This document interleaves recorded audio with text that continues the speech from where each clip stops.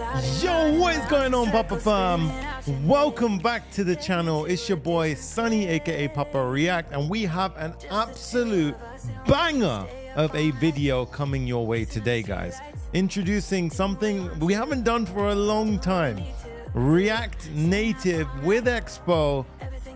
Your boy listened, he brought it back. We've got authentication, we've got Sonny on the back end powering all the content. Let me know where you're watching from right now and get excited for a full-fledged demo of the fitness workout tracker app. Get ready, guys. When that beat drops, I'm gonna jump straight into this video. Let me know where you're watching from. And also, if you're watching the replay, drop a comment right now. Drop a few heart emojis, drop a few rocket emojis. You know what's about to drop off. This is standard on the channel. Get ready, guys, for React Native is making a comeback on this channel strong. Check it out, guys. 3, 2, 1. Let's go, guys. Pow! Here we are, guys. Full-fledged. Now, you guys think I'm lying. It's not just a cap. This is a full app. That is a full app running right now, and I have the simulator on my screen as well. This is going to be all I'm going to be pushing out lately is tons and tons and tons of golden React Native content. And also, shout out to Clerk for the little match. Right, let's go ahead and give you a deep dive into the tech stack that we've got going on today. We haven't just done an app today. We're literally doing everything in between. We've got Sanity powering all of the content on the app. You guys can see I don't take half measures. This app is absolutely gorgeous. Look at this. We've got all of the different exercises. We can go ahead and search. Let's go ahead and type in barbell squat. We've got, you know, a nice description. This is me being lazy with the description. Let me go ahead and choose one that Jay's done. Here we go. Bent over barbell row, intermediate. But what if I want to go ahead and get some AI guidance, some AI advice, because everything has to have a sprinkle of AI these days. So we've gone ahead and built an AI agent into it. And as you can see, it will go ahead and personalize a routine for you. So it will go ahead and give you step-by-step instructions. You guys can see it tells you what equipment you'll need, the instructions on how to set up, the positioning, how to go ahead and do it, tips, safety, different variations you can do. Imagine this in the palm of your hands. You've got all of the modals, beautiful navigation, tab navigation at the bottom. We can see previous workouts that we've worked on. You guys can go ahead and see full CRUD functionality. We can go ahead and delete a workout as well. It goes ahead and refreshes. Everything is done with no half measures. You can see we've even got the swipe back functionality, manage our profile. But how do we go ahead and track a workout? Because it's called a workout tracker. Well, we go ahead and hit the start workout button. Pow, we get this nice tracker with a timer that starts off. We can choose our weight metric. Let's go ahead and add an exercise. So we're gonna do a bit of a random workout today. We've got some barbell squats. Let's go ahead and add in a farmer's walk. And I'm also gonna go ahead and add in calf raises. There we go, right? So in this case, now you can see we've got our 3 exercises. I can track my sets. So now if I go ahead and hit a set, let's go ahead and say I'm gonna do 3 sets on this one. And then as I'm working out, I can say, okay, I hit a 10 reps on that one, 10 reps on this one, 10 reps. And each time I did, you know, let's just say 160 kg, 180 kg, and then we went for it and we got a 200 kg lift, right? And as we're working out, we can tick off each one. This is beautiful, guys. And if we make a mistake at any point, we can just remove it. Simple as. Full functionality is there. Let's say we want to simplify our workout. We didn't actually want to do the farmer's workout. We're a little bit tired. We can go ahead and remove that one. And for the calf raises, a bit of a random one. We're doing barbells and calves. Let's go ahead and do, for example, 99 reps of that, 99 reps of that, 99 reps of that. Because if you go to the gym, you'll know growing your calves is a bit of a pain. So let's go ahead and put massive amount of weight and a crazy amount of reps. And then we go ahead and hit save, save, save. Now, as you can see, we have our workout complete, right? Which means, as you can see, if I haven't completed an exercise, we can't complete the workout. Now, I want to mention as well, we have global state management with Zustand. So even when I change the metric, it's being persisted on the back end. Yes, I went to that level of detail with this, right? I don't take half measures. Now, as you can see, we've got our workout done. And if I want to, you know, let's say I'm doing the workout, I'm not sure if I'm doing my calf raises right. I can click into this, we get a beautiful pop-up, and I can go ahead and get AI guidance to go ahead and show me how to do the exact perfect calf raise. And as you can see in just a moment, it will go ahead and tell me exactly how I should be doing my calf raises perfectly. And if it wasn't correct, or I want to get a bit of a fresh perspective, I can click on refresh and it will do just that. Let's go ahead and complete the workout. If I ended the workout, it would exit it. Let's go ahead and complete our workout. Let's go ahead and say yes. It will save the workout. Look at this little overlay we got going on. Workout's been saved, and boom, you can see our time has been saved and the barbell has been added in. So barbell and calf raises. It's added up the total kilograms. You can see I went a bit crazy on the calf raises. It tells us the total volume we did for our workouts. Anyone who hits the gym knows that this is pretty damn cool, right? Now, as you can see, we've also got the workouts being tracked in Sanity themselves. So I'm trying to show you multiple examples of how you can do things, right? So Sanity is not just there to go ahead and control the content. We can actually store content and do mutations and so forth inside of Sanity. So as you can see right here, I have my user ID, the barbell squats and the calf raises. I'm going to make this a little bit bigger so you can see it. And if we click into barbell squats, you can see that is exactly correct, guys. I even went a step further. What if, for whatever reason, you want the native experience? And what do I mean by that? If you swipe down, you can pull to refresh. I've done it everywhere, guys. You can pull to refresh the exercises, done tons and tons of stuff here.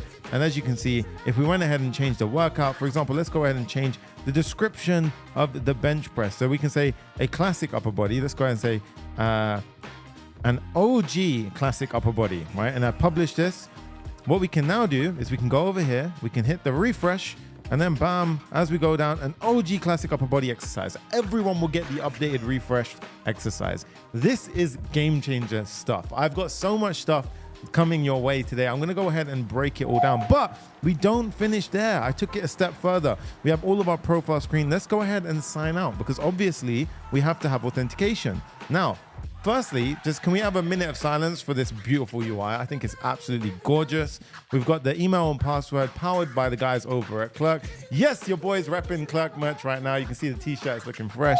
And as you guys can see, we've also done continue with Google. So we have Google OAuth authentication. We can also do a sign up flow, so you can go back and forth between the two. All right, but let's go ahead and continue with Google because I'm feeling lazy right now. So I'm going to go ahead and click on continue. And as you can see, I'm going to go ahead and sign in. It's in Arabic because yes, I'm in Dubai. And let's go ahead and sign in, and we will now see that I will be signed in to my account. Welcome back, Sonny. Boom, there you have it. That is me, member since June 2025. Everything is powered in.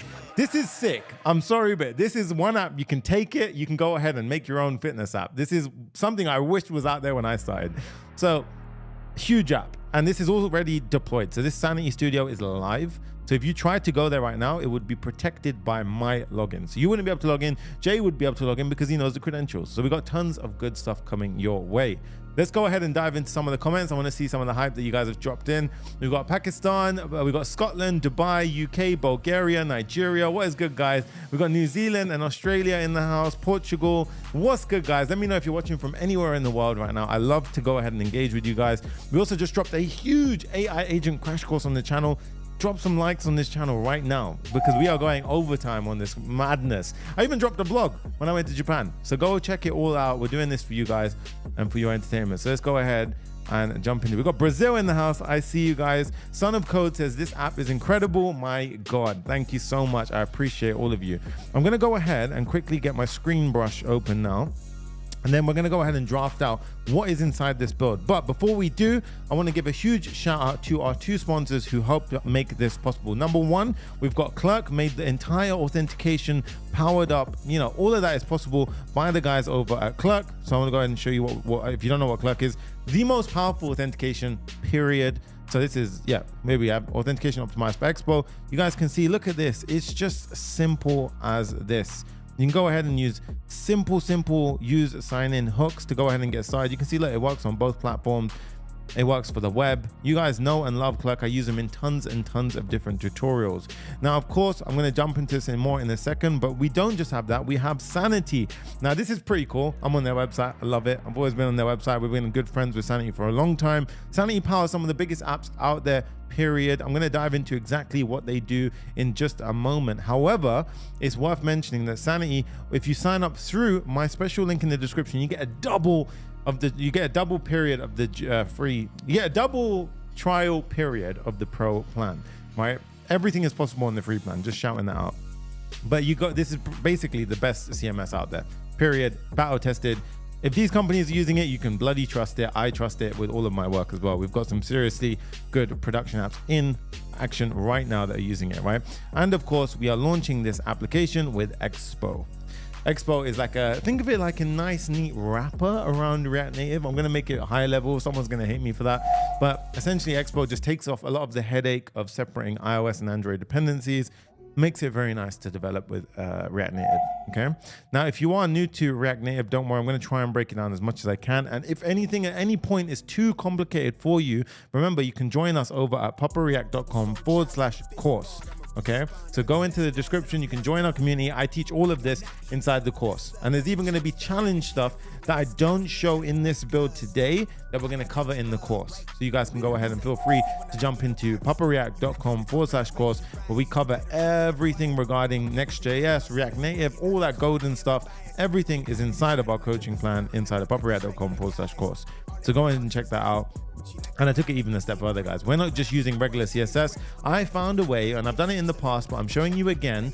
You guys can go ahead and follow along today and use Tailwind CSS inside of your React Native app. Yes, I said it. I damn well love Tailwind CSS, and now we're using Nativewind for Expo and React Native to go ahead and get Tailwind inside of our app as well. It's just a win-win all around. This is going to be a lot of fun, right? And this is also an incredible component library if you've never used it before. Also, I just realized the background effect is very nice, what they've done there. Very, very nice. Okay, so let's go ahead and get my little fancy pen out. And I forgot what the screen's called. YoFla, that's it, YoFla. We need the black screen now. Okay, let's go ahead and dive into our build today. So is that gonna stay? Okay, we're good. Right, so today's tech stack, get excited. We've got some fun stuff coming your way. You guys have been screaming at me to do React Native for the longest time, so your boys listened. And now if you have any React experience, it is 100% going to help you in today's build. Trust me, if you've done Next.js, React Native isn't far off. I know it may sound like it is, but it's not far off. You can 100% translate some of a lot of the knowledge over. React is the fundamental under it all. The same applies everywhere, right? So we have React Native and we're using Expo, okay? So it's worth mentioning, you can do React Native CLI or you can use Expo. Expo is like a managed environment. It makes dependency management, all of the deployment stuff a lot easier. I recommend using Expo, okay? And yes, we will be using Expo, and it's a powerful thing. And yes, it's production friendly. You can go full production with Expo, okay? We are using Nativewind for the Tailwind CSS. So to get Tailwind CSS in the mix, we are using Nativewind, okay? Now, we are also using Expo's API functionality. Now, you're probably wondering, this is an app. Now, when we're developing with Next.js, we typically, and also I love the fact that Jamie, one of our amazing Diamond students in the chat right now, says he's in production with Expo as well. So you guys can see for yourself, this is real stuff in production environments, okay? Expo API. Now, because we have a phone here, what if we also need to make API requests? We can't do secure things on the phone. It's just not safe. We want to make sure that we go ahead and make requests out to our server, and then we go ahead and use things like our private keys to do like API calls and so forth.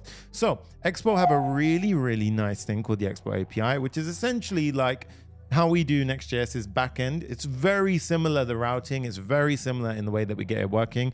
And essentially we're going to show you how to write route handlers. So Expo API is coming up in this build. Yes, it's awesome and it's powerful, and I'm going to show you how to do it. We also have TypeScript because I don't take half measures here. TypeScript is always in my builds. If you ever want to build without it, I'm sorry, I'm just not doing it, because TypeScript is there for a reason. It helps us make things a lot more robust. It helps us find the bugs and it helps things make, just way better, okay? Then we have Sanity to power all of the content inside of our app, and it's also doubling up as a database. We're saving the workouts, we're saving the exercises, everything inside of the app is being stored and saved via Sanity. So we're going to show you how to do your queries, mutations from the app, from also the server side as well. So we've got Sanity powering everything of them. Thank you to Sanity for sponsoring, right? We also have Clerk as well. one of our best friends is honestly Clerk. I bloody love Clerk, right? Clerk, I've been working with them for so long. Shout out to Alex over on that side. But Clerk is an incredible, powerful platform. And the reason why I love them, guys, is they make it so simple. We even have OTP in this build. I just kind of skipped over that, but we even have OTPs in this build. Clerk is going to make authentication your friend once again. Everyone hates authentication. I hate it. I'm never writing authentication from scratch. I'm always using Clerk. We have several production builds using Clerk, and it's just king. It's just absolute king. I'll say it time and time again. I stand behind Clerk all the way, right? And of course, you guys are in this AI hype, and there's good reason for it, right? So I'm also going to show you how we can go ahead and integrate an open API call into the app to go ahead and get some AI coaching enabled, right? So we've got AI coaching via OpenAI's APIs. So this is a full-fledged build. Like, there's seriously, I don't know how else to explain it. It's a full app. And I think we should go ahead and jump straight into this right now, right? So let's go ahead and break it down even more. I think we're good. I think we've got the tech stack fully down. I'm gonna go ahead and just give you one more setup. Actually, we can do it as we start. Okay, so what I want you to do is typically head over to, let's get into a bit of a flow state now. So I'm gonna dial down the music slightly. We've got some OGs in the house right now. If you guys just are watching the replay or if you're live, you'll see some of our awesome members like Siren, Jamie. You literally go ahead and chat inside of the live chat right now. You can literally chat to Papa Fam members and you'll see for yourselves. I've seen these guys come up and just grow and go to production and beyond.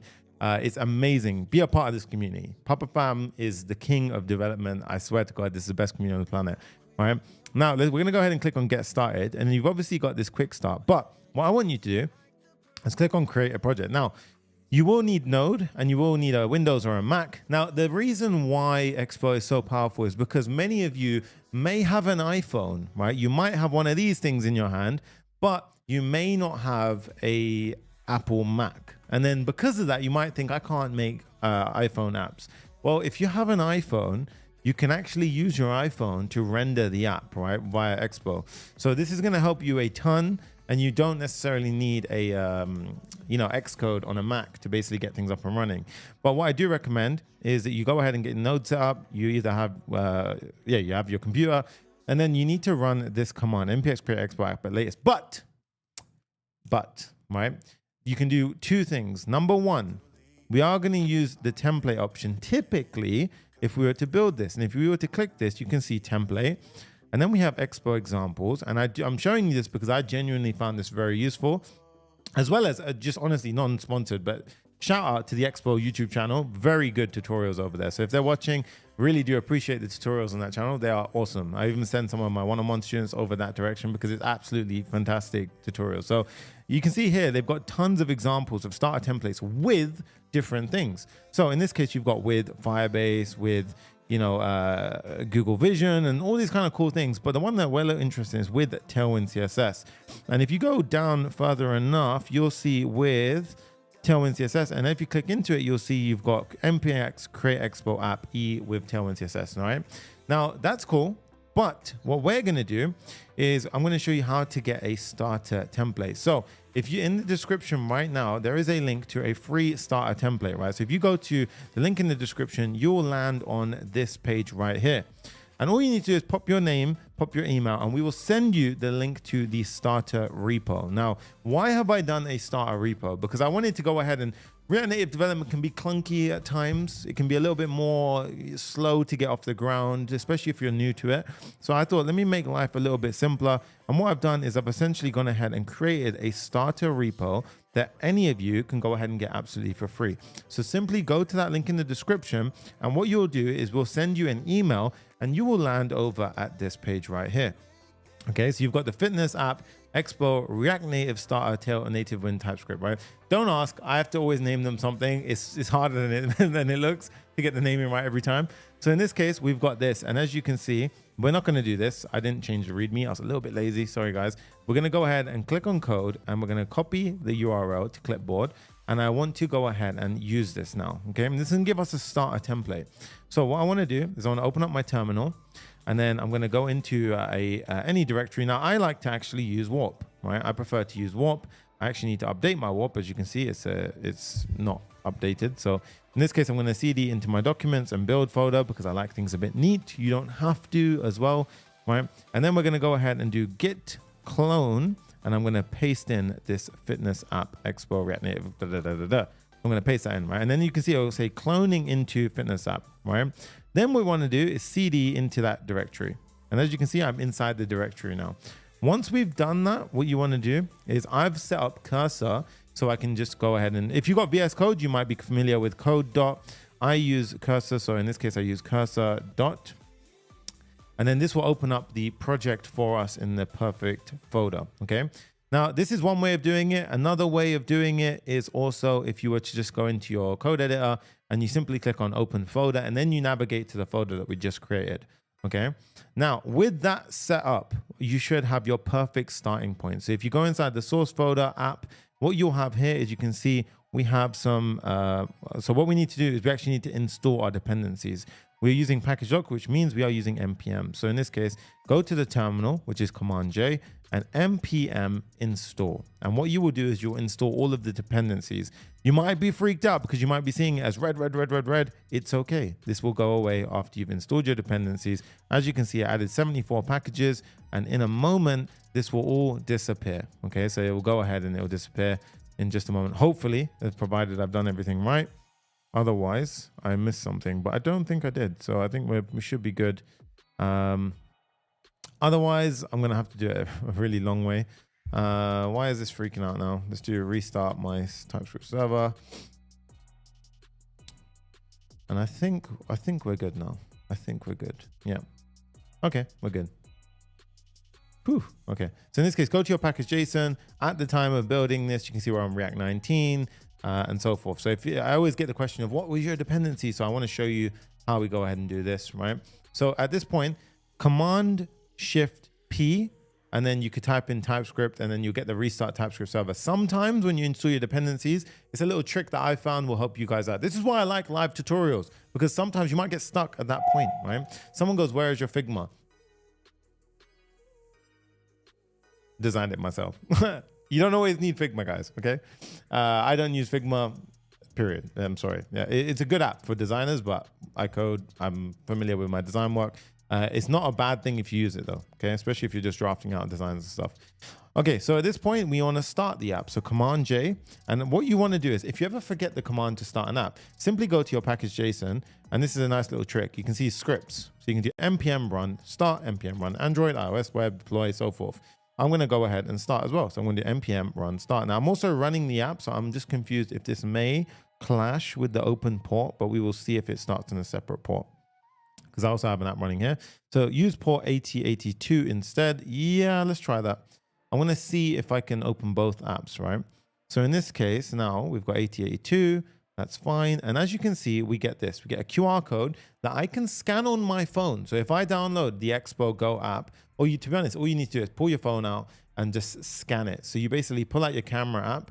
In this case, you pull out your camera app, and then that's some inception right there. And then you go ahead and scan it, and it will open up an Expo link that will literally render the app, provided you're on the same network as your phone. But in this case, as you can see, we have this. Now, I'm not going to go into what a development build is. You can check out the channel, the Expo channel for this. However, in this instance, we don't need to create a development build, but they do a great explanation of explaining what the differences are and so forth, right? Now, in this case, I'm going to go ahead and type in and hit I to open up on iOS Simulator. And as you can see, it opens up on iPhone 15 Pro Max, and we get our starter template. So this is where you should get to. Now, if you do have any issues getting to this point, or it says no simulator found, there's a couple of steps you're going to have to do. I would highly recommend you firstly go online. There's a billion tutorials out there about how to set up your simulators. Go to Xcode and you can set up a simulator there. Go to Android Studio if you're on Windows and go ahead and set up your simulator there. If you can't do that, again, grab your phone and scan the QR code, and then you can use your phone. So 3 different ways: Windows, Android Studio, Mac, you can do Android Studio, or you can do Xcode to get an iPhone simulator.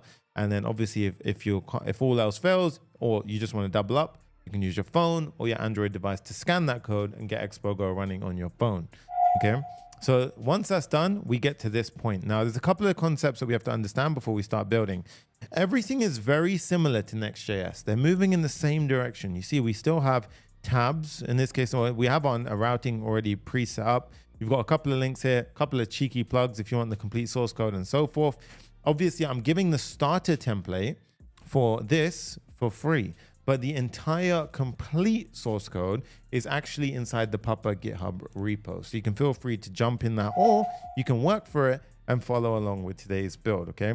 Wow, guys, we have over 200 viewers across all platforms. This is incredible. Make sure you smash that like button, please. It helps the channel grow so much you don't understand. And use the links in the description when you're signing up for Sanity Clerk and just joining our community in general. It helps us do this stuff for free. George Munkle says, good day. Sonny, I'm new in your channel and already subscribed. You have tutorial courses already uploaded on YouTube regarding deploying Expo in app stores and Google Play. Actually, not for the deployment part, but thank you for bringing it up. So I'll either cover it on YouTube or we'll be covering it inside of Zero to Full Stack Hero always first, right? So in that case, feel free to join in there. I think we have done it inside the course before, right? So in this case now we have index, which is our first file that we load essentially.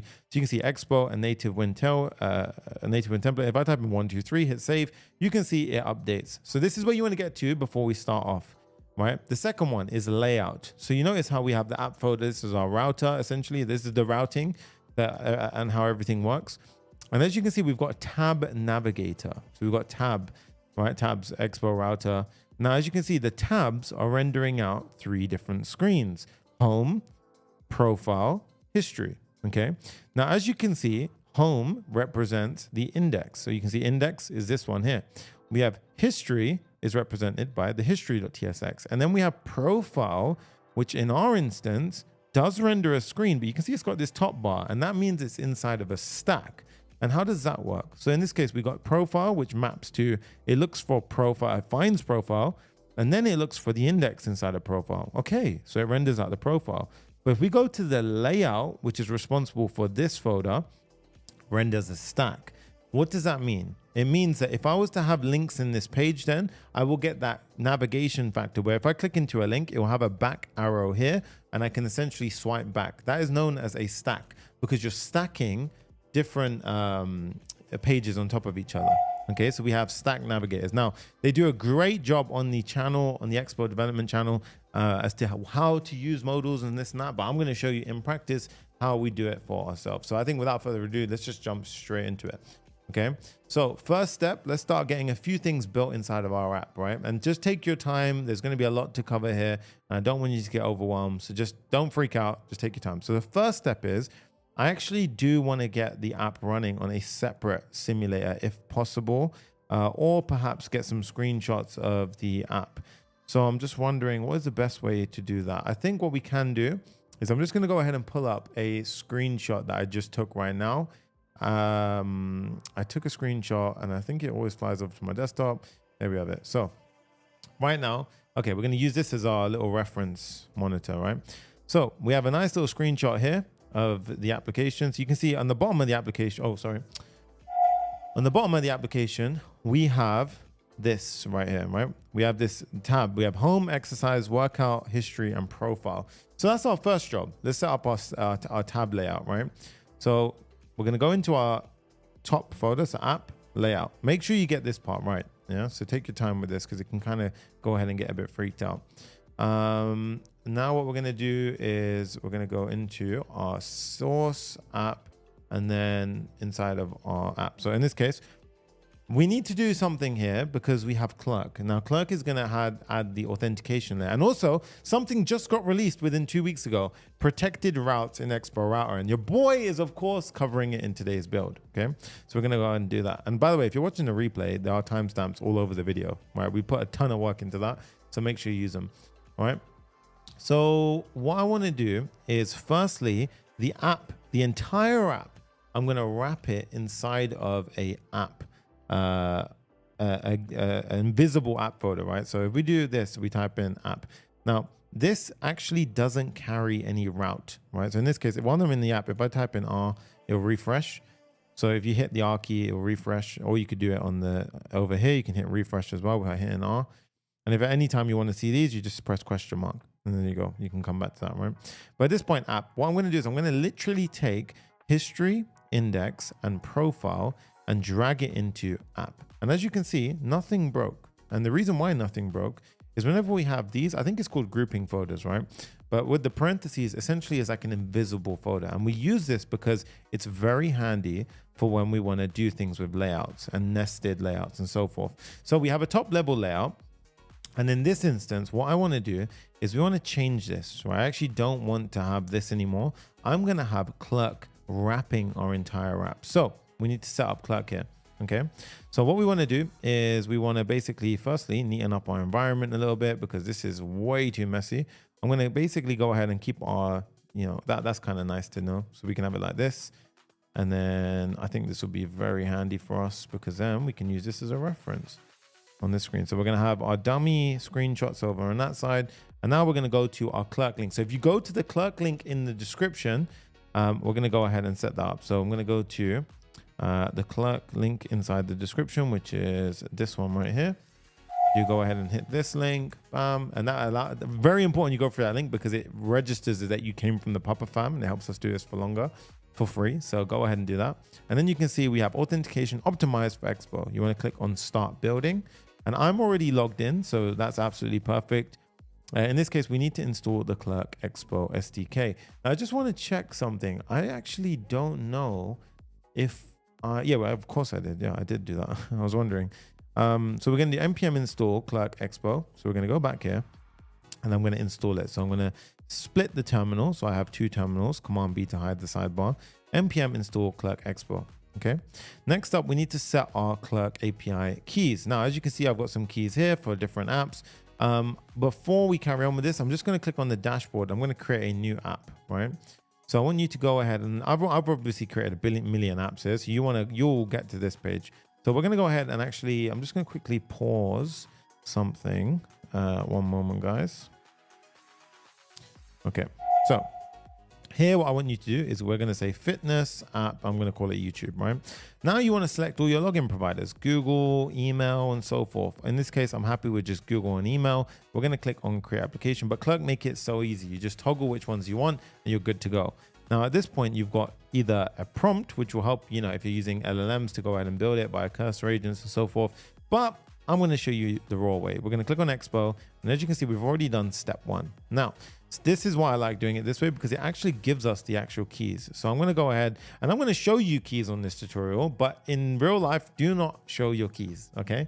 So there you go. Definitely don't show your keys. Thank you so much, Sharon. He goes, Siren goes, Sonny and Jay provide incredible builds for you to learn from that. And that will help you grow your skills. What you do with it is on you, but the potential is limitless. I damn well appreciate you, dude, massively. We're almost at 200 likes as well, so destroy that like button, guys. Right? So I'm going to go ahead and create a environment file. So at the top level, on package JSON level, I'm going to do .env.local, and I'm going to paste in that value. Okay. And obviously this one's a public value, so Expo public. Just like we have next public, that means that it gets exposed on the client. Okay. Now at this point, we go back over here, and as you can see, Clerk provider and slot. Now, what I want you to do is remember we created this app and then we put everything inside of it. The top layout now, where we had the tabs before, we need to get rid of that. And we're simply going to type in Clerk provider like so. We're going to go ahead and then pop inside, not this, we're going to pop in a slot. Okay. Now, why have I done it like this? Well, slot doesn't act as a stack. Now, stack basically stacks screens on top of each other. Slot just represents, it goes and finds the next layout or index and it just renders that. Okay. So in this case, if we were to, we just need to import Clerk Expo. There we go. Like so. Go ahead and clean it up. Hit save. And if we hit a refresh now, a rebuild, and as you can see, there's no stack. We can't go ahead and click through anywhere. Obviously, we can click these links to take us to the channel and so forth. And that'll take us to the YouTube channel. Subscribe and like if you haven't. And it even says I'm live. Look at the inception right now, right? So in this point, you can go ahead and see we have the Clerk provider slot and everything's fine. It's not freaking out. That's good, right? The next step is we're going to go ahead and address the internal layout, okay? And what do I mean by this? Well, we go inside of our app and we need to create a layout here. So we do create new file, layout _ layout.tsx. And this is very similar to previously how we used to do things in inside of one minute. So I'm gonna show you a little trick here. So firstly, go to your extensions, type in ES7, and you'll have this ES7 React Redux React Native snippets. That's fine. And then here you can do React Native functional component, I think is that one. Yeah, and you can do layout. So you can either do it this way or you can do React. You can basically write what I just wrote on the screen, right? We have an export default, we have a layout, we import React at the top. We don't even need that anymore. But essentially this is going to represent our layout. Now, what we do with our layout is we need to render a navigator. We have different navigators. We have a slot, we have a stack, we have tabs. What navigator do we want at this level? Well, at this level, we essentially want to have a stack because we want to have potential, like lots of different screens. So at this point, if I pop in a stack and we hit save, what we will now see if I hit a refresh, we're in a stack now, right? And with a stack, you can actually go ahead and pass in options, screen options. And then here, you can say things like header shown. For example, if I type in header shown and I did false, pow, the header goes away. You see, it's simple as that. And that will apply to all the screens. Now, obviously we're going to keep that, blank for now. And what I want to do is I want to add in our screens within it now. Okay. So right now we're just rendering an open stack. We want to take it a step further. Let's go ahead and have our screens now. Firstly, we have our index screen inside of here, which is perfect. So I go ahead and do that. Header shown. And obviously we can have different options for each screen. So for the index, I can go ahead and customize the different options and so forth. Okay. And then for different ones, we can go ahead and manipulate and change it. So we're going to have this. Now, what I want to do is inside of here, I want to have tabs at the bottom. So you remember, you see this, we have tabs at the bottom. So what I want to do is I'm going to make it very neat for us to understand. Inside of our app folder, I'm going to create another nested folder, a grouping folder called tabs. Okay. And then what I'm going to do is, if you can guess already, I'm going to take my, I'm going to take the index, the history, and the profile, and I'm going to throw them in tabs. Okay. Now you can see that it says tabs index because all it's doing is it's trying to search for the next index file. So now we have the layout and we have our index. And you see, it went down a level. It couldn't find the index. So it went into tabs and rendered index. Okay. Now, what we do is inside of our layout, what I wanted to say here is instead of stack.screen, we say stack and we put tabs here now. Okay. And this means that one of the stacks is represented by this entire tabs, and tabs can have its own stack navigator. Okay. So we're going to go ahead and do underscore layout.tsx. And this is called nested navigators. So with the tabs layout, now remember what we started with? We're going to go ahead and do something similar there. We're going to have our layout and we're going to go ahead and we're simply going to say tabs. So in this case, we're going to render out tabs, and you can do something similar to this. So we can have, if we hit save now and we hit a refresh, you're going to have to refresh a lot. Now you can see, look, we've got nested tabs. Very nice. But you can see we've got double headers now. So obviously when you start getting nested, you really want to be cautious of where you show different, screen options and so forth. In this case, I want to disable the stack navigator header. So in this case, you see, there we go. It makes it a bit more clean. And the reason being is even on the main, we're actually going to disable the navigator header on the tabs as well. So in this case over here, I can go ahead and remove the header shown. And now I just have a clean screen with navigation. Okay. So that's obviously handled the index screen and the history screen, but this isn't where I want it to be. I want it to get to the point where we have this. We have home, exercises, workout history, and profile. So what I'm going to do is we have the home screen. And in this case, I'm going to say header shown, but I actually want that to have a, here, I don't want to say index. That's horrible. I want to say title, and I'm going to say home. And as you can see, that's much better, right? And then for the icon, when we actually use Expo, we have a bunch of really nice icons that we can get from the Expo vector icon library. Now, I'm not going to go into the exact library, but all you can do is if you go into Google and you type in Expo vector icons, you'll see a bunch of different icons in different libraries. You select which family you want and you can render out the tab bar icon like so. And as you can see, now we have a home icon, right? So super clean, super easy, and nice. Make sure you destroy that like button. We're so close to 200 likes. I guarantee this video is going to hit thousands in the months to come, right? So we have the tab screen there. Let's go ahead and create some more tab screens. So we're going to have a few more. We're going to have one for exercises. So I'm going to have another one for exercises. We're going to have another one for workout. So let's go ahead and do workout. We're going to have another one for active workout as well. So let's go ahead and do active workout. And as you can see, these aren't showing up on the bottom. And that's because they're not being matched to any screen. And this one, I actually want it hidden always. The active workout screen represents when we're on a workout and we're actually on the active workout. So when we start the workout, okay? So the next one we have is history. So let's go ahead and do history. And then of course, we're gonna have profile as well. So in this case, I'm just gonna go ahead and pop in profile as well. So, and then I'll show you how we start getting these mapped in. So in this case, we got image we have to pull in from React Native. And then of course, here we have user, okay? So right now, what we're gonna do is we're just gonna render that as a comment, right? So in this case, because we don't have the user's information yet. Cool. So at this point, we have the layout being rendered as is, but we don't have the screens to match it to, except for history and index, right? We don't even have the profile is there, but we're not actually mapping the profile correctly. On the layout, we're not mapping it. Basically, I need to just set this up correctly, right? So step one, let's start adding the screens. So that way we've got some dummy screens to go ahead and map to. So first up, we've got the index screen. We've got the history screen over here, but we want the workout screen. So in this case, how do I do it? Well, we create a screen inside of our tabs called workout.tsx. And actually I've messed up. So you want to make sure, in this case, we're in, make sure you're at this level. So at the history level, and you want to type in workout.tsx RFCE. And now I can type in workout.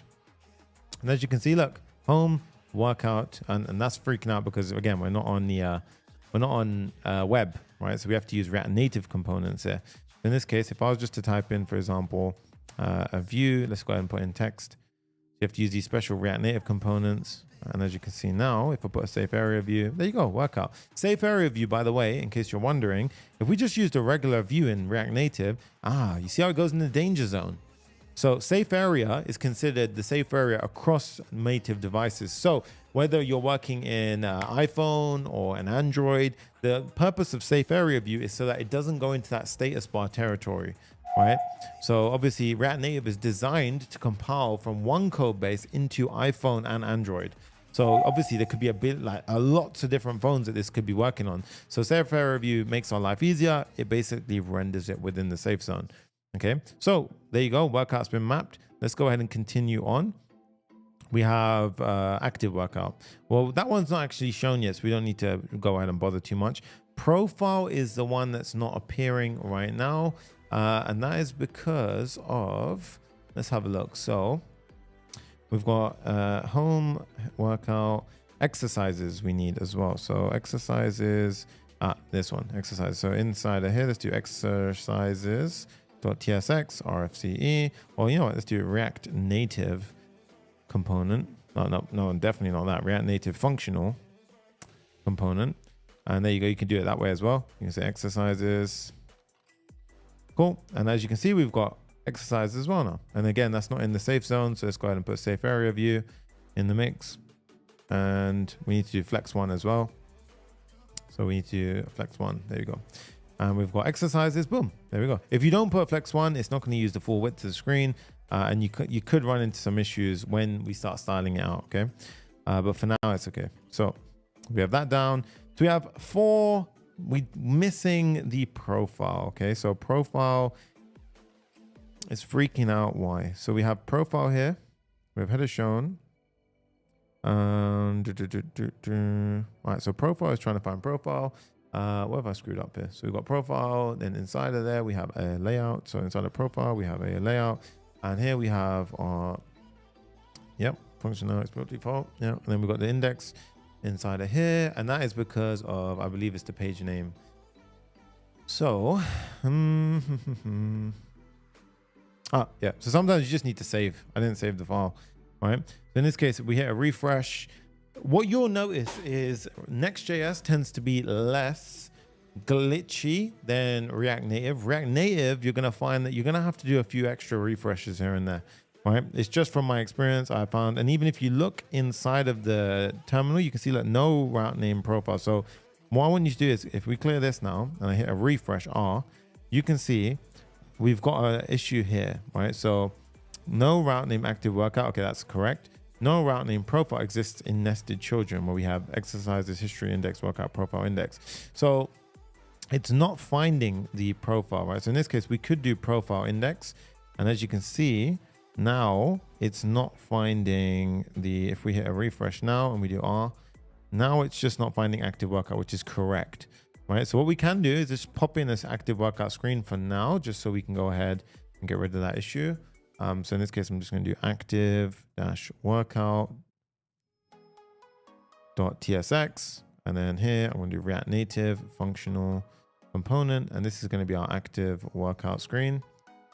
And now, as you can see, because we set the href of the active workout to be null, it doesn't show. But if I didn't, you see how it shows up now.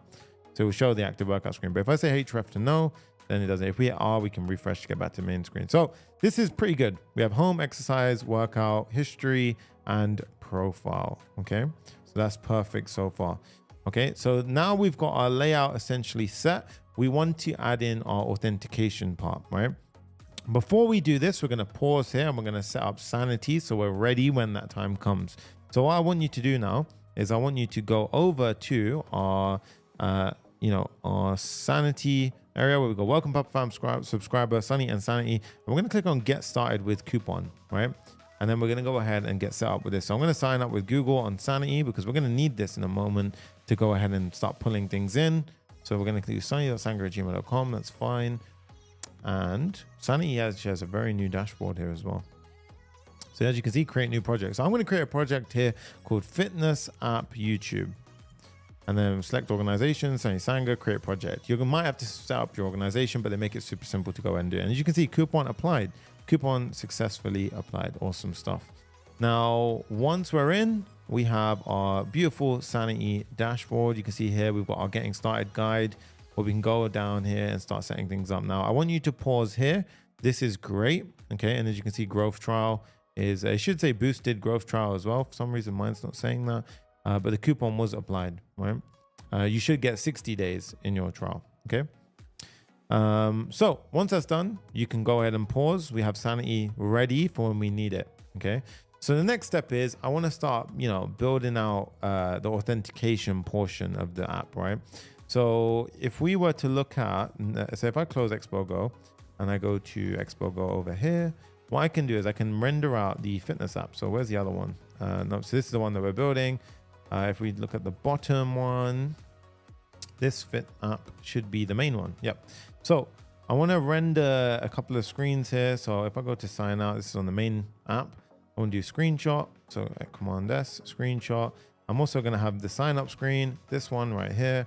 And we're also going to do, yeah, that's good. I'm also going to show you, so say if I was to do, for example, Sangha plus test2 at gmail.com.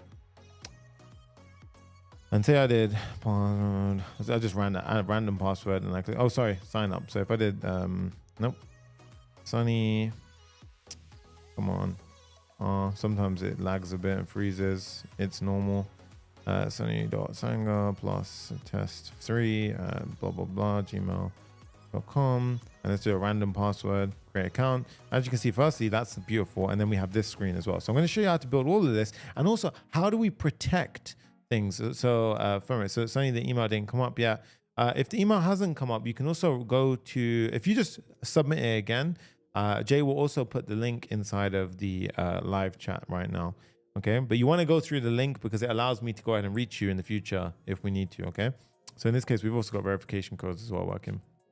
Right, so at this point, let's go back to the app that we're building. So if we go to Expo Go, now it should be this one. Okay, so back to our starter app. So right now, we have 2FA is awesome in React Native. Yep.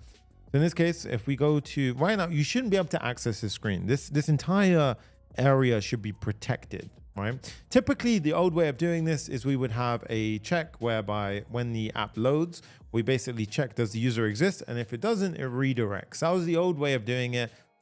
It's okay. You know, it works sometimes. It works, sorry, but it's not it's not neat in my opinion. There could have been a cleaner way, right? So what have we done? I'm going to show you how to use the brand new Expo protected routes. Now, if you're wondering what the hell he's talking about, go to Expo protected routes and you will see for yourself. This is brand new stuff. It's awesome, right? It's available in SDK 53 and above. They have a great video for it, but essentially we can have these protected pages where we can protect certain screens with a logged in or, any kind of constant. How we power the constant is up to us. We're going to use Clerk to power it, okay?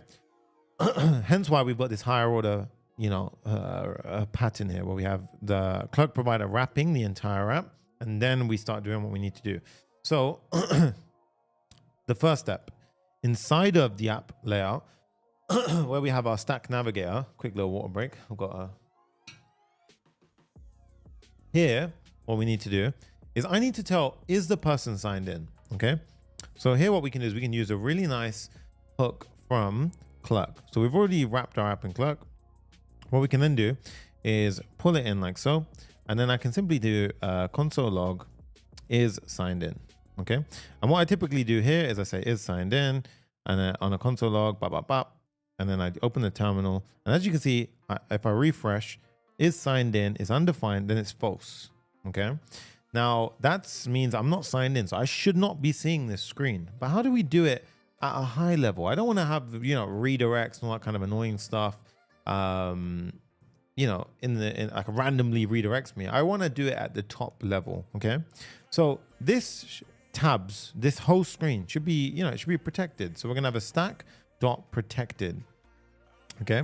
And then what we're going to do is we're going to wrap it inside of it. So that's protected now. But each time we have this, we have something called a guard. And in this case, I'm going to say the guard is signed in. Now, as you can see, nothing renders anymore because that screen's guarded. So it doesn't know where to go.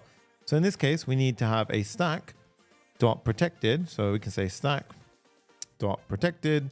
And then we're going to say guard as the opposite. So we're going to say is not signed in. Then we want to send them somewhere else. So I'm going to have two screens, sign in and sign up. Okay. Now, a quick little pause. And what I'm going to do is I'm going to pull up some screenshots of the other things that I just took a screenshot of. So what I'm going to do here, grab all of my screenshots that I've done, and I'm going to pop them in like so. So now I've got all of my design work. So you can see that we've got these screens. So fit tracker, and then we've got the join fit and so forth. So this is going to be the sign in, this is going to be the sign up, and this is going to be part of sign in. Okay. So let's do that. So we need to create sign in and we need to create sign up, right? Now, as we're searching for tabs, sign in, sign up at this level, inside of app is where we actually create those screens. Okay. So here, what we do is we say sign in.tsx, like so, RFCE, sign in, and then obviously, you can do React Native. So React Native functional, and then we can do sign in. Okay. And then we can also have a sign up.tsx. Then we can have React Native functional, and then we can just call that sign up. Okay. Now we hit a refresh, it will now send me to the sign in. Now, obviously the sign in isn't working the way we wanted it because this should be in a safe area view. Let's go ahead and pop that in like so. And then put flex one. And as you can see, boom. Now I'm redirected to a sign in if I'm not signed in. That's perfect. Okay. So as you can see, this is such a nice little feature that it's a little bit, it's an awesome feature that they've added. Now, what happens in the beginning? You see how it is a pause. I don't like that pause, right? Where it's loading, right? So while it hasn't loaded, I want to render an activity indicator, right? So if it hasn't loaded, you can either return no, or we can return an activity indicator. Now, what is that? It's a little spinning indicator that's native to each platform. So what we can do here is we can say return, and then I can import these like so. And obviously this one, you want to go ahead and pop in like that. And as you can see now, if I hit a refresh, I have a centered, because of my rules there, you got a centered activity indicator. That's nicer. You could also add a splash screen there if you wanted, but while it's loading, we're going to go ahead and show an activity indicator. Okay, so now we've got some kind of flow going on. We've got the sign in, everything's looking pretty decent. Let's do our sign in functionality. Okay, heading back over now. If we go to our Clerk Expo Authentication, here. Now, we've got our Clerk provider. Then, of course, we have, you know, token caching and this kind of stuff. So what I want to do is I want to listen to the Clerk documentation, right? So we go back to Clerk docs. Now we have something where we can basically store the active user session token in memory. Now, why do we want to do this? Because every time the user comes back to the app, it's more better to have the token stored in memory, so that way we don't get these glitchy is loading effect every time. So we basically secure it. We store it in local memory. So the way we do this is we go ahead and we install Expo Secure Store, and then we go into we add in something called the token cache. Okay, so go back into our app, go back into our top layout, which is this one right here. And then what we do is we add in the token cache like so. And just like that, now we have token cache, right? So now it will be a bit more nice. If we are logged in already, it will store the user's value. So it doesn't have to check every single time. It only checks if it's expired, okay? Then we have the sign in and sign up pages. And what I want you to do here is, you see, this is the old way of doing it. Remember I told you it was a redirect? We don't want to use that anymore, right? So the guys over at Clerk will definitely change this very shortly. However, I have just used the Expo protected routes, which I think is much cleaner.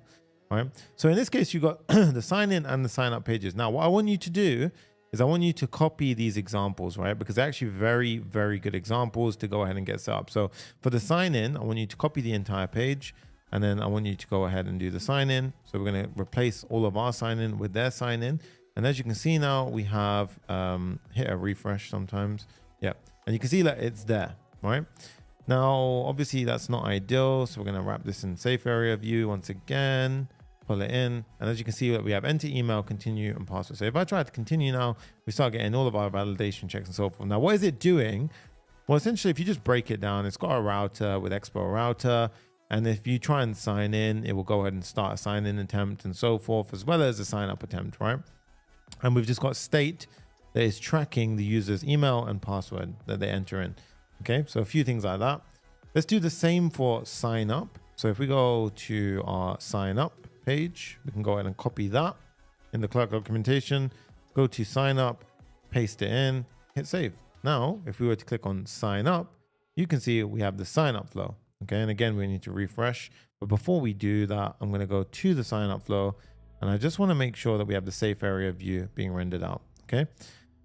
And then we hit the tab, flex one, and let's go ahead and hit a refresh. And sometimes you might run into that and then it all freaks out and it dies. It's okay. What I want you to do is, firstly, we have the safe area view being rendered in, hit the save. And what I want you to do is not freak out. Just go into your terminal here and hit I to rebuild it. Okay, on the iPhone.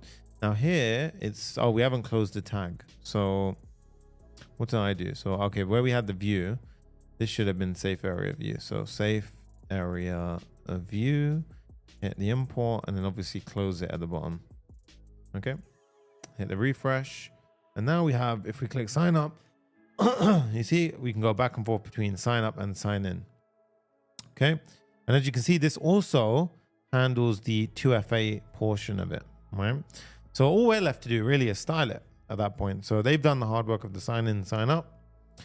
And all we got to do is do the next step. So you've also got the sign out button, which we can do afterwards. We're not too stressed about that. And then, yeah, that's completely fine. Now, the only thing I do want to do is I want Google sign in. So also what I want to do is do Google. If you type in Command F and you do Google sign in, what we will see is, you see the following example demonstrates a simple Google auth sign in flow. Okay. Now here, you see login with Google. You've got, this is the, it's not this one. No, it's social login. I think it's Google's Google sign in. I think I just looked at that one. I think Google is a social connection. So Is it here? Google.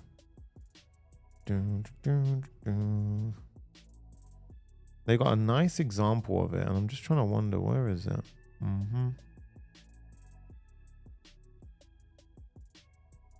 Expo. So I've got a nice component. I just need to check which one it was again. Google sign in. So what I want you to do, if you go to Google, type in Google sign in Expo. Now you'll see using Google Authentication.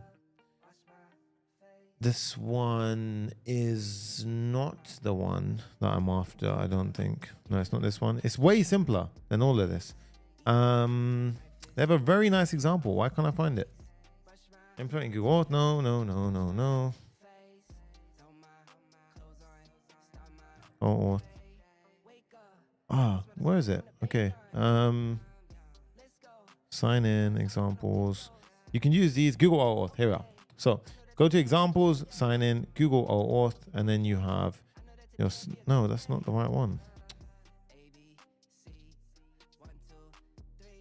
Jay, if you can try and find it for me, the Google sign in, it'll help me a ton. It's got this code in it. I've just sent you the code on the side.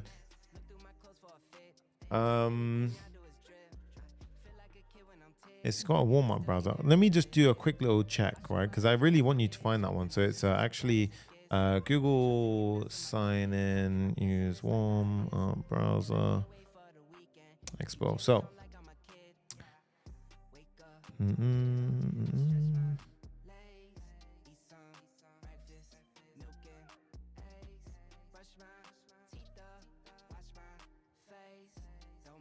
it's a very nice. They need to make it simpler to find that, because it's such an easy, example. Okay. Anyway, we'll come back to it. So I'll show you the code. I have the entire code for it anyway. So what we'll do is for the sign in, because we've got loads to cover, to be fair. So heading over to sign in. Firstly, I want to just style this up a bit. So let's do the styling, and then we can add in the Google button. Okay, so a few things. Firstly, I want a keyboard avoiding view. Now, what does that mean? So if I click sign in, when I basically click it, I want this screen to push up. So that way the keyboard never covers any of this, right? So what we do is we use something called a keyboard avoiding view. Okay, so here what we do is we add in a keyboard avoiding view. We wrap the entire app inside of it. And then what we can do is here, we can go ahead and pull that in from React Native, right? And then what we do is we have something called behavior. Now, behavior is different depending on which platform you're on. The rule of thumb is if it's in iOS, so in this case, we're pulling this platform helper. If it's iOS, we do padding. Otherwise, Android uses height, okay? And then we have to add in flex one. Now, what does this mean? You can't really tell right now, but in this instance, we've messed up something. I've got a view here. And what's going on here? Oh, I forgot. Sorry, this needs to be flex one as well. Yeah. So now, if I was to do Command K to pull up the keyboard, if this was lower, this would all pull up a bit more. So if this, say for example, this was down here and I open the keyboard, it would bump above it, right? So the reason why you want to do that is for smaller devices or for whatever the case, it's going to be important to do that, right? So what we're going to do now is I'm going to go ahead and simplify this by basically adding in different sections. We've got the header section of our sign-in, essentially representing this. And then we're going to have the body, which is a sign-in form. And then we're going to have the footer area, right? So in this case, firstly, header section. Let's go ahead and tackle that. So for this, again, what I want to do is I'm going to pop these in, and then you can go ahead and just see for yourselves as we do it. So you can either pause the video and copy the code that I'm writing on the screen, or you can feel free to go into the Public GitHub repo and get the entire code, right? Otherwise, we'll never get through this tutorial in time. So in this case, we got the view. So this is not closing, so I forgot to add in a view here. So ionic icons as well, I need to import. So at the top of the file, we need to import our vector icons, like so. So import vector icons, and firstly the header section. So it's a view. We've got some logo branding, we're centering, and then we've got essentially the icon being centered, right, with a bit of styling around it, the text, and another bit of text. You can't use regular divs and that kind of stuff, because obviously the text component renders out differently for iOS and Android, hence why we use a React Native one, right? So, whoa, we got some OGs in the house. Mario, so what is up? Because Joe's Papa Fam, I'm so excited for this build. Sonny adds AI everywhere. Sonny, you rock as always. Thanks, mate. I appreciate you so much, dude. Thank you so much. All right. So here we have the header section down. Pretty nice. The next part is going to be the sign-in form. Okay. So we're going to have the sign-in form. So what I want to do here is we're essentially going to have this is going to be a bigger one. So sign-in form is going to be encapsulated like so. We're going to have a div, and I'm just going to add things in as we do it. So firstly, I'm going to have a welcome back bit of text inside of there. So let's go ahead and pop that in. Welcome back. Nice, right? And I'll show you as we do it. Then we've got the email input. The email input, I'm going to add in like so. So instead of this email input, we're going to have our nicer one. So let's go ahead and pop in our own. If it is loading, I'll show you why that's not there as well in a moment. But for this sign in, we're going to get rid of this text input for the email address, and we're going to use is loading instead. Now for is loading, we're basically just going to have an easy bit of state at the top. So at the top, we're going to have React, just use state like so. I mean, you could do it this way or you can import it. I'll keep it simple for now. But is loading starts off as false, and we're going to use that later on. Yes, you can also use a use transition hook as well. All right. Another React Native beast. Great. Exactly. All right, so we have the email input over here. You guys can see for yourself. All we're doing is as we type in on change text, we're setting the state. The value is being mapped as well. We've got a placeholder, enter your email, and a bit of text and styling over here. Now, if it is loading at any point is true, you'll see that this gets disabled, right? So we can't actually do anything after it, right? Oh, editable, sorry. So in this case, if I did false now, you can see that I can't edit it. So even if I click it, nothing happens. So we're going to set it to if it's not loading. Cool. So after that, we go outside of this one and we have the password input. So password input, a bit more nicer as well. Let's go ahead and pop it in here. So we've got a bit of styling here, password, pretty much exact same styling with different icon, and the text input being for the password instead. So obviously that means we get rid of our password. There we go. Okay. And you see, I'm just slowly replacing it with what we have instead. Then we have the sign in button. Now for buttons, in React Native, something that we typically like to use is called touchable opacity. Now, touchable opacity essentially is, firstly, welcome to the Marine from Texas. He goes, finally caught this guy live again. I love you guys and appreciate you all. Smash that like button. We're almost at 200, right? Keep going, guys. I want the hundreds to rack up in this live stream. But whenever we use a button, touchable opacity, you get different touchable ones. You get touchable, I think it's I can show you, but anyway, the touchable opacity means as I touch the button, the opacity changes to reflect that the button has been pressed. Okay. So we also have touchable highlight, native feedback, which has a little rumble effect and so forth. But in this case, this is going to be the sign in button. Okay.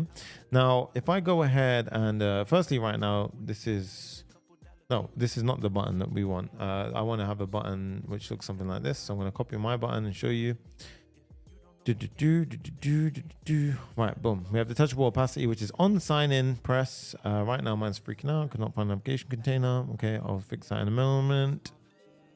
Get rid of this touchable opacity. There we go. And we have, there we go. It's just again, sometimes just a refresh is done.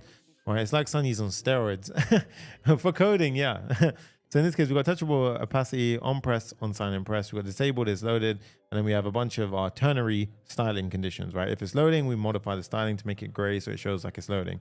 Same for the text, right? We want it to have a login button, and it changes to refresh if it's signing in. So when it is loading is happening, we show different text, right? So now you can see if I click it, the opacity changes. Obviously, it's freaking out right now because there's nothing called on sign in press. We don't have, we're not actually doing anything with it, right? So that's our sign in button. And then I also want to have a divider underneath that. So boom, divider, very neat. Okay. And then it says sign in, or then we're going to have Google sign in, right? So Google sign in button here. So that's going to be a to do, to be implemented. And then after the Google sign in, we're going to basically get rid of this right here. And I've screwed up somewhere. What have I done? Right. We had everything wrapped in an initial view, which was for the header section. So everything was wrapped in the initial view. And where did I close the view out? So I closed the view out here. So you want to actually grab that, go all the way down to the bottom and pop it underneath here. Okay, there you go. Right. So we have everything outside of that. Then we're going to have outside the header, we're we're going to have the footer. Right now, the footer is going to be a very lazy thing here. It's just going to be the following. So a view, start your fitness journey, right? Now, obviously, this is not styled correctly at the moment. It's touching the sides. Things don't look right. I want to add in a bit of padding. So we go to our surrounding header. And then, in fact, we're going to surround everything in a view. So we're going to cut that view, go all the way down to the bottom. We're going to pop in a view over here. And that screwed it up. We're going to make this flex 1. And then we're also going to make this padding X of 6. Okay, so it breathes. Cool. We're almost getting there now. We just need one thing here as well, which is going to be for the Google sign-in button. Okay, so for the Google sign-in button, we're going to replace this with literally our Google sign-in component. So in this case, we're going to create a custom component called Google sign-in, which does exactly what we need. So we're going to go over here, hit save. We obviously don't have it at the moment. What I want you to do is inside of your app folder, so source app, we're going to create a components folder. Inside of here, we're going to say Google sign-in.tsx, and then we're going to do React Native functional, right? So Google sign-in. Now, what we want to do in here is create the Google sign-in flow. Now, there is a tutorial out there somewhere. I believe Jay has he found? Yes, Jay found it. Ultimate G. All right. So Jay has found the link. So what I'm going to do is on the screen right now, I'll share the link. So you can see literally that is where you need to go. All right. So what I'll do is I'll pull that up on the screen. Actually, thank you very much, Jay. So in this case, we've got the build a custom flow for authenticating with OAuth connections. Okay. So what we do is we click on Expo, and as you can see here, we've got the sign in. Now this one, what we're doing is we're essentially stripping this of what we want it for. So in this case, I want the Google Auth part of it. So yeah, here it is. So what I want to do is I'm going to copy this and I'm going to pop it in here, and then I'm going to rebuild this essentially. So for what I want it for. So if we hit refresh now, Google sign-in doesn't exist. Go over here, render in our component for, oh, we don't have this yet. So here, we're going to call this Google sign-in instead. Go over here. We should have an import option. Hit save. This is obviously going to look horrible now. So it's going to say, oh, sign in with Google is just a straight up button. But basically, what it does is it uses a warm-up browser. Now, what this does is it preloads the browser for Android devices because it tends to take a little bit longer on the Android devices. This happens on mount once. And then what we do is we have the Google sign-in function. So it obviously starts the warm-up browser in the beginning. And then we have the single sign-on flow, right? So when we press this button down here, which is rendered over here, what we're doing is we're essentially starting a social login flow. So we're using OAuth, which is Google. And then we have the redirect URL, which is auth-session.make redirect URL. Again, all of this stuff is going to come from, you can see we're basically pulling in Expo session. Okay. Now it will create it there and then. Now, what we're going to do is if we sign in successfully, it will set active, which is going to be the session. And as you'll notice here, set active, this will actually change the Clerk state. And obviously, as we're at the higher level, we're changing the user's authenticated state. The protected routes then change because the dynamic is signed in value will change, redirecting us to the homepage. That is how you should do it at a high level because it's clean as hell, right? Now, at this point, I want to style that button. I don't like it. I want a Google sign-in look. So I'm going to change this button to be like this. So it's going to be a touchable opacity button, import it like so, import the Ionic icons and import the text from React Native. I'll quickly show you up here. We've got Ionic icons like so. And just like that, we have a beautiful looking button, right? Continuous sign-on. So that is how you do Google Auth, right? Obviously on the website, they have tons of documentation as to how you can do the rest of them. If you look here as well, the strategy, if we just go ahead and pop in, you can see like OAuth, Facebook, GitHub, GitLab, HubSpot, all of them are here essentially, right? Spotify, in this case, so it's very, very simple. You can go ahead and create a reusable structure like component. If I click on continue with Google now and click continue, now, boom. Ah, very nice. We have this login flow. Okay. I'm not going to log in yet because I want to build the rest of the screens. The only thing I'm missing here now is a sign up button. So Obviously, say for example, under the sign in, right, where we had the Google sign in. So we had beneath this, just before the footer, I actually wanted to have a sign up link, right? So in this case over here, I'm gonna have a sign up link. So like so. Now the sign up link is, I've also screwed that up as well. So I have a view. So we should actually have one more closing view here. So maybe,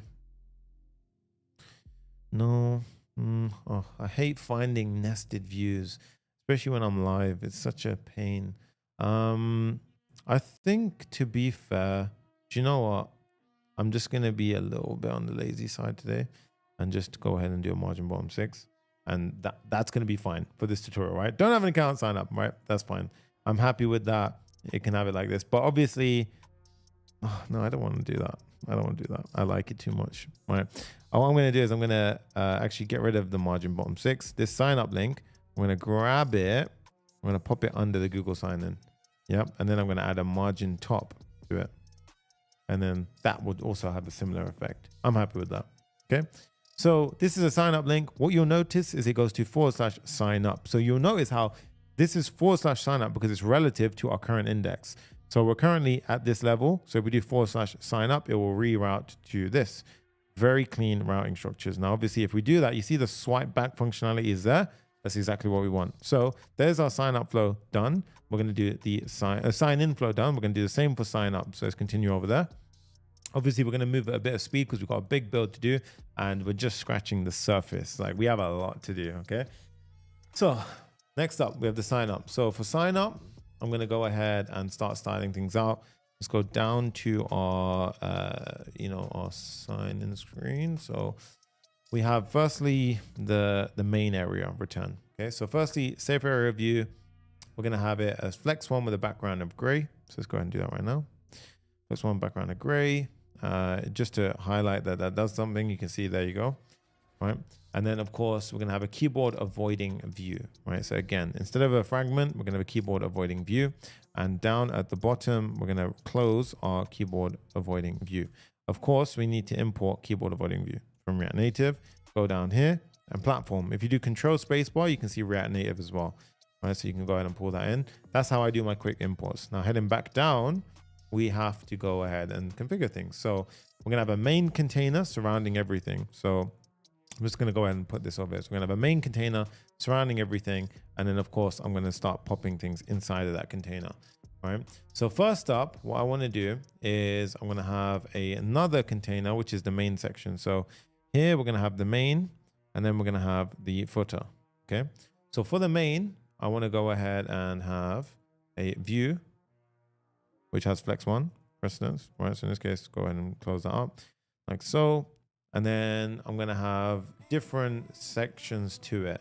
So, no, I've just repeated myself. It's not this one, there you go. Flex one just flex now, right? So step one, we have the logo and branding. Again, very similar. This is gonna be, we need the ionic icons, pull those in. So sign up. You have to click through, join fit tracker. So you see how it just became, it went from, if we hit or refresh, it goes from fit tracker to join fit tracker, right? So logo and branding gets popped in. Then we're gonna have the sign up form, which is gonna be a much larger section. So in this case, it's gonna be the sign up form. And then we're gonna have create your account. So the first step, create your account. And then we're gonna have the email input, which is gonna be the following. And again, what I'm doing is I'm taking the previous stuff. So we have here the email, set email flow here, but I'm just repeating it. So obviously we need to add our is loaded again. I'm gonna get rid of the sign up email, and is loading, we're gonna go ahead and add in to the top. So going back to the top, simple is loaded React use state. And there we go back to sign up. Now you can see we've got the email back. Let's do the same with, let's do the exact same with the password input. So password input, we're in a good flow today. I can feel it. I've got the password input down here, and you can see a nice little, addition, little subtle touches on it, right? Get rid of the text input there. Now that is the password input, which is there. Next up, we have the sign in button, right? So similar thing here, except what we're gonna do is we're gonna render it based on is loading as well. So we've got a ternary, so we've got a sign in button, on press, sign up, disabled with a bit of styling, active opacity, 0.8 when we click it, is loading, we show this, otherwise we show something else, and same for the text, which is creating account. So obviously when it's loading, we wanna go ahead and do that. Now, the touchable opacity after the button, we're going to have the terms, and we're just going to say, you know, by simply signing up, you accept our terms and conditions, blah, blah, blah. Okay. There you go. So just a kind of a template for you to work off of. The next step out here, we're going to have the sign in link. Okay. Now for the sign in link, we're going to have essentially, it's just going to basically be similar to what we had before, just going back. So you can basically go back to sign in. So at that point, we have it there. Then of course, in the footer, this is more aesthetic differences, right? If you want to have something, you know, which just kind of stands out a little bit more, we can go ahead and ready to transform your fitness. And then of course we can get rid of that section there. So hit a refresh, and now we should be perfect. Sign up, and there we are. Sign in, there we go. So firstly, amazing, looks great. We haven't touched any differences for the authentication flow. So all of the Clerk authentication that they built for us works really nicely. Now, what I do want to mention is what we have not done, and sometimes it can glitch out, so you have to hit the refresh. Notice on your phone, this will not happen. It's really smooth on your phone, right? So we need to do the pending authentication state. So if you notice, if I typed in, for example, abc+1@gmail.com, so this person's going to get an email, and I just did a random thing, create account. Now, you see, firstly, I get this verify your email, right? So there's another flow there. Now, why is that happening? Because pending verification is true based on our current flow. And if pending verification, you see how it just does verify your email. So we need to obviously style that. So it looks very nice, that screen as well. So what we're going to do is we're going to have a safe area view with a keyboard avoiding view. So let's go ahead and pop that in right now. So safe area view with a keyboard avoiding view. So keyboard avoiding view and safe area view, boom. As you can see, it says verify your email now.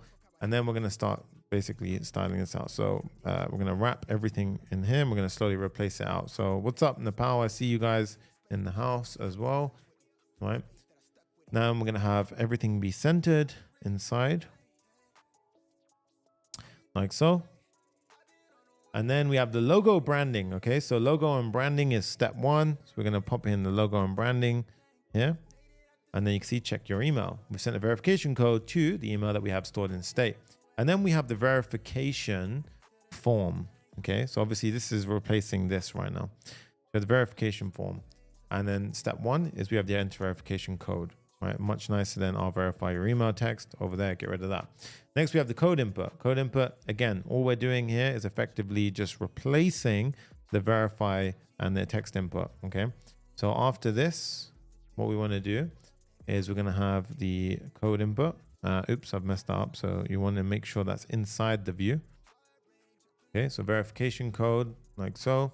And what you'll notice is we have the same thing here, verification code.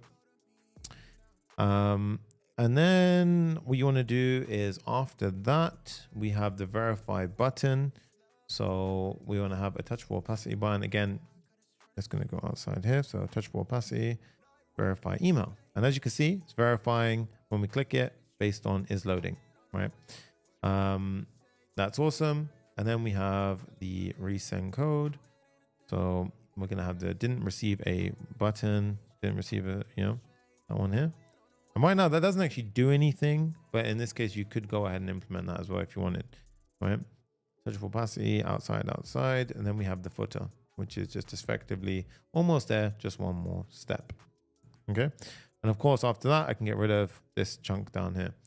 Now, this is pretty cool. So in this case, now, if we were to go back over here, sign up, ABC+1, sorry, whoever has that email, you get spammed. And then we hit this, create account, wait for it, enter verification code, and then imagine it's 1, 2, 3, 4, 5, 6, verify email, boom. Now, the one thing you'll notice is because I've added this, we actually need to add in the is loading anchors everywhere. So this will actually work perfectly. I'll show you how it will in a moment. But what we want to do is hit the refresh. You see that incorrect code. And obviously sometimes it will freak out. So you want to press I on the terminal and it'll go ahead and pop that open again. So What I want you to do here is inside of sign in. So Command K pulls up this helper screen. We can go and do this. Now, I want you to go to the implementation flow. So obviously set is loading is not happening anywhere, right? So what we want to do is we want to add in our is loading sort of sets, right? Now, again, you can 100% use start transition, right? I'm just showing you both ways. So use transition is a very good way of doing this as well, just FYI, right? So if on sign in press, now what I want to do here is I'm also going to go ahead and add in a few extra things. So I'm going to say if there's no email or password, I'm going to say please fill in all the fields. So we're going to add that in as well. And alert, you can go ahead and pull in from React Native. Nice little natural alert. So if I went and did this, there you go. Now, once we've done that and those fields are set, we're going to set is loading to true. Okay. So you see how it doesn't even get there because it fails there. So we're going to do a try catch. And now after this, we're going to do a finally, and we're always going to set is loading back to false again. So if I did like ABC plus to gmail.com with a crazy long password, see signing in, and then it either way, if it succeeds or fails, it sets loading to false again. So that's done. Same with the same applies with the Google sign-in. I believe Google sign-in is actually okay because we actually have we don't need it for Google sign. We're going to do it for the sign up flow. So sign up is next. So sign up, we need to do it a bit more. So what we want to do is on sign up press here. We're going to add in, firstly, if you haven't added in your email or password, we're going to pop those in. Let's go ahead and pop that in like so. Cool. And then we're going to go and do the same thing for this. So we're going to have a finally after all of this. We'll finally set loading false. Now, when you go ahead and do this, it will set is loading and it will render out our conditions. The same will be for the on verification. Okay. So on verification, I'm going to say if there is no code, then we're going to say, please enter the verification code. Otherwise, we're going to set loading to true after this point. And then after the try catch, we're going to say, finally, set is loading to false, right? That handles all of our corner cases. Here, if we go ahead and do this, sign up, and we do, for example, ABC. Let's do it again. So sometimes you need to hit a refresh. Sign up, ABC +3 @gmail.com, blah, blah, blah, blah, blah. Create account, boom, create an account, verify, 1, 2, 3, 4, 5, 6, verifying, fails. There you go. All right, so it works. So obviously this actually sends emails, by the way. Okay, so I'm going to give you a full demo now of how that does it. So let's go ahead and do the sign up flow, and then the authentication is done. Okay, so I'm going to do Sonny.Sangha plus, let's just say 9 @gmail.com.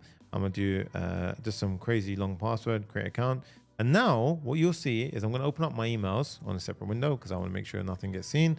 I'm going to open up my email client right now. And I want to show you that an actual verification code does in fact come in, right? So what we want to do is I'm going to pull in this right here. So this should be fine to show you. Okay. So you guys can see here, look, Fitness App YouTube verification code pulls in. So look at that. Woo. All right. So it comes in just to show you guys that it's not lying. And if I put in 856172, that will log me in. The reason why I'm not going to do that yet, because I want to actually save my Gmail and I want to do it via Google login instead. So what we can now do is go back. Let's do a login to basically get past the screen. The authentication section is done, guys. Well done. Right. So sonny.sangha@gmail.com. Once this happens, our full, our top level layout, you see how it, boom, it just redirects us. So nice. All right. Yo, Matt G, we got some OGs in the house as well. Aman Janwani as well. Matt G, this is awesome. We also have a Papa Fan member. Hi, Sonny, how's things going? Big hello from Brazil. This live will be available to be watched later. Today is release new version day here in my work. Wow, that's awesome, Lucas De Santos.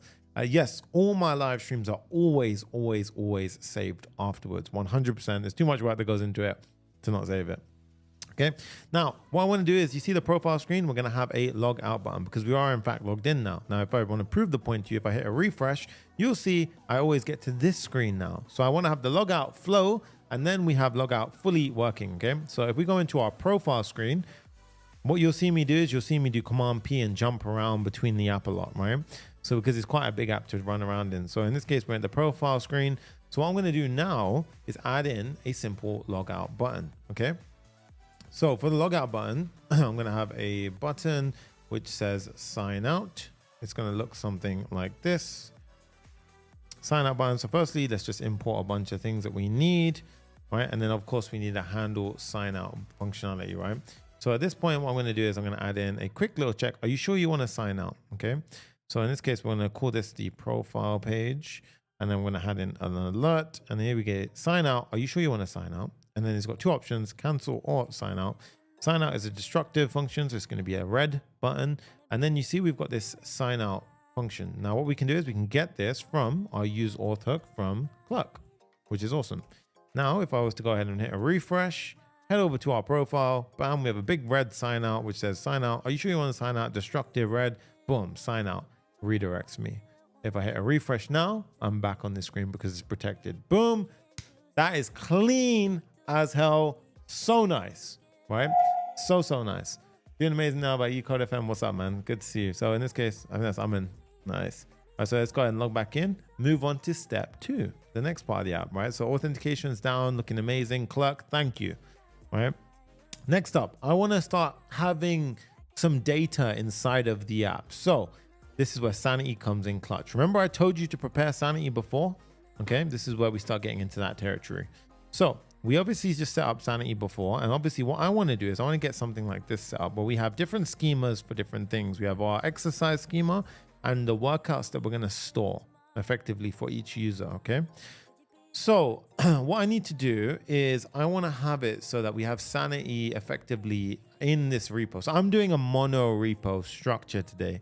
You can do it separately if you want. I'm going to show you how to do a mono repo, right? So in this case, how we have it together. So how do we do this? Firstly, I want to hide one thing. Yep. Okay. So how do we do this? Well, we created our Sanity screen in the beginning. So let's go back over to that, wherever the hell that was. Here we are. Remember we got to this screen when we set it up, and make sure you use code Sonny when you're setting up, or the link in the description, because it allows me to do this for free. By the way, the retention today is nuts, guys. You guys are actually crazy good. Honestly, we've got like over 200 people consistently across platforms watching this right now, which is, I love you guys. That's it. It's just so cool, right? So we're going to go ahead and set things up like this. Now, obviously, I find this command doesn't always work, yeah, but we're going to give it a try anyway. npm create sanity latest, okay? Now, what I want to do is I'm going to actually run it through a little bit differently. So I'm going to push this over here, and at the top level, we're going to run that command. But you see, obviously it has all these ones. So I'm just going to go ahead and keep it very simple. I'm going to do npm create sanity at latest. Hit enter, and we should get asked a few things here, right? And firstly, it will log you in. So I'm already logged in. It shows our existing projects. I'm linking it to the fitness app YouTube. Now, again, if I haven't covered what Sanity exactly is, I want to give you a little breakdown as to what Sanity does and why you should use them. They are essentially a content operating system, absolutely incredible platform. What you can do with Sanity is you can effectively have a CMS that grows with you. So essentially very easy to add on schemas, very easy to go ahead and do, you know, content management for your entire app. It has a live content lake, which means as we push changes, it can be real time pulled into the app. We have interactive visual editing. I've shown that in a couple of builds. Fully type safe as well, which is very, very important. We'll be doing that today as well using the TypeGen functionality. They're supported by tons and tons of different frameworks. So regardless of what you're using, front end or back end, they got you covered, and a ton more, right? So we're going to go ahead and dive into this as well. So it's going to be absolutely incredible to go ahead and use. So firstly, we're going to do fitness app YouTube, hit enter, and then as you can see here, select which data set to use. We're going to jump into production. Obviously, you can also have development and production. Quick pause here for Jong Hang Seong. He says, a big hello from Singapore to Sonny and everyone. Good to be back. I'm always excited about mobile development. Thank you for this session. Firstly, I appreciate you guys, because without you guys, none of this would be possible. So appreciate you so much. Make sure you like the video as well, right? We're going to do project output path. Now here, I want you to type in sanity. Okay, so this is going to basically go ahead and say up now clean project with no predefined schema types. Yes, I want a clean slate, right? Do you want to use TypeScript? What kind of question is that? Yes, we want to. Yes, I love that. All right, of course we want to use it. We're using npm today. You can use pnpm yarn as you wish. I'm using npm to keep it easy for everyone. Okay. So now that that's going to go ahead and install, we've got loads of videos to come up with Sanity, because honestly, there's just so many different use cases. Most people see it as, just like, CRMs where you just go ahead and you update information from Sanity Studio, but no, you can actually add information there, pull it in, use it as an actual live database. It's very, very powerful. And for that reason, I love it a lot. Right now, as you can see, we have Sanity being basically built out in the background. We have schema types with the index, when right now we have no schema types. While it's installing, we can go ahead and get things set up. Now, I do want to mention as well, obviously, some of you like to vibe code. Vibe coding is great, provided you know what the hell you're building, right? If you're just trusting Bolt and Lovable and all these things just to build apps for you, I have a surprise for you. You're not going to last long in this situation, right? Good luck. You might have an app that looks like it's working, great stuff. It ain't going to do you any justice, because at some point you are going to hit some deep trouble or some deep water and you have no idea what to do. So instead, enhance your cursor LLM with things such as MDC rules, on which I'll show you how to add now, which a lot of the providers such as Sonny and Clerk give you. And then code and use LLMs and cursor to assist you in coding. So you understand the fundamentals, you always check and review what code it gives you.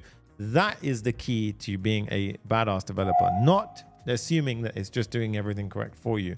Okay, so at this point now, what I want you to understand is we have essentially one repo with two different apps. We have our React Native app and our Sanity app. So here, when you see the Sanity, yeah, what I'm doing right now is more of a vibe code, right? To be fair, as opposed to AI, the way it's been trended as. So as I'm gonna CD into the second app, Sanity. And the reason why I say it's the second app, it has its own node modules. Okay, so very, very important. Now, we're inside of that. What I want you to do is you want to do npm run dev, I believe it was. Is it npm run dev? Yeah, so Sanity dev. You can see Sanity dev running with auto updates enabled. And as you can see, it's starting the development server. Right now, as you can see, we've got localhost 3333. And if I go ahead and open this right now, we can go ahead and see that I need to switch this to my personal environment. And I can log in, and provided I log in with the same account, it will grant me access. So Sanity also gives, obviously, you can have member access, so you can basically set up who has access. So if I want J to have access as well, there you go. All right, and as you see here, we've got a free upgrade because we use coupon code Sonny. Fitness app YouTube is up. Okay, so that's great. So I'm gonna actually pop in. I'm gonna keep our Sanity actually open over here, right? So I'm gonna have Sanity in a separate window on my left side, so we can actually always refer to the studio.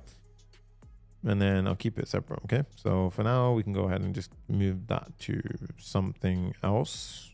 This one, yeah. So now what the next step is, we've got two apps running. We've got our server for our Expo app running over here, and then we've got our Sanity app running over here. Okay, so next up, what we want to do is effectively have what we have in our final deployment, which is two schemas, right? We have a schema for our workout and our schema for our exercise, right? These are going to be the two schemas for tracking what is going on, right? Now, obviously, we can go ahead and type this manually, which is fine, right? But I'm going to show you a mix of AI vibe coding as well. So what I want you to do is type in Sanity AI prompt, right? And what you'll find is cursor prompts, right? And then if you go click into this, what they've done is they've added in Sanity rules. Now you'll see here, this essentially basically primes our cursor agent to understand Sanity a bit more. Now, what I want you to do here is we're going to create a go to package.json level, create a new .cursor file. And this is only going to work in cursor, right? I'm obviously giving you a cursor example. And inside of here, we're going to create a folder for rules. And we're going to create a new sanity.mdc file. And as you can see, let rule type. Now I'm going to paste in that rule. And as you can see, it just teaches the LLM about when you use Sanity, this is effectively what you need to be doing, right? Now, what we're going to do is we're going to have the rule type. We're going to have it when the agent requests it. So we're going to let the AI decide if you use Sanity, then go ahead and use this rule file.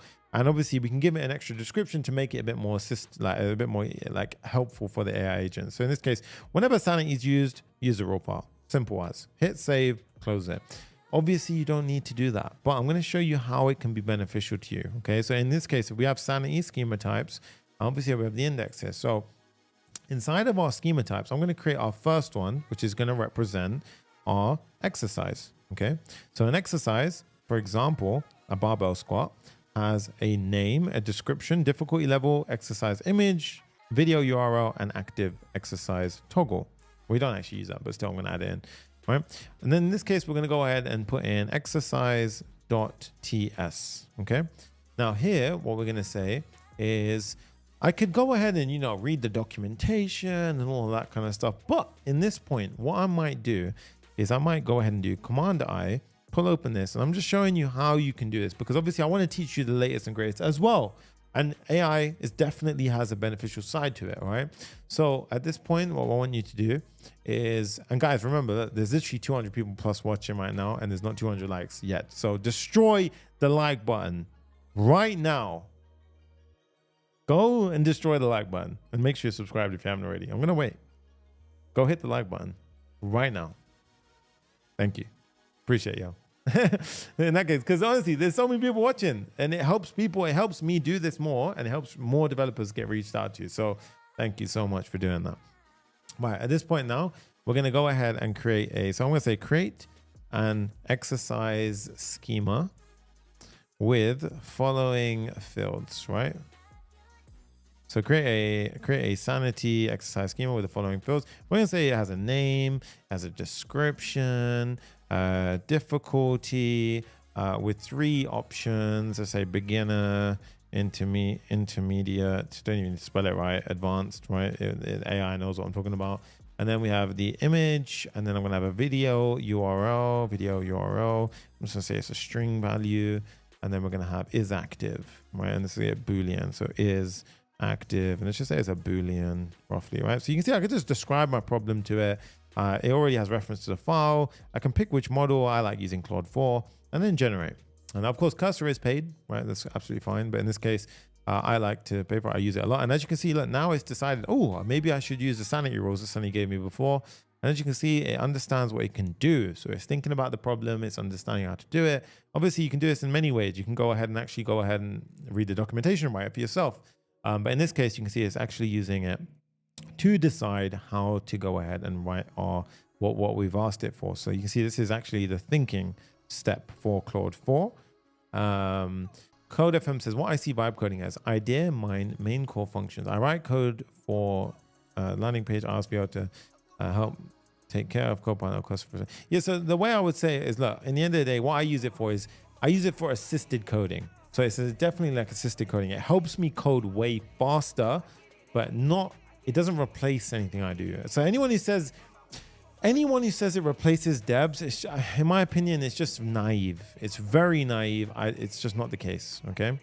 So in this case, Lucid React, we don't want to use React, but you can see that it's created something for us. So as you can see, it's just let it do its thing, and it's replacing the icons with instead emojis, which is absolutely fine. We can do that, right? So at this point now, it's created all of these. Absolutely awesome. And you can see it's explaining what it's done. Perfect, right? So we're going to go ahead and see this. See that name, description, difficulty with 3 different options, image, which is the image itself, video URL, and is active. And it's also gone ahead and given us the following preview where we can go ahead and see it. Now, what we need to do is pull that into our index, which gets it rendered. And then of course, if we go to our Sanity Studio and we hit a refresh, what we should now see is the exercise. Look at that, guys. We have the exercise. And now if I click on new exercise, I can go ahead and type in, for example, bench press. Look at this. We have our schema, bench press. Oh, this is interesting, actually. Oh, I didn't actually do it like that. I had it as, this is a radio button. Interesting. So, okay. So I'm going to show you something quickly. So obviously you can have in this case, they've got a radio layout, right?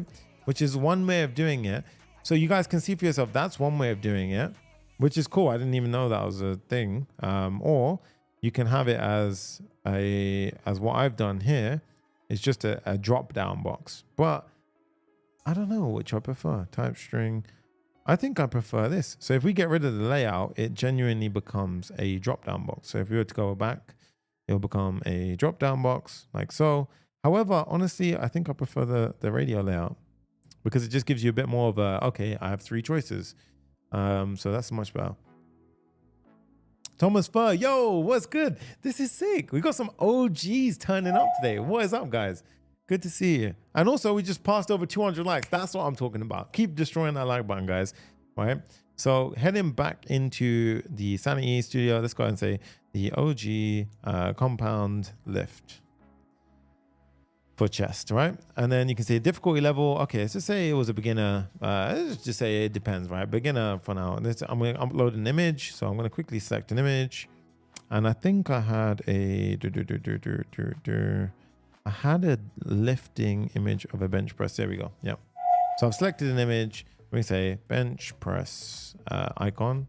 And then video URL. Here you can go ahead and put a video URL in. Okay, I don't have a link to a bench press right now, but I could pop any in right now. So I'm just going to go ahead and pop in any link right now. I don't know what that YouTube link is. It could be mine. But then we got is active, and then I can say publish. And as you can see now, that bench press beginner, and you can see the icon. That is awesome, right? So there we have it. We have literally got our first exercise inside.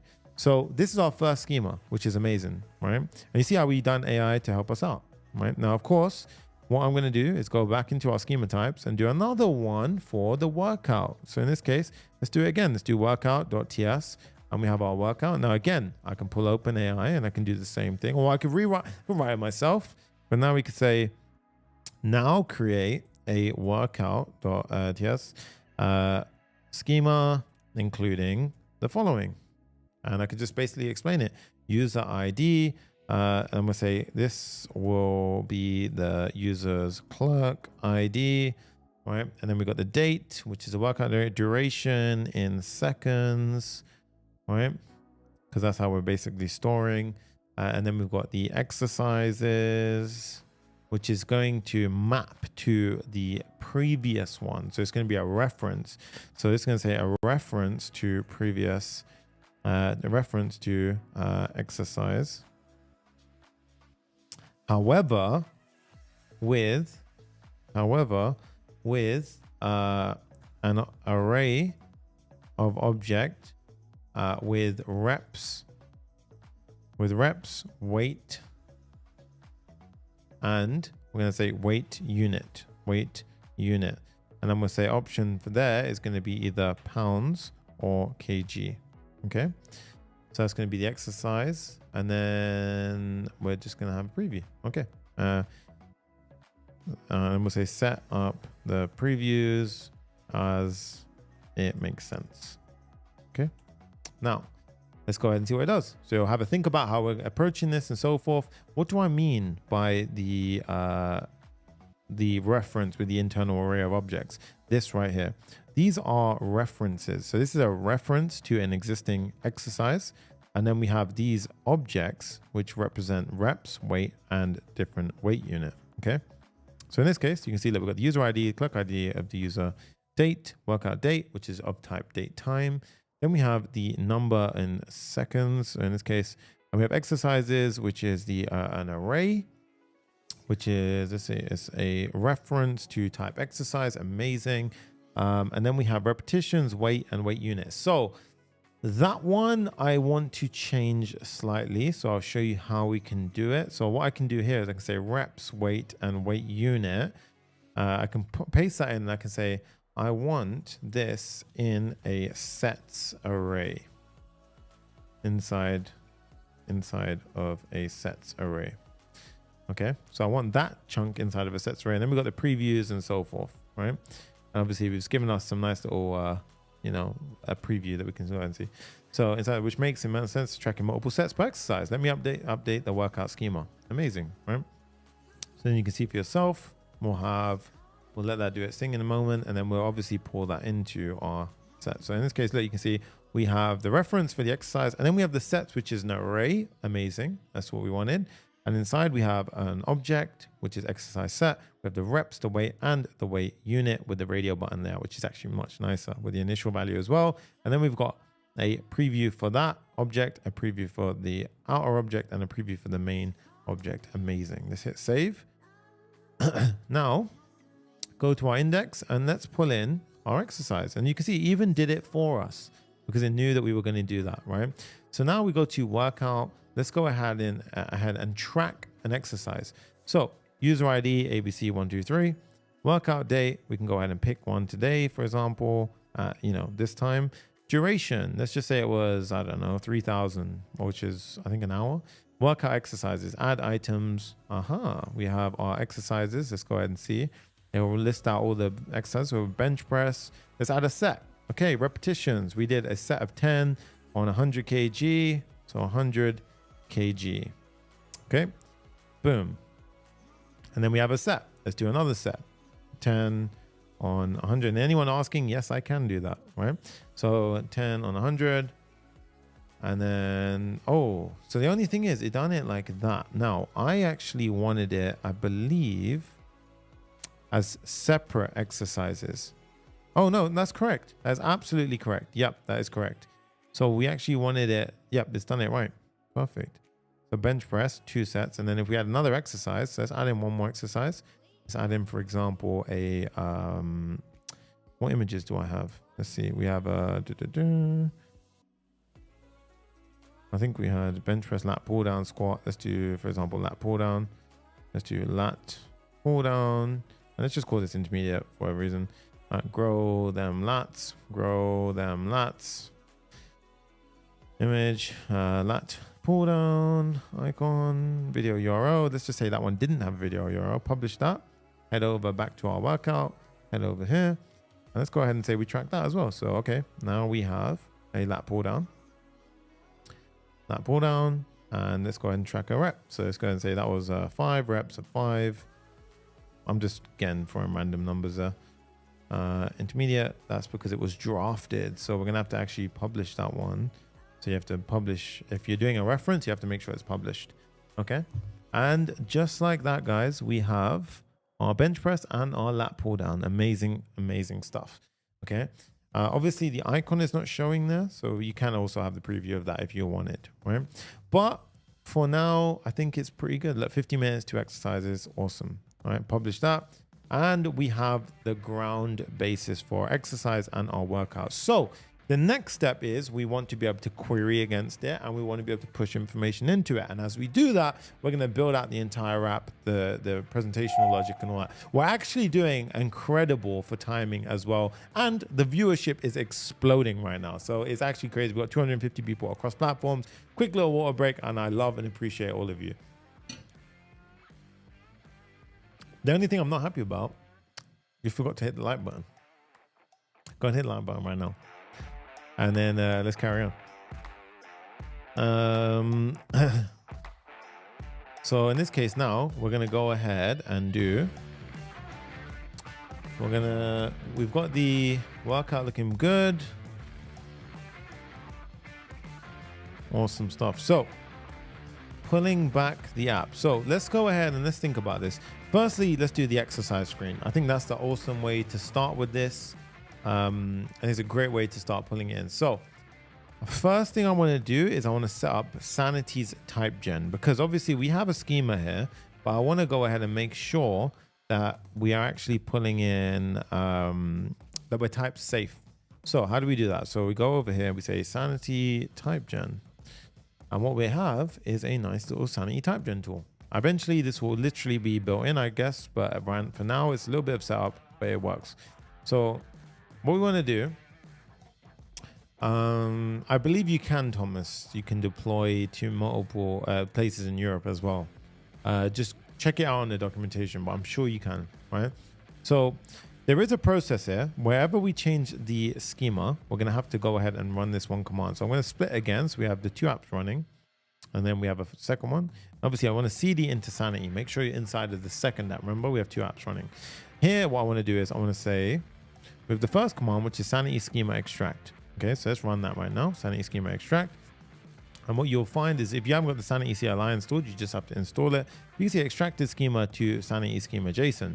And then you want to do Sanity TypeGen generate. Now, obviously, we don't really have anything running right now. So you can see it has 13 schema types, but 0 grok queries. But it created a Sanity types for us, right? Now, that's great.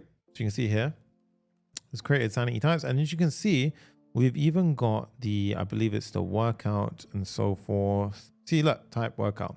This is awesome because now when we start using things, we can have type checking, which is absolutely amazing, right? So that looks pretty good.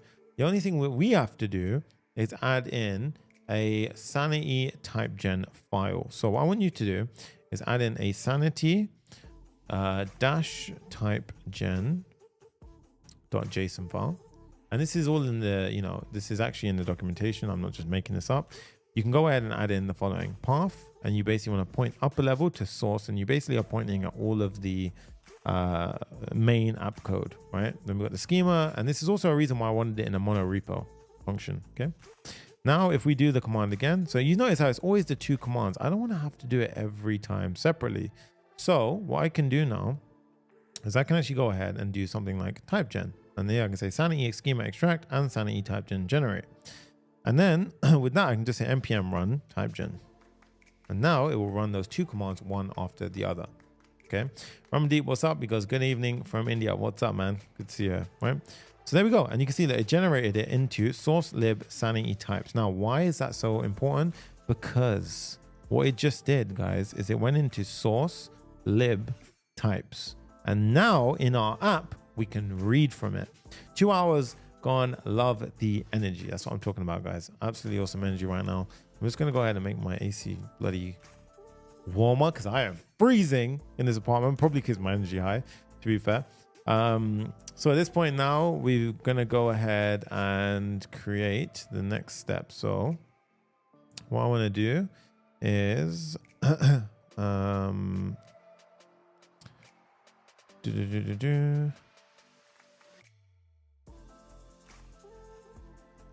so we have the we have the types being added in. Sorry, I completely froze for a second. All right, so first step, we want to go and we've set up our type definitions now, which is absolutely awesome. Go into exercises, and this is where we start building out the exercise screen. So one thing I want to do just to prepare us mentally is I want to open up Expo. So go ahead and close that. Oops, okay, that's one of my old apps that we built. I'm going to open up this fit app as well. And then let's go and sign into that dummy app as well. So I'm going to log in with a separate account for that one. Let's go back. Log into this account. And I want to screenshot these. So first, you see that loading asset screen. I want this. I want to have this. And yeah, that's cool. That's a modal as well. Cool. And then we also got the search exercises, right? So I've got ABC. So we can do it anyway. So these 2 screenshots are very important, right? So that's cool. Now I'm going to go back into my app. Oops. Go back into my app here. It's confusing because they're both called fit app. A bit annoying. And now am I in the other one? I need to log into this one. It's logging me out because I'm in the Clerk development environment. So there you go. We're back. So cool. Now what I want to do is I'm going to make it so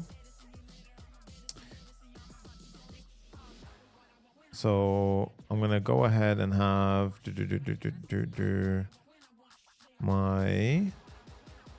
in my desktop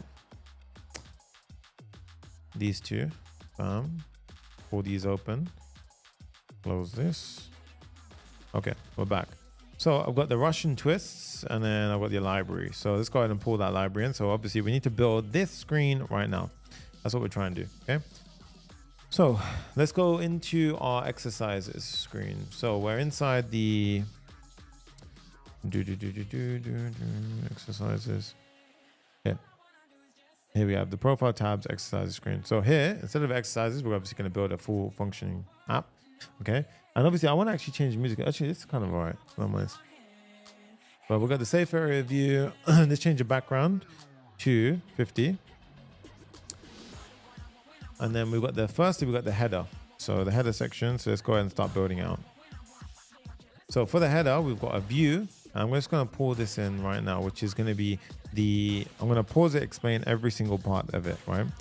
So here we have the view. So it's going to pull in from React Native, the Ionic icons, pull those, the text input from, again, React Native. Oops.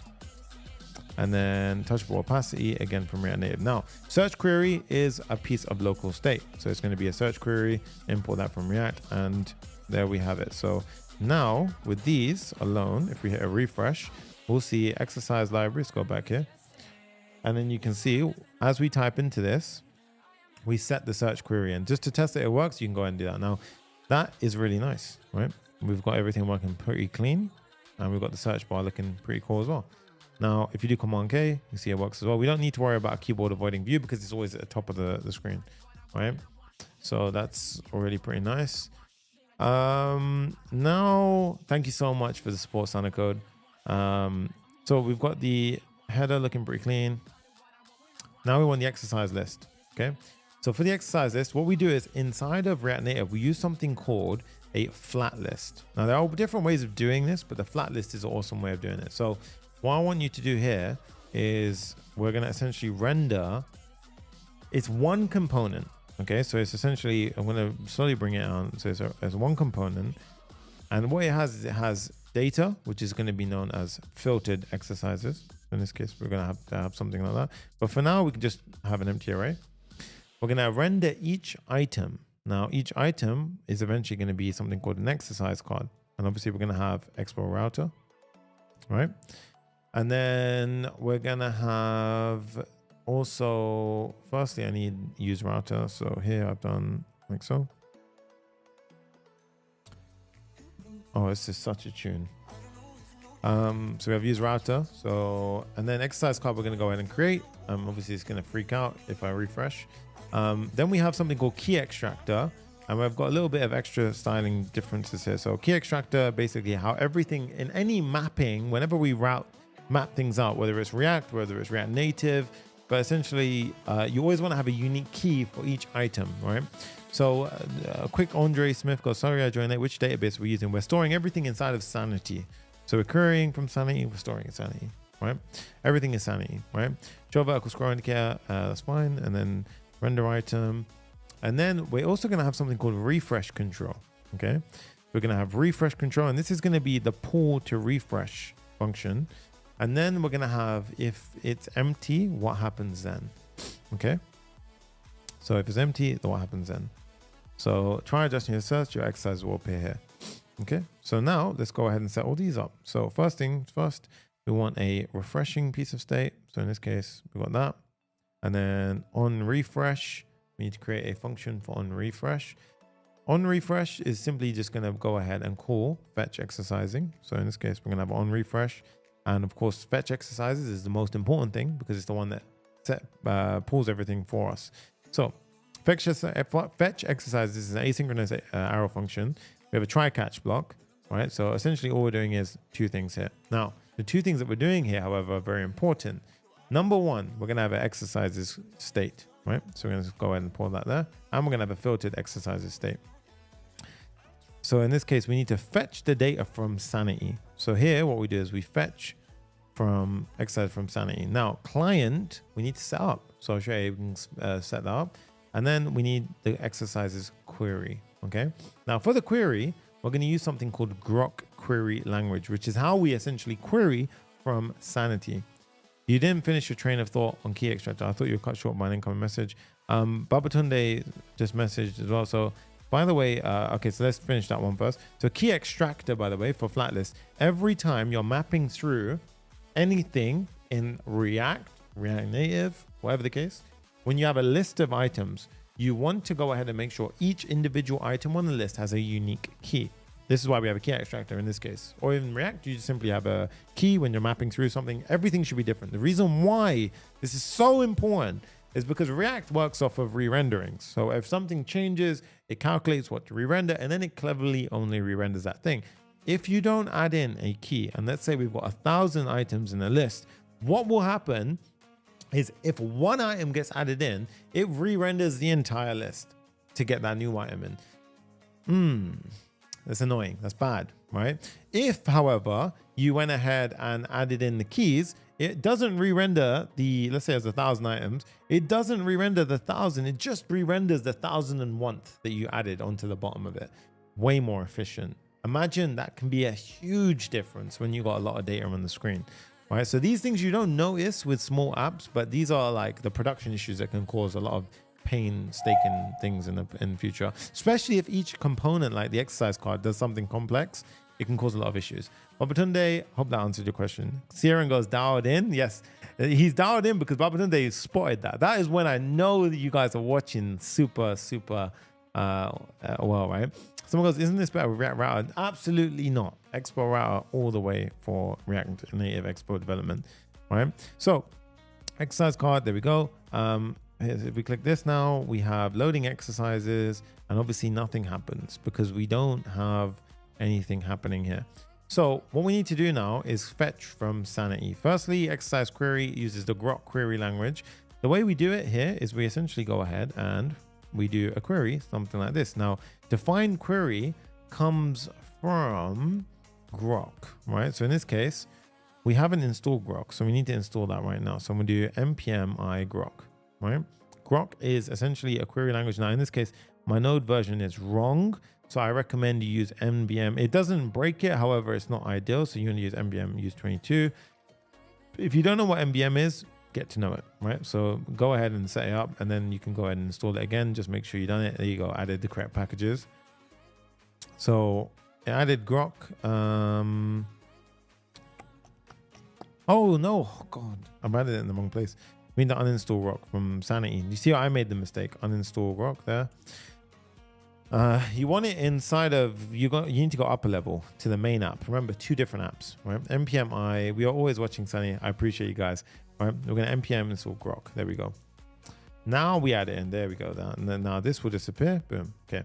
Go back to exercises. There we go. Right. So in this case, we've got define query, which is being pulled in.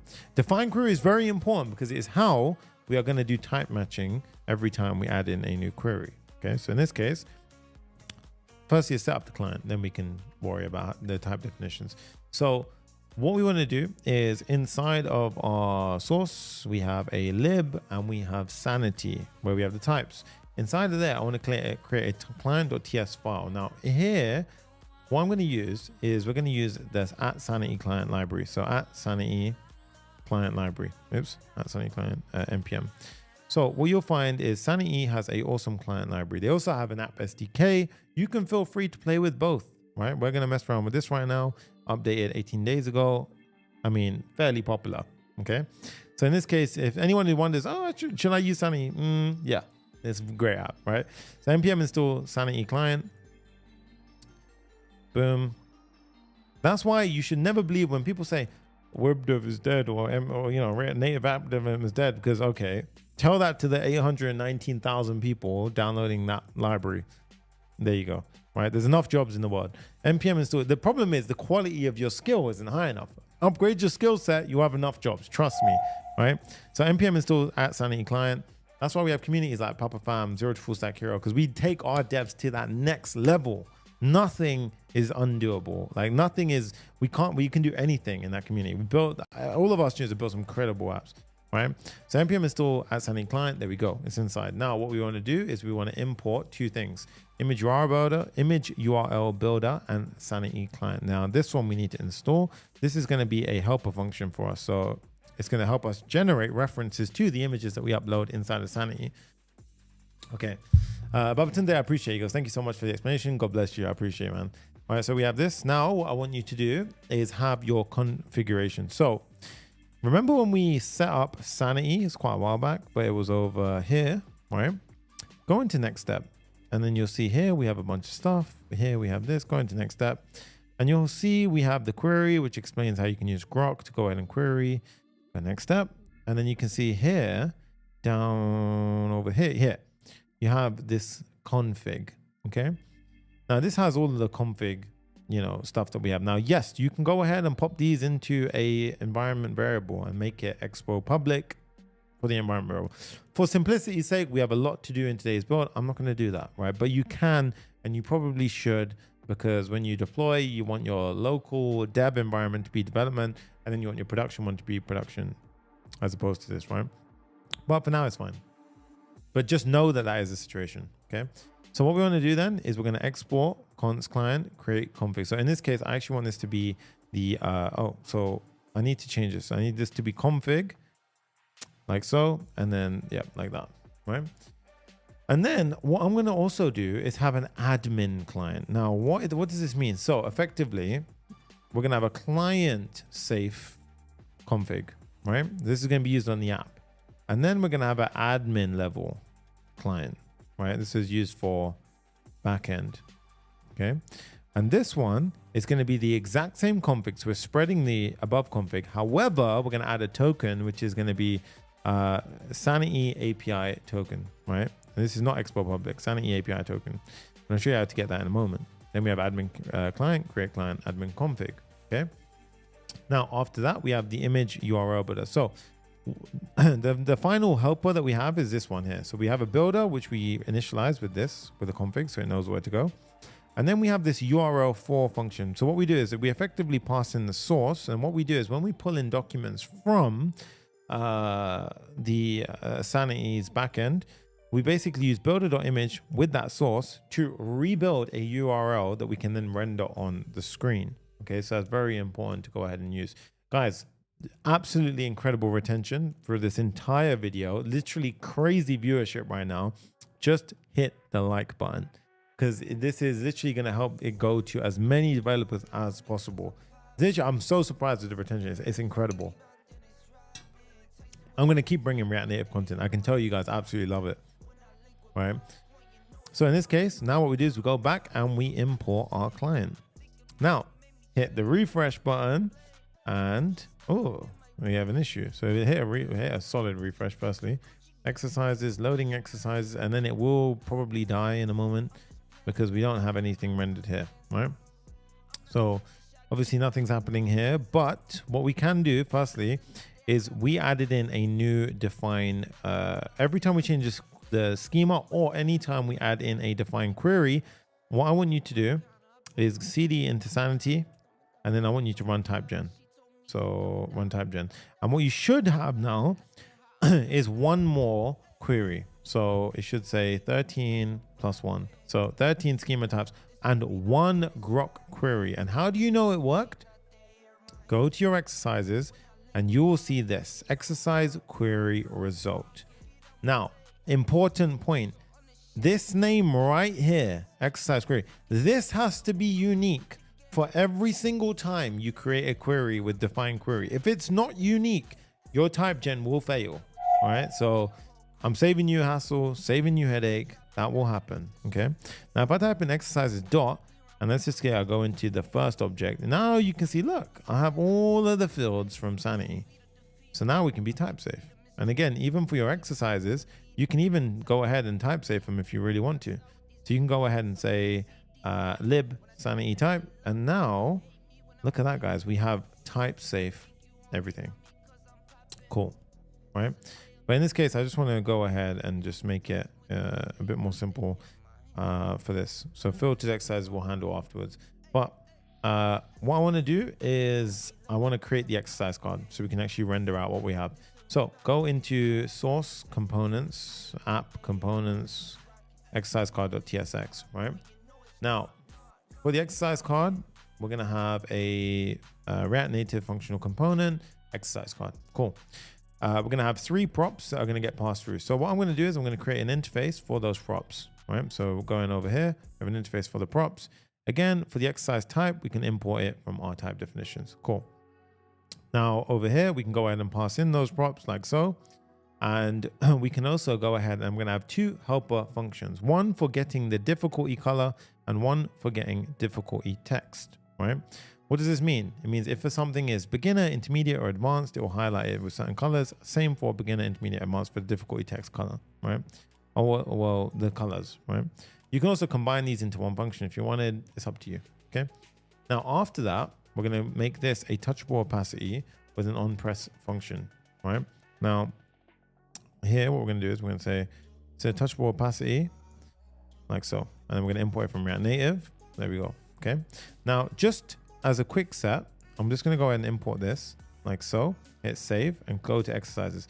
I need to see that something is loading. Like, firstly, pull to refresh exercise working, loading exercises, your exercise will appear here. Well, something's not right, right? Oh, here we are. Exercise data is empty. So filtered exercises right now is empty because I don't think we actually do anything. So in the beginning, we don't actually load anything. So what we want to do is have a use effect where we effectively first fetch the exercises. So number one, we go ahead and we first import that from use effect from React. And when the component mounts, we fetch exercises. Now, of course, this will fetch exercises, which then goes ahead and fetches the exercises here and filtered exercises as well. Now, that's perfect, right? And I'll explain this afterwards, but for now, that's great. What we are going to have is another use effect, which basically will go ahead and run as well. And effectively goes ahead and says, if it will filter by the search query. So if I've typed in, if I've typed in here, so here you can see the exercise. If I've typed in, for example, bench, this will go ahead and filter through once I've saved, right? So in this case, if I typed in bench, so you see that, right? Amazing. And then here we can actually change this to become exercise.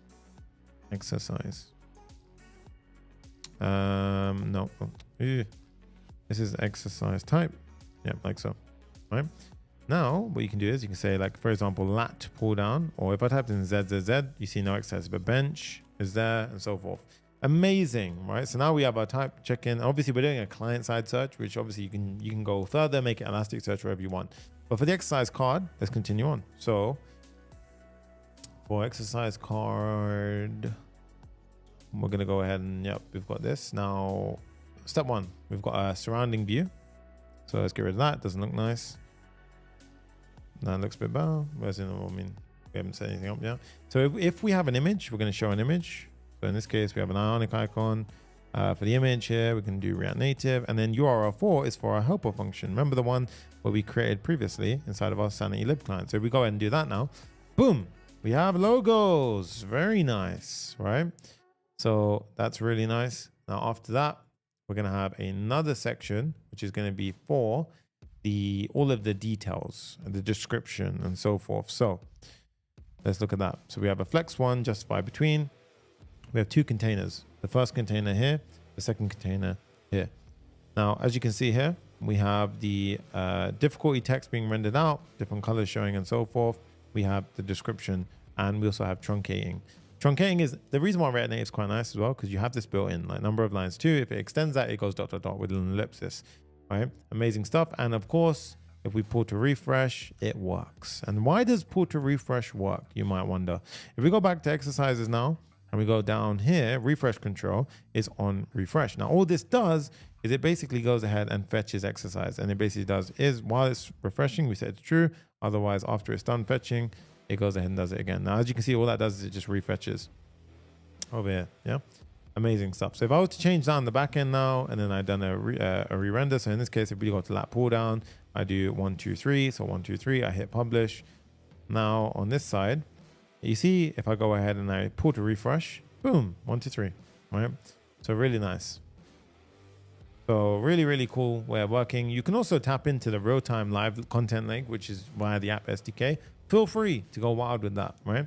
Now, when we click this, what I want to happen is I want a modal to pop up, guys. So I want a modal to fly up, and then I want to basically see the exercise details, okay? So how do we do that? So what I want to do is notice how when we click it, what I've done here is I've done an on-press handler, and I've basically said router.push / exercise detail, and I passed in a query param for the item ID. So that means the exercise detail screen needs to be created. So where and how do we create that? Well, with modals, things work a little bit different. You can add a modal anywhere effectively inside of your app. For simplicity's sake, I'm going to add it at the top level inside of our app. So I'm going to add a screen called exercise detail, right? .tsx. And I'm going to say React Native functional. And let's just call this one exercise detail. And to make it very visible, I'm going to make it a safe area view, you know, typical stuff that we've done previously, import it, do a flex, and there we go, right? Exercise detail. Now, if I was to do that now, and you see if I did this, but you see it's a stack navigator. Why is it a stack navigator? Because if we look at the nearest layout, we're in a stack. So it's assumed, well, you didn't give me any other option. You just said you're in a stack. I'm going to give you a stack navigator when you click it. Okay. So it's not wrong. It's correct. It works, but it's not ideal. The next thing is remember I said I passed in a query param. How the hell do I get the query param? So what we do is we tap into something called use local search params. Now what we can do is we can go ahead and say exercise details with the ID. So we can pull it through. Look, that's the ID from the back. So you can see that, the bench press, and you can see there, we've got that as well, right? Stunt Motorsports goes, Sonny, you teach code and stream on a very high level. Your channel is a blessing. I absolutely appreciate you so much. Babatunde also says you can also check Sonny's older videos on how to debunk the client-side search for better performance. Very good tip. That is such a good tip. Thank you so much. Yes, go check that one out as well. Okay. So, yes, we have uploaded the Expo apps to App Store.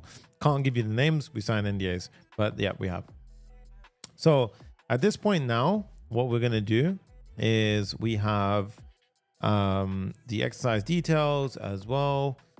So at this point, I don't want it to be this view. Okay. So how do I differentiate that? Well, this is the really nice part. Because we've set everything up in such a nice way, what we can do is we can simply say, okay, so firstly, I want that to be a protected screen. So I can put that in the signed in protected stack. And I can say stack.screen, exercise details, the name, because it's the name of the file. So that's the route name. Header shown false. Okay, there you go. That worked. All right.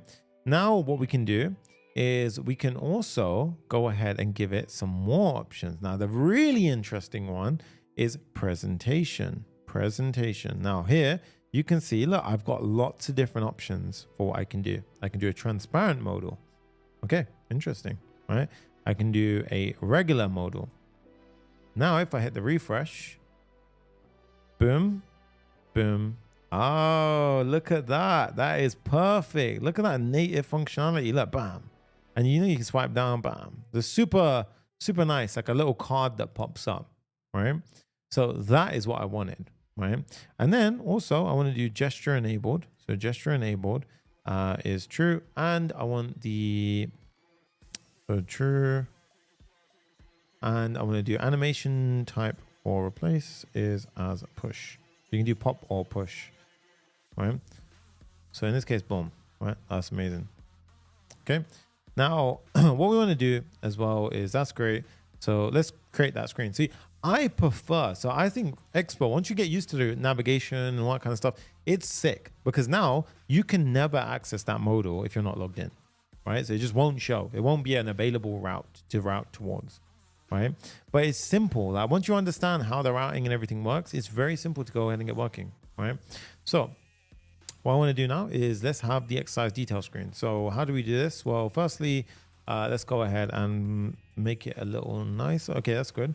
So next step is underneath it, I want to show you a little tip. So sometimes what you might have is lighter background colors. You see how the status bar is not showing. So what you can do is you can actually add a status bar Expo component, and you can say what color the content is. So the dark content, default. If I do a default, right, it works. But in this case, if I do light content, it works. If I did dark content, it hides. So you obviously want to show the user status bar. Otherwise, the app's crazy, like it's not going to work right. And you can see, look, see how it changes? That's awesome. That's what we want. Okay. So those kind of things make a difference. Okay. Now here we're going to have a header with a close button. All right. So at this point, number one, what we're going to do is we're going to have a touchable opacity with a ionic icon. So boom, we're going to have this. Let's go ahead and pop in some of the things that we need. The Expo router as well. We always need to use Expo router as use router, right? Not as this approach. So in this case, what we can do is use router, boom, pop that in like so. So exercises, bam. Ionic icons doesn't exist. Okay, obviously fix that. Pop that in, go back, click it, boom, X. Very nice, right? Simple things like that. Now, next up, we're going to go ahead and pop in a scroll view. So the scroll view is going to be an important one. So scroll view we haven't touched on yet, but a scroll view effectively just allows us to scroll through a view. So basically, if I'm here, you see, this is actually a scrollable view now. So oops. So if there's contents here, I'm actually scrolling through it. Okay. Now it shows vertical scroll indicator. If we add that to true, then what you can see is now, as I scroll through it, you can't really see the scroll indicator, but yeah, there's a scroll indicator. So what I want to do now is go through each individual one. So firstly, I want a hero image of the exercise. So firstly, we need to add in this. Now, obviously the exercise, firstly, URL4, helpful, handy function, but the exercise itself, we don't show. Okay. So the exercise, firstly, number one, we're going to put in a piece of state.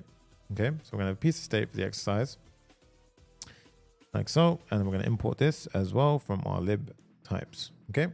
Next up, we're going to have a few other things which we're going to prepare for later. This is where we're also going to have, AI guidance and those kind of things. Now, when it loads, right? So initially, when the component mounts or when the ID changes, we want to render a use effect. And what we want to do in that use effect is effectively fetch the exercise. Now, we need the client to fetch. So we need our lib, right?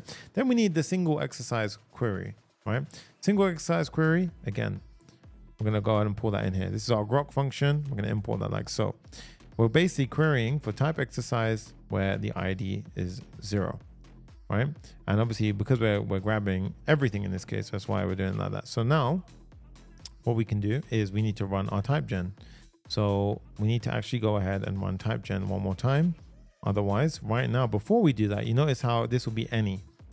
After TypeGen is complete, it says 2 grok queries now. And notice how this changes to a type definition. Okay, so very important.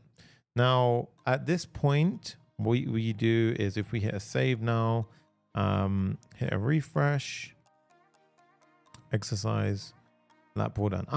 We have an issue. So firstly, I want to protect it. So, ternary protectors are always a good idea, right? So you always want to add ternary in because for a second, it's not loaded. And then we will protect that beforehand. To be fair, I'm going to have is like while it's loading state, but you always want to use ternaries to your advantage. It will stop the app from just blowing up in your face. All right. Obviously you don't want that to happen. So what we can then do is we have the hero image looking pretty neat. And then underneath that, we're going to have the content, right? So content is going to be a pretty big chunk. So under here, we have the content. And then first up, we have the title and the difficulty. So let's go ahead and pop that in. So title and difficulty. Remember those helpful functions that we add, difficulty color, difficulty text? You can go ahead and literally make them exportable. In this case, I'm going to be very lazy and just pop it in here as well. But yeah, you can make them import, export, and you can go ahead and do that. Now for the title and difficulty, outside of that, we want to have the description next. So description next. The description goes there. And then of course we have the video. So if the video is present, then we're going to go ahead and render a video out. So if there is a video present, what we do is we're essentially linking is from React Native. This is essentially how we open links. Exercise the video URL, and then bam, we got the video tutorial, touchable opacity. When we press the button, it's going to go into it. So in this case, this one doesn't have a link, whereas the bench press did have a link. However, we don't have a name, and that is because it likely has not rendered yet. So you see, we're going to have to put this everywhere. So typically, yes, you can do ternaries. And if we did that, this would now basically work. But okay, the reason why we're coming to this edge case is we should be checking for the loading state. So there is a period of time where exercise is not there. And that's because it's either loading or it's not found. So number one, we want to address the loading situation. So if it's loading, we're going to show an activity indicator. Okay, nice, right? And that's why we have the set loading here as false. So initially we have our loading as true, and then it will load it and then set it false. Okay. So now if we were to do it and we did bench press, boom, loading exercise. And then you see how we got rid of those corner cases and annoying situations. If there is no exercise that pops up, we're going to basically go ahead and throw them a, yo, this doesn't exist. Well, I don't know how you got here, but you can go back. All right, so now we've got a loading exercise, cool. And we've got the watch tutorial button. If I click it, this will open up a YouTube URL. Now, what is that video? Universal full stack Expo Stripe. Okay, I don't know where that came up, but there you go. So that gets pulled in. Remember, I used a random link, so I must have watched that before. Okay, so now we've got the learn proper form on the video tutorial section. So after that, guys, we are going to have the AI guidance section. So this is where AI guidance will go. So I'm effectively going to do a to-do there for now. So we're going to say to-do AI guidance. Okay. And then after the AI guidance, we're going to have action buttons, right? Now the action buttons are going to be encapsulated in a view. So we're going to have a view like so. And then we're going to have firstly, number one, a AI coach button. So the first button is going to be an AI coach button. So we're going to have a get AI guidance function. Okay. The second button is going to be a close button, which is going to make it easier. So you don't have to extend your finger all the way over there. You just simply press on the close button, which does route.go back. Now get AI guidance, we're going to create a dummy function for now before we implement that. But in this case, we're just going to have a function like so. Okay. Now let's give it a try. Let's go bench press, bam, loading exercise, close, works. We can either press that or we can press that. Router.go back closes a modal. We can also swipe down to close. Now, if we click on get guidance on form and technique, that's the bit we're going to implement. So I think we should do an AI implementation now because that's pretty good timing to do it. So at this point, we are pulling data from our backend. Great stuff. Next up, we're going to have to do the AI implementation. Then we're going to do workout tracking, history, profile, home, and deletions. Okay.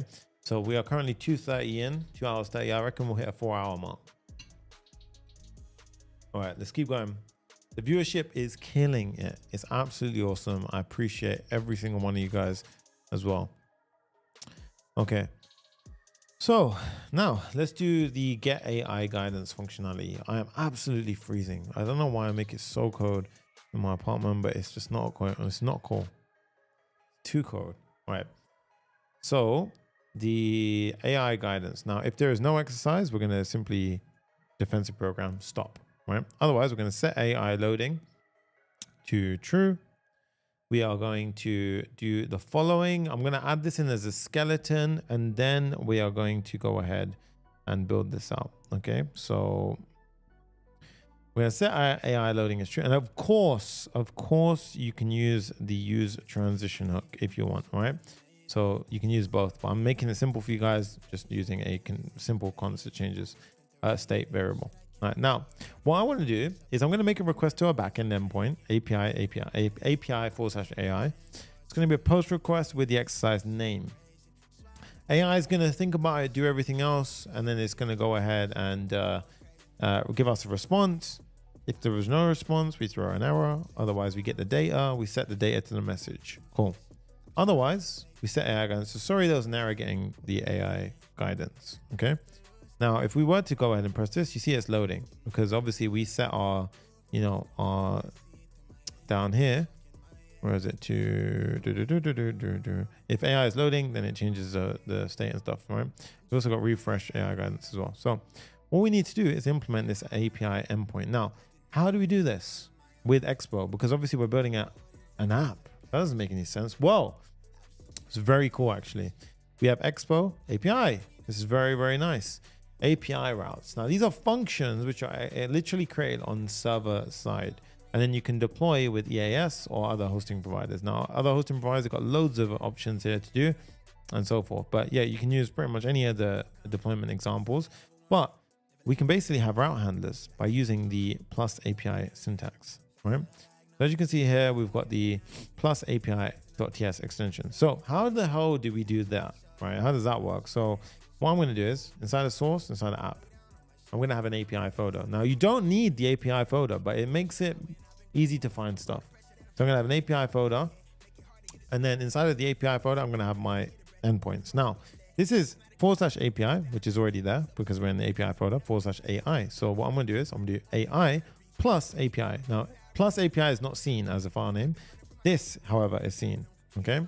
So what we then have is the route handler syntax. So in order to do a post request, what that looks like is something like this. Okay. If you wanted to do a get request, it would look something like this. It would be Expo async get, and you can have put, post, put, delete, and all the others as well. So in this case, this supports a post request. Now, how do we test this in dev? Well, what we do is we go over here, and you see how at the bottom we have using API routes requires the web output to be server in the project app.json. So if we go to app.json, which is located here, you want to go ahead and you see this output, want to change it to server. Hit save, and then you want to cut your server because we made a big change here.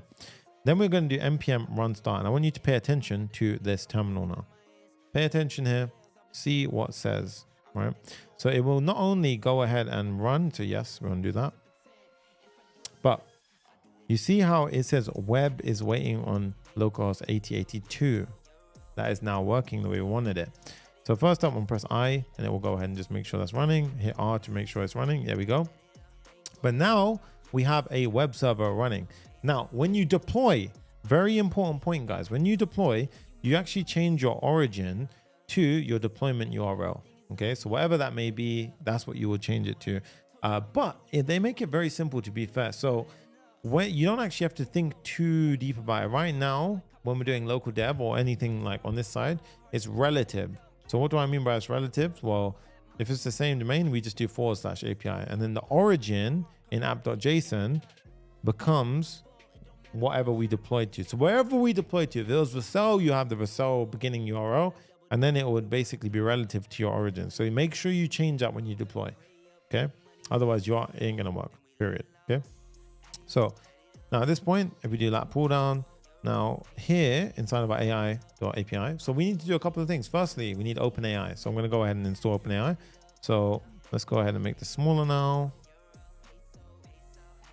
And let's do CD. We're going to do it back into our main app, npmi OpenAI. So we're installing OpenAI, and then we're going to initialize it. So we're going to need a OpenAI API key. Now I have an API key from OpenAI. You need to get an API key. So what we do is platform.openai.com. Head over there, log in, go to the API reference, go to settings, go to API keys, create a new key. Call it whatever you want. Go ahead and create it, select the project. So in this case, let's call it fitness app, YouTube, select project, default project, create secret key. At this moment, we'll have an OpenAI API key. Notice how it doesn't say Expo public because this one's going to be private. You create the key and you pop it in here. Now, I'm not going to go ahead and create a key because I already have a key. But for now, what I'm going to do is I'm going to paste my key in here. So I've already got a key. I popped it in. Now, the reason why I'm not showing you that key is because someone can run up my credits, which will cost. Okay. So this is now only accessible via server endpoints, which is API routes. Okay. Shadow Monk, I appreciate you so much. You're awesome, dude. Because you totally rock, Sonny. You guys rock for being here. Right. Now, what we do is we extract the exercise name from the request. So notice how whenever we sent in the body exercise name. So on the back end, we get the exercise name out of the request. We say if there was no exercise name, throw an error at this point. Yeah, we don't want to accept that, right? Then I'm going to have a prompt. My prompt looks something like this. It's string interpolation. And what I've done here is I'm saying, you are a fitness coach. You are given an exercise, provide clear instructions on how to perform the exercise, including if any equipment is required, explain the exercise in detail, and for a beginner. The exercise name is right? And then we basically will pass that in from the back end. Keep it short and concise, use markdown formatting, use the following format. Information required, instructions, tips, variations, safety, keep spacings between, always use headings and subheadings. And it's also use markdown formatting. So this will give back headers and subheadings, okay? Now, once we have that, on the back end, you can feel free to console log the prompt so you can debug if you want to as well. That might help you out. And then I want you to have a try catch block. The try catch block will look something like this. We have const response equals await OpenAI.chat completions create. Then we have the model, and then we have a message as the user, right? Now you could give it a system prompt here. So you can go ahead and actually give it a, the system prompt. You can do it two ways, right? You can either get a system prompt and then give the message as the user saying the exercise name is blah, blah, blah, or you can just give a straight up user message. And you can also do response format, right? In this case, I'm just doing a raw message comes back from AI, right? And then it will console log the response, which is handy for us debugging.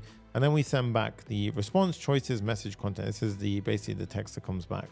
And if anything goes wrong at any time, we go ahead and do that. Now, that's great. So this will now go ahead, and if we've done it all correct, we'll be able to go ahead and make a request. AI will respond, and we set AI guidance, okay? So AI guidance, where do we use that? Well, inside of our app, we simply will go ahead and render our AI guidance in this section, which was a to-do, right? So now, instead of here, what we do is we say, if AI guidance is set or it's not loading, then we can go ahead and render things out. So firstly, we're going to encapsulate it inside of a view like so. Okay, so that way we can just go ahead and work at our own pace instead of it screaming at us. Then we have firstly AI coach says. So in this case, I want to say AI coach says something. Okay, and then I'm going to have, if AI is loading, it's going to render one thing, otherwise it's going to render the second thing. Okay, so here. Now we have markdown. I'll explain what markdown is in a second, but it's firstly, if it's loading, we're going to say getting personalized guidance with an activity indicator, which is spinning. Then we're going to, once it loads, we're going to have a view with a bit of styling with a markdown. This is all inline styling here. So it's a different way of styling. I'm showing you both ways. Markdown, we install from a React package called React Native Markdown Display. So in this case, what we do is we do npm install React Native Markdown Display. Then what I want you to do is go to the top. I want you to go all the way to the top, and I want you to import import Markdown. Now go all the way back down, and just like that, we've done it. We've literally set things up for AI guidance. So we can remove the to-do, and let's go ahead and say get AI guidance on format technique. At this point, it makes a backend request. The backend is going ahead and getting a prompt. As you can see here, the backend is going ahead, and that's the prompt we went ahead and sent across. We're using GPT-4o Mini because it's cheap. Bam, gives us back the response. There you go. This is how you do a lat pull down. Let's do the same thing for bench press. I don't know how to do a bench press. Get AI guidance. Now, as you can see, look at this. We've got the coach is thinking, and then now, just like this, bam. This is how you do a bench press. Set up the bench, load the bar, lie down, grip the bar, lift off, lowering the weights, pressing up, repetitions. Why is this cool? You could use something like Revenue Cap or Stripe or whatever, web charging platform you want. Gate it, feature gate it, premium feature gate it. This is how you can essentially go ahead and do powerful stuff like that, right? So if you want to, you can go ahead and add in payments afterwards, feature gate it. Now you've got AI coach. Very cool, right? So you've got the exercise library is done. Literally is done, right? Next up, we have history and profile. So I think we should do history first, and then I think we should do the workout, and then I think we should do home and profile. Because history is very easy now, right? So let's head over to history, right? The history screen. So because we've done all of this, history is going to be an absolute breeze to go ahead and build now, because honestly, we've done a lot of the hard work already, okay? So for history, what we want to do is we need access to a few things. So this is going to be the history page. So let's do history page. And obviously we have a dummy workout that we can use as a reference. So that's why I added one in. So history page. What I want you to do is firstly, we're going to have a fetch workouts function, which is going to go ahead and fetch all the workouts. Okay. Now, how does this work? Well, firstly, we get our client get workouts query, right? So this one, we're going to go ahead and go into our, okay. So we're going to have a query called get workouts query, define the query. Now notice how this one's a bit more intense because we querying for workout, we're matching the user ID as we pass it in, and then we order by date descending. Now we start selecting a couple of fields. However, whenever we have a reference to a nested type, for example, exercise is its own schema type. This arrow syntax means I want you to expand the reference, go inside the actual object itself and get the ID and name, right? So anytime you see that, it means go inside and expand, right? Because we have a new defined query, we then have to go cd sanity, and then we have to go ahead and do, guess what? Our TypeGen. So in this case, we run our TypeGen. Now we should have 3 grok queries, right? Now you can see, boom, 3 grok queries, okay? Now we've got the get workout query. Now in the results, you can see we have get workout query results. Right now we need a user ID. So in order to get the user ID, we can use the user, which comes from use user in Clerk Expo. Now we have the user. Workouts, right? So Web Prodigies, yo, that is so cool. He goes, yo, I'm ready to join the Papa fam. Take my card, please. Appreciate you. This is so sick. Look, we have a solid web community out here. Web Prodigies in the chat as well. Amazing work on his channel. Yeah, anyone who does this stuff appreciates how much work it takes. So big shout out to you as well, dude. Amazing content, right? So what we're going to do here is we're going to have const, oops, what have I done here? Oops, const. We're going to have a piece of state. That's actually everything I needed. So we need the loading. We're not going to have refreshing. Here, I'm going to have a piece of state for the workout. And then we're going to have @lib sanity types, right? Again, ignore the top sanity. You want to use your internal lib one, right? Because when we commit, it's going to be there. So at this point, we've got the workouts. We can set the workouts. And then as you can see here, we have a bit of an issue where the workout isn't matching. So this is wrong. The reason why is because a workout shape is not matching an expanded, you know, in this instance where we've got our workout shape, but we're expanding some of the internal references. So we can't use a normal workout shape. We have to instead use the get workout query result type. And now you can see this should not freak out, because what we need to do is we need to say it's a singular object, right? Cool. So we have the results come in. We start off with an empty array, and that's great. Okay. The next one we need is we do not need set refreshing. That's great. Okay. So inside the history now, what we're actually doing is we need to fetch results whenever the component mounts, as well as when the user ID changes. So let's import the user effect, bam, and now there you go. Okay. And then we've got a couple of, oh no, I'm on the wrong, oh God, I'm on the wrong page. Ah, I knew it. I was thinking, how the hell did that get there otherwise? Okay, so in this case, it's fine, right? We got the set refreshing. We do need refreshing. So in this case, we need the refreshing. I was thinking that's why I naturally went to go and refresh, right? So we got the refreshing here. That's cool, right? So we want to still fetch the workouts, very similar logic. The profile screen and the history screen are very similar in this sense, right? So inside of this is where we'll fetch the workout on render or when the user ID changes. Now, when the refresh changes, we're also going to go ahead and have, okay, so I've got an idea. So there's 2 things we need to do. One,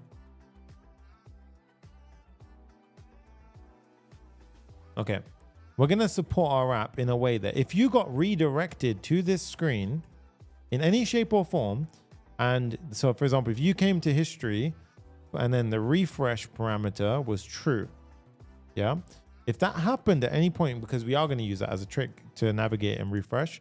So if that happened, what we do is we set up a user effect which will watch it. So if the refresh ever changed that variable, if it was set to true, it would refresh, and then it would clear the refresh parameter from the URL. So what we need to do is we need the router. So we can say const equals use router, and then we have it.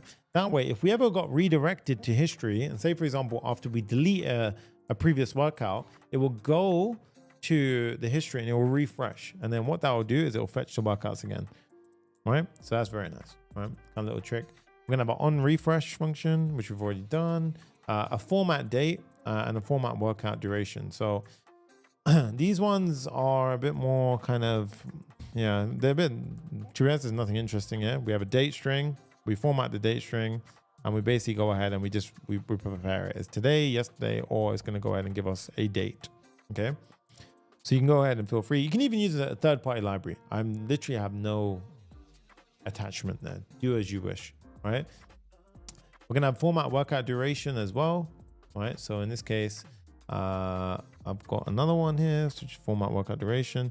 For the format duration, I'm going to create a util library, right? Now this one is a bit bigger. So what I'm going to do is I'm actually going to create a util library that is going to help us out a little bit. So what I'm going to have is at the top level, a lib utils. No, I'm just going to have a lib file. And then inside of here, utils.ts. And then this right here. So you can pause the screen. You can literally look at it as you wish. You can feel free to have, doc types if you want. But essentially, all this is doing is it's formatting the seconds to a human readable string. If it's less than 60, it'll say seconds. Otherwise, it will determine the hours. Otherwise, it'll be hours and minutes. And otherwise, it'll just, basically, very simple. You can use AI to literally rewrite that, or you can use a third-party library. Very, very simple thing. You're just formatting the duration so it's more readable. Then we can import that from our library. There we go. Cool. All right. Now, after you've done your format workout duration, we've got a couple different things, such as getting the exercise name, getting the total sets. But I think let's just start seeing things on the screen. So history is here. If it's loading at any point, we're going to show workout history, but we're going to say loading your workouts. So here, if it's loading, we start importing the React Native views, activity indicator. Now, for example, as we pop in, you see it briefly was loading, right? And of course, you can refactor this to be, you don't have to reload the whole thing or change the whole thing. You really do whatever you want here. By the way, it's worth mentioning on React Native, everything by default is flex column. And then you have to change it into a flex row because obviously on web, it's flex column by default, and then it becomes a row. Because think about screen types tend to be more columnar on a phone as opposed to the other way in a web, right? Then we're going background gray 50, and here we're going to have a header. Step one, we're going to have a header. So over here, boom. Nice. And now you can see over here, we have 0 workouts completed. Okay. And then we're going to have the workout list. Now over here, we're going to have a scroll view with the workouts inside of it. So let's go ahead and pop in the scroll view. Let's go ahead and just pop in this like so. Let me pop that. Get rid of that. So I've just imported these from React Native. Nothing more special to it. And then we've got the refresh control. So in this case, if I was to refresh, pull to refresh, it literally calls the onRefresh function. Now inside of here, however, if you have no workouts, we're going to say your completed workouts will appear here. Otherwise, we have quite a huge block. I don't want to just chuck that in one go. I'm going to show you that. So we're going to have if workout length is 0, then we're going to show this. Obviously, pull in the icons. Otherwise, we're going to show let's just do a very basic view for now. And then close. You can see. So no workouts yet. Okay. Refresh works. Pull to refresh. Cool. Now in here, once we have a workout, which we actually do have a workout. So I'm wondering why that hasn't shown. So let's have a look. Console log results. Let's see. So firstly, profile index. What is that? History. Nothing is pulling. So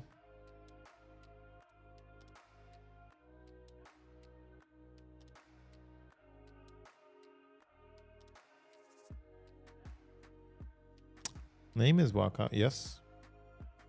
Now, to be honest, what you can do to debug this truly is you can take your your entire query like so, go into your Sanity Studio, throw it in here, but obviously where we have user ID, you can get rid of that. And then you can expand it. So let's get rid of the order by, and let's just select all.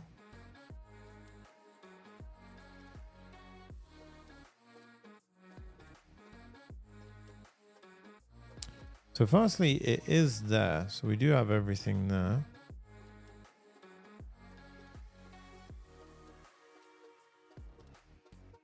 Yeah, so we're actually getting everything.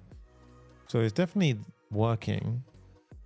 The issue is that, and obviously we're not the user, the user ID.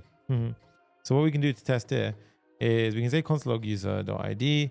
And then what I can do is I can take that user's ID, go into my structure, and just to test things out, I can change this user's ID. I can force it to be that user's workout.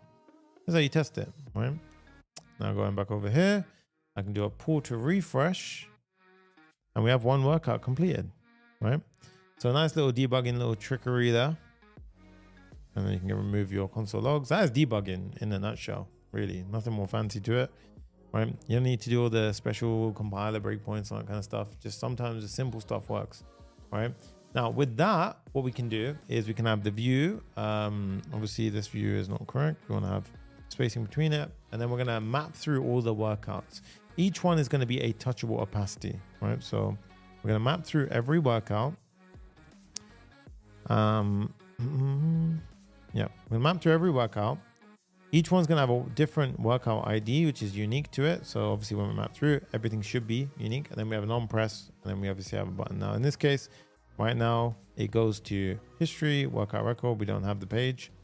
We're going to create that afterwards, and we pass in param. So there's two ways. Remember I showed you can pass in a search param, or you can pass in a param like so. So I want to show you both ways when we're working with this.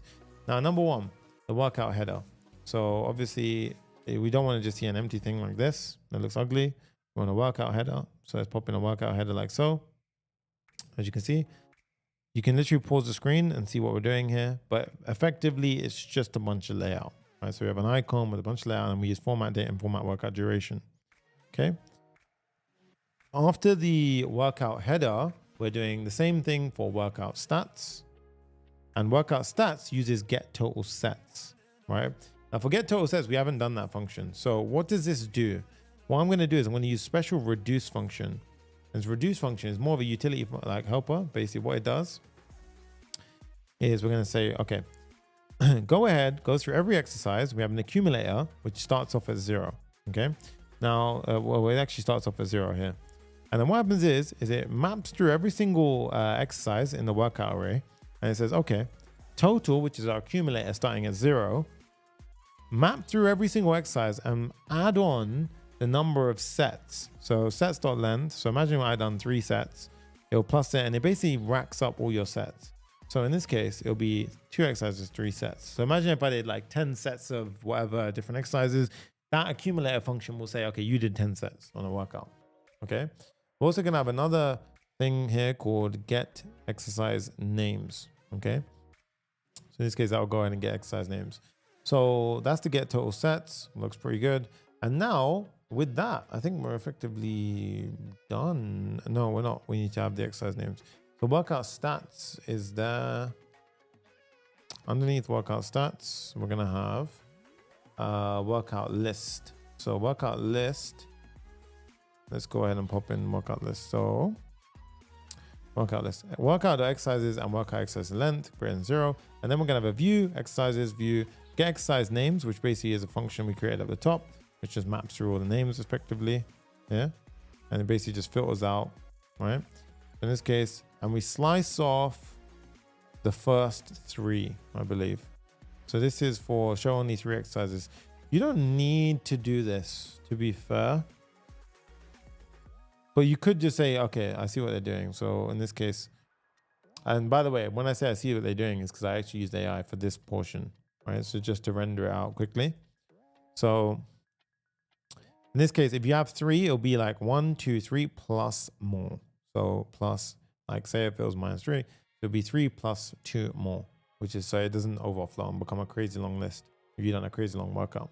Okay, cool. Now you can see there, if we click it, we want to go ahead and do the workout history. So in this case, click it, workout record. Let's go ahead and create that. So where do we have workout record? Well, in fact, we actually have it inside of where we have history right now. We're going to restructure history to be a stack navigator. So you can effectively have, this will be an internal stack. So we can click it, it'll create a stack. So how do we do that? Well, what we do is we create a history folder. We pull history in.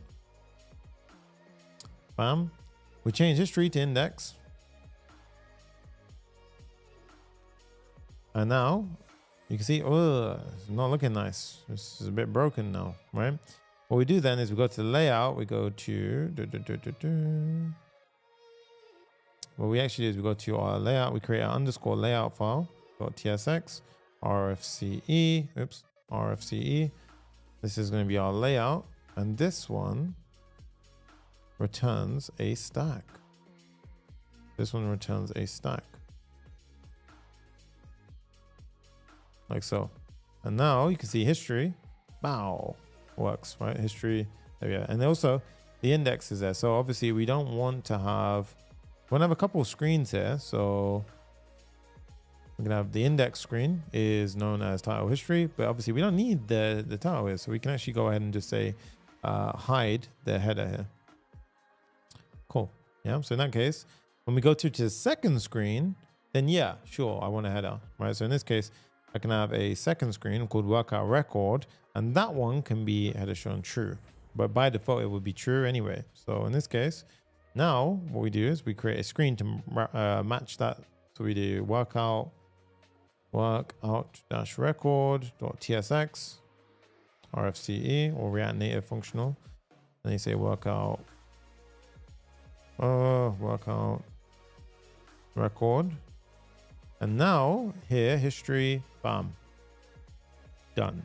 Nice. Okay.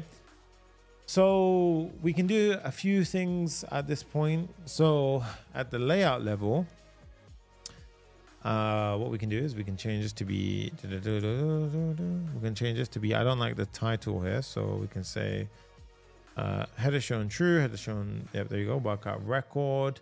And also for the back button, you see it says back to index, right? So there's a few ways you can change that. I want to show you, did I change it internally last time? No. So you can actually change that text. So you can do, right now it just says back to index, header back title could just be back, right? So you can say, you can even say workouts. So you see workout record, workouts. We can say back to history, even history. All right. And at this point, what we can do is we have the workout history. There we go. And now inside of workout history, we can build it. So let's jump through. So for workout history, we are going to do similar things. We're going to have a workout ID that gets passed through. So that gets passed through as local params. So we actually already did that when we sent through. Remember when we navigated through here? That got passed through. You can see there when I logged it. Perfect. So a little bit of quick debugging. You can do that. Now we're going to need a query to get the workout record. So that way we know what the workout was. Again, you could actually make it more efficient in one way by not actually having to, you could pass this workout through as an object and render it. So you don't have to make another grok request. However, completely your call. We're going to have a set deleting as well. On the set loading, pull in the state. And then we're going to have a few things here. So one, we're going to have a use effect which fetches the workout, right? Now, because firstly, pull this from lib sanity, import that. Set workout is dying because obviously result doesn't match. Okay. Well, we actually don't even have a set result. So what we need to do is actually have a workout function. But you see, this doesn't exist. We don't have that. It's any at the moment. So because we just made a new define query, we need to do TypeGen. And now this should be 4 things that are created. So you should see 4 types. And now with that in mind, we can go ahead and import it. As you can see, we have a type. Perfect. Okay. Now, since that's done, the use effect will fetch whenever the workout ID changes. So basically when you come on the screen, that means we've got the workout data now. We're going to have a few extra helper functions, format date, another one. Again, you can pause the screen to look at it. Nothing special. Same with format time. Same with format workout duration. You can really, if you wanted to make it neat, separate these into, totally easier and import that from our lib function. Separate these into, separate lib files instead of bloating out this one file, and then reuse it if you ever need to. We're going to have a get total sets function as well. I'm going to restart the music. Let's go back over here. So get total sets, and then we're going to have get total volume as well. So get total sets again was the same as last time. So again, you see I'm repeating code here. Not a good idea. If I was you, you should just separate that into a lib and go ahead and do that. Get a total volume, similar thing. Here we're mapping through. What you could do here with the volume is you could actually change this into a reduce function. So if I use this, I'm gonna show you a little trick. You say reduce, change to a reduce function. And now you can actually go ahead and refer to that. So now you can have a reduce, which effectively does the same thing and it returns the result, right? So again, you can really decide how you want to do it. This one's just mapping through and accumulating. But as I noticed, it was accumulating. You could do that as well. So I'm just trying to show you quick ways of, that's kind of what I like to use a vibe coding approach for, right? We're going to have a handle delete workout function, but that's not yet. Okay. Now, if loading is, if it's loading at any point, we're going to show a activity indicator with a safe area view. Let's go and do that right now. Bam. Activity indicator. So now when we come to the screen, loading, you see it was very quick. If there is no workout, I'm going to show a workout not found. So if you somehow came to this screen for some accident and you shouldn't be here, then you're going to go ahead and get redirected. We also need the router, like so. Okay. And then after that, we're going to have our volume being rendered out. Get to our volume. You can also make that in a use effect. You're totally up to you how you want to do it. Now you got safe area view. So in this case, safe area view, class name flex1. Then we're gonna have a scroll view. Import that. And let's start pulling things in. So firstly, we have a workout summary. Okay. This is a workout summary.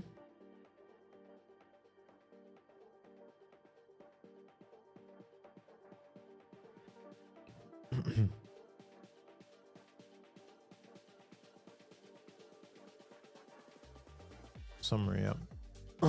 The first step is the summary part. This will have a handle delete button. Okay, so right now we're just gonna assume that we haven't implemented that. So you click into it, the workout summary will appear, delete button. Okay, and we can handle the deletion step after. The next part is out of here. We're gonna have a view with the format date. Okay, and you can see as it starts rendering in, we're gonna have a format workout duration. We're gonna have the ion icons for the workout length, the number of exercises. Same for the total sets and same for the volume. There we go, right? Then outside of this view, we have the exercise list that was done, right? So at this point, we have a view with gap between each item inside the view, and then we're going to map through. So what we're doing is we're mapping through all the exercises, and then what we're doing, so we map through all the exercises, and we're simply going to go ahead and each one's going to have individual key, and then I'm going to separate each bit up. So we're going to have the exercise header to begin with, like so. And again, at this point, you can pause the video and just follow along, right? So really don't want to spend too much time on the presentational side. You can literally feel free to pause as long as you want and copy that out. Same for the sets. Sets, we have a view, text, we map through all the exercise data, and we basically render out each set. And this is really nice, this part, because quite honestly, it's just such an awesome way. If you're tracking your workouts, you want to see what did I do last time and so forth. And that's actually a challenge for this build that I added inside the GitHub repo. Now I want you to go ahead and add in streaks, previous personal best tracking, all that kind of stuff. Next up, we have the exercise volume summary. So this one is an accumulation, shows up how much. So 5 reps of 50 kg is 250 kg. Same for this, 10 times 10, that's 1,000. 2 sets of those, 2,000. Okay. So in this aspect, everything is working pretty nice. Now, next step is the deletion. Let's handle the delete, right? So delete workout. Now this is where we're going to create an API endpoint to handle our deletion. So let's first implement a sort of prompt that says, are you sure you want to delete? All right. So here we have it. It's an alert from React Native. So firstly, delete workout says, are you sure you want to delete it? Cool. So in this case, if I click it, Are you sure you want to delete? Now, the reason why it doesn't work is because we haven't got a delete workout. So in this case, let's have a little dummy function like so. Are you sure you want to delete? Cancel does nothing. Delete executes the deletion. Now here, let's implement our delete. So we're going to have a if no workout ID. We're going to have a defensive programming statement. So it stops at this point if nothing is there. So if we have no workout ID. Otherwise, we're going to have a try catch where basically we do a push to our backend. Now, focus on this. API / delete workout. That's when the magic's happening. It's a post request where we pass the workout ID. The deletion should happen on the backend, right? Where it's secure, where it's safe. The client has access to the token to be able to delete. Router.replace. And then you see how what we're doing. We're redirecting to history with refresh true. Remember we did that before. So if we ever reached it, it would refresh. That's why we do it. If it failed, it will say it failed for some reason. Otherwise, finally, it sets deleting to false. Okay. So we need to do a delete workout plus API endpoint, right? So heading back over to our app API, let's do delete workout plus API.ts. Cool. Now this one is fairly straightforward in its implementation. We have a post request. We get the workout ID. Then we do a try catch if anything goes wrong. So really the only thing's happening here. Now notice how the only difference between our typical interaction is we have admin client. Now admin client has the admin config, but we have a Sanity API token. Now we haven't actually got our Sanity API token. So how do we get it? Go to our Sanity Studio, go to manage project. Now here you want to go to your API and you want to go down to your tokens, and then here you want to basically, you can have editors, fine, you just want to read them, right? And you can say backend server, right, or whatever you want to do, but in this case save. You want to obviously hide this key, super sacred, hide it. Okay, so you don't show that key. And then what we want to do is go to your environment local file, and we're going to call it Sanity. Where is it? So Sanity API token, Sanity API token, okay, equals, and then I'm going to paste in my key. Now if I show you this view, yeah, that's fine. So now you can see I've given some of my keys, but you can't see the whole key. You can't actually see the entire key. So that is effectively what we want to do. Sanity API token. Now close it, and now you can see we have the admin token. Now the reason why that's so important is because we never want to expose the admin key to the user, right? Because obviously they can just start deleting everything out of the database, or even other users. So at this point now, we have our API endpoint, we have our workout. There we go. So if we go to delete, bam, it's deleting. It will delete and it will reroute. And as you can see, it's deleted it. And that's actually deleted it from the backend. So if we go here now, so yeah, it deleted it, completely got rid of it.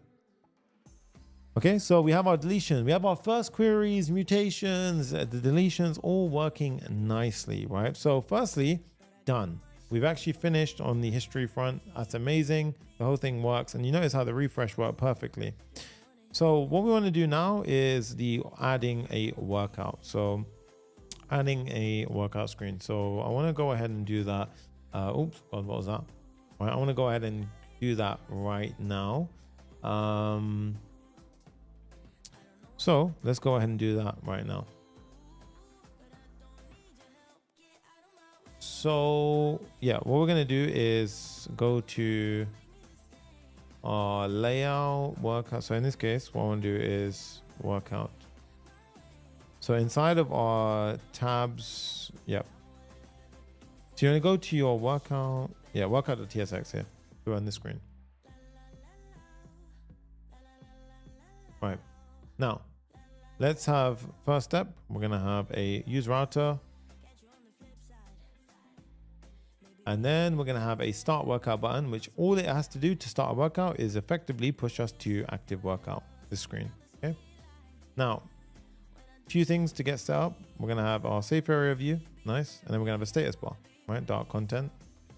And then we're going to have the main start workout screen, which is going to look like this. Import the views. And then as you see here, ready to train. Right, that's going to be a flex one because we want that to push down the generic start workout card. Okay, now the next part is going to be the generic start workout card. So this is going to basically consist of, the first part is begin your training session. Effectively, it's literally just a clean card at the bottom of the screen. Okay. So we go ahead and hit a refresh, workout, begin workout. And then what I want to do is I want to have a start button underneath it. Okay.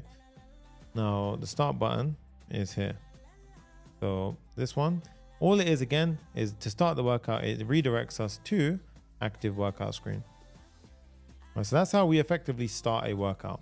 All the logic for the workout is going to be on the start active workout screen. Right, so a very, very simple sort of screen, that one. Right, so we have exercises, we have the history, start workout, and then PAL, this one. When we start a workout, this is where we're going to see the active workout screen. Okay, so let's go ahead and go to the active workout. And this is quite a chunky screen, if I'm honest, right? So what we're going to do is, number one, let's just get our safe view intact a little bit. So active workout, yep.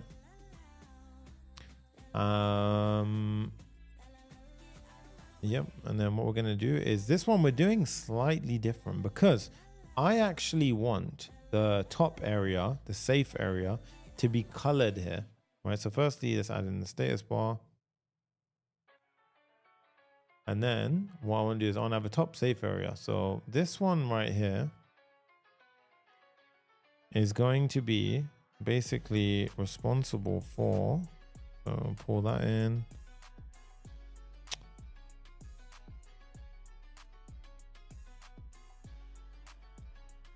See how I'm coloring the top? And we're addressing the spacing ourselves instead of safe area view. OG React Native devs will actually know what that one is as well. Right. And then we have the header here. Now the header consists of a couple of things. So firstly, you see there's a lot going on here. Right. So firstly, we have get workout duration, set weight unit. We have set weight unit here and so forth. Now let's break this down. Get workout duration, right? Number one. So workout duration, this is going to be a helper function that we're going to go ahead and have, right? But it relies on minutes and seconds. Now, where is minutes and seconds? Well, we're actually going to use a library called use stopwatch. Okay. Now, use stopwatch is a nice little npm library called React Timer Hook. What we can do is we can go back into the main app, npm I React Timer Hook, and then I can import React stopwatch. Okay. Now we have the minutes and we have the seconds. Okay, and it starts from 0 each time. Cool. So once we have that, now the other issues is the weight units, right? Now weight, I actually want this to be persistent. So I'm going to use something called Zustand, right? Now the store here is going to be used for, so you may have heard of workout stores. Now this is going to be important. So Zustand is going to act as our global store when we're building the app. Okay. Now the global store is going to be responsible for our selected weight unit, whether it's kg or pounds, and we're going to persist that selected store. And then we're also going to keep track of what exercises we're tracking during our workout. And all of that is going to stay in the global store. All right, so it's a good practice, and we're going to use something called Zustand to do it.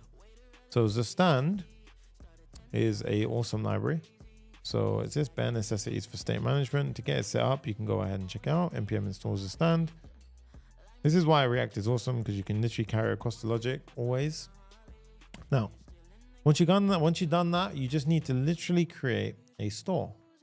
So we're going to have a store. You can have your store anywhere. I'm going to say store. Let's have a workout store, like a global layer. Think of like a onion surrounding our app with different layers. One of the layers is a workout store. Okay, we're going to have import create Zustand, and this is going to be the start of our our set. So in this case, we're going to need a few things as well, some middlewares from Zustand, and we're going to need async storage from React Native. So we're going to use that later as well. So npm I React Native async storage. Now, a couple of things. What does a workout set look like? What does a workout exercise look like? And yeah, that's the first step. So a workout set would be, it'll have an ID, a reps, weight unit, and if it's completed or not. A workout exercise will have a sanity ID for storing, like, you know, what is that workout exercise, the name and the number of sets, which is going to be this, right? So the workout set. Then we need to define how our store looks. Okay. So our store will look the following way. It will have workout exercises and it will store weight unit. These are the two variables. So these are the state variables, right? And then these are the actions that it can perform. So this is what we store in the global layer, these two. And then these are the actions that can be performed on the state. So we have the ability to add exercise to our work. This is a function, takes an exercise, a name, a sanity ID, and adds it to the workout. And then we have set workout exercises, which is the exercise. And then we have two optionals that we can basically pass in. All right. Now, at this point, we have set weight unit, which is either unit, kilogram, or pound. And then we have reset workout. Okay. And then all we have to do is implement that. So how do we create the store? Well, we create the store by doing the following. We say use workout store equals create workout store. And then we have something called setter functions. Right. So typically, if you look at the documentation, you have something like this, use bear store, and then you create it like so, right? Now, what we have here is we have an additional layer of middleware called persist, right? So persist is the first layer. Then we have the thing called set. So it's going to be layered up. So we have the persist. So the first argument is the set. Then we have the persist arguments. And this is going to basically have the following. So we basically are going to call this one. Let me just wrap it up. So, yeah. So we have our persist. The set is the really important part, which we need to implement. And then these are the options for the persist. So we're going to call the persistence workout storage. We're going to have a JSON storage, which is going to be stored on the phone, async storage. Then we're going to have something called partial state. Now here, we're going to say partialize weight unit. And then basically this means we're only going to persist the weight unit. We're not going to persist the workout exercises. And you can really feel free to go ahead and do that. So at this point, we're going to go ahead and implement the two, all of the functions declared here, right? Now, guys, I haven't done this on a stream before, but I actually have to take a number one toilet break, because this is crazy. And I don't know, rush this build, but right now it's like unbearable. So I'm going to put this on the screen right now and just say quick 2-minute break. Right. So I'm going to put this on the screen. 2-minute break. Right. So popping out on the screen and I'll be back in 2 minutes. Like.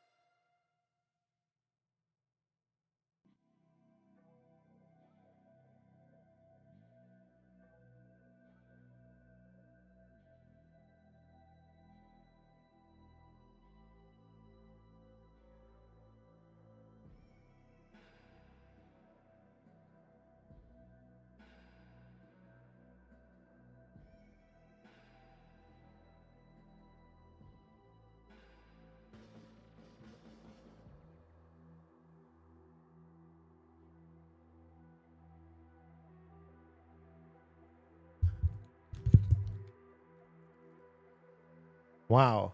That was the first time I've ever taken a toilet break on a live stream. Crazy. Like I feel like a new man. Honestly, I feel like an absolute new man right now. That's awesome. Thank you guys for waiting. Quick little water break. Now I can have water and I can actually take my time. Wow, I've never done that in 70 builds, I think. But damn, I could not hold that anymore. All right, we're back. Let's go. I feel so good. It's unreal. Like I can only, if you ever do a streaming, you'll understand the pain that I just had. Okay, so we're back. This part is getting time-stamped. Thanks, Jay. All right, so at this point, we're gonna have two things. So we need to set the initial state. So number one, we have to set workout, exercises, and weight unit. Now, obviously this is freaking out because we need to set up all of these things have to have a value which matches the signature. Okay. So workout, exercises, weight unit. Now, number one, add exercise to workout. So how do we go ahead and implement that? So I'm gonna pop it in and then you can see how we've done it. So add exercise to workout. It's a bit aggressive with the bloody, what I'll do is I'm going to pop in each of the functions and then I'll run through them because otherwise it's just going to be covered in red screen. Okay, there we go. So number one, add exercise to workout. This matches this signature. It takes an exercise, which is of type name and sanity ID, and basically it modifies the state. It takes a new exercise, which has got a random ID, sanity ID, the name, and the sets, it starts with an empty set. And then it modifies our global state with whatever's currently in it plus the new exercise. Then we have set workout exercises, which takes a workout exercise and basically accepts two types, if it's a function or it's not a function, and then it updates the exercises themselves. Then we have set weight unit, which basically just modifies if it's pounds or kilograms, and then reset workout resets the entire workout. Okay, so this is in a nutshell our entire store. Okay, smash that like button as well, because that was a long period where I went without it. I've gone 6 hours before. I don't know what happened.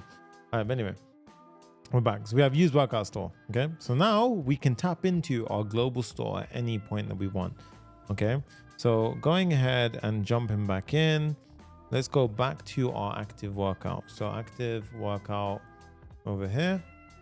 Now, if I want access to those functions, what I can do is I can go and do the following. I can say use workout store, and you see how I have workout exercises, set workout exercises, reset workout, weight unit, set weight unit. Now going down here, we have the cancel workout button. So everything else is disappeared, all the errors. We have the cancel workout. Now cancel workout, let's go ahead and create that function. So that one is literally going to be a are you sure, and it's going to reset the workout. All right, so we're going to have an alert, and then it's going to have a router call. Now router call, obviously we need to have use router, right? It's all coming together now. So in this case, alert, cancel workout. You sure you want to cancel the workout? No or yes. So in this case, let's go ahead and do it. So start, boom. Now if I tap these, you see it modifies. So if I set this to pounds and I end the workout, firstly, go back, start workout, right? And if I set it to kg, end workout, go back, boom, nice. Right, so that's awesome. The only thing that's going is the timer continues, right? So we do want to actually fix the timer. So what I'm going to do is I'm going to reset the timer if the focus changes, right? So if it's not on an active workout and the screen blurs essentially, so we're going to use something called use focus effect. So this basically, when the screen is not focused anymore, we're going to use a callback and say if there's no exercises as well, then we're going to reset. Reset is pulled from the use stopwatch timer. So now watch this, 8 seconds, 9 seconds, end workout.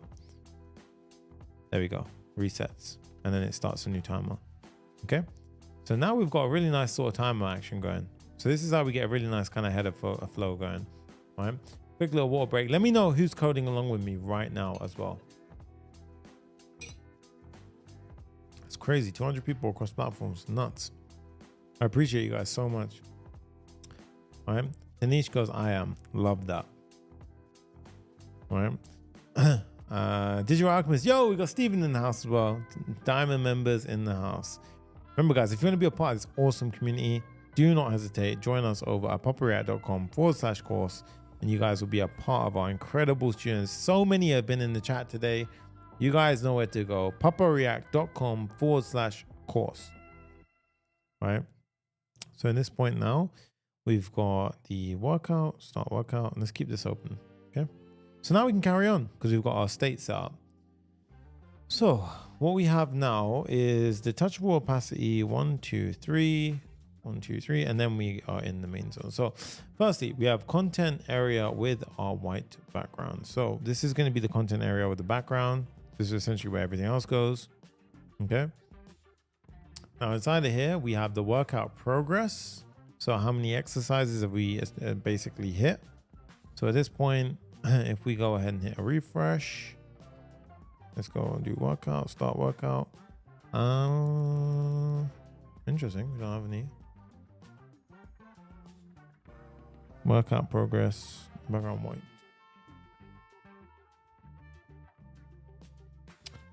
If no exercises, if no exercises show a message. Yeah, so we don't actually have any exercises yet. So that's right. That's exactly why. We need ionic icons. So in the beginning, we want to say, no exercises yet, get started. Now, something I've messed up somewhere. So the overall outside should have been flex 1, light content, background gray. Do a refresh.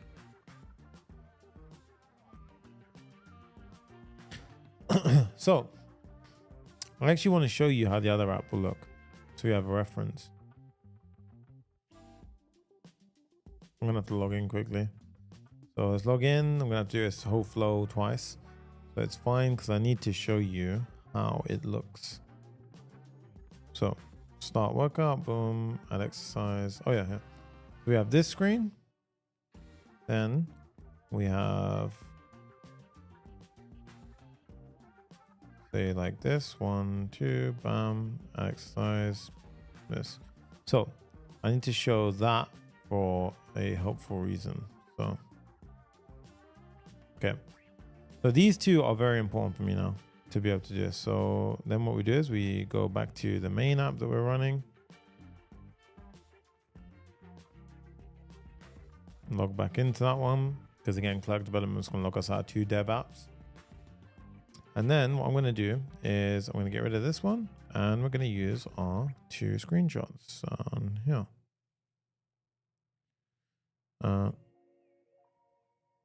Like so. So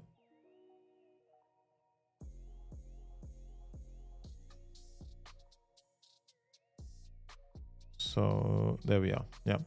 Hamstring curls, and there we go. So right now we've got an issue where this is not showing the way it should be. So active workout. And it's because I've actually screwed up the whole coloring. So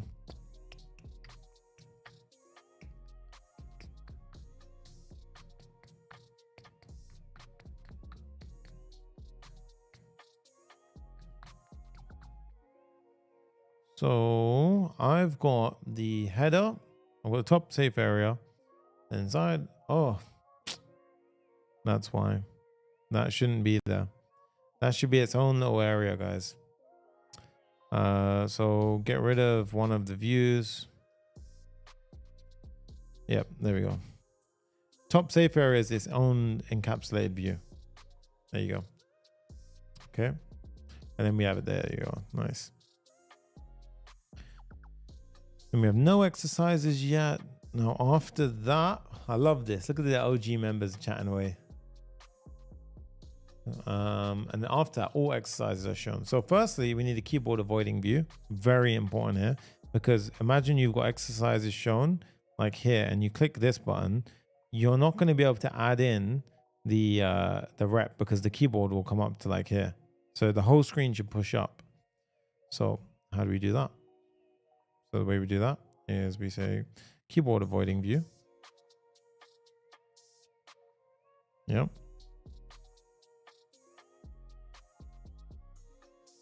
And now you have a scroll view inside the keyboard avoiding view. And then obviously we have the workout exercises. So at this point, we render out we need to have something inside. So we're going to say view. And I'm going to have the exercise ID, margin bottom of 8, however.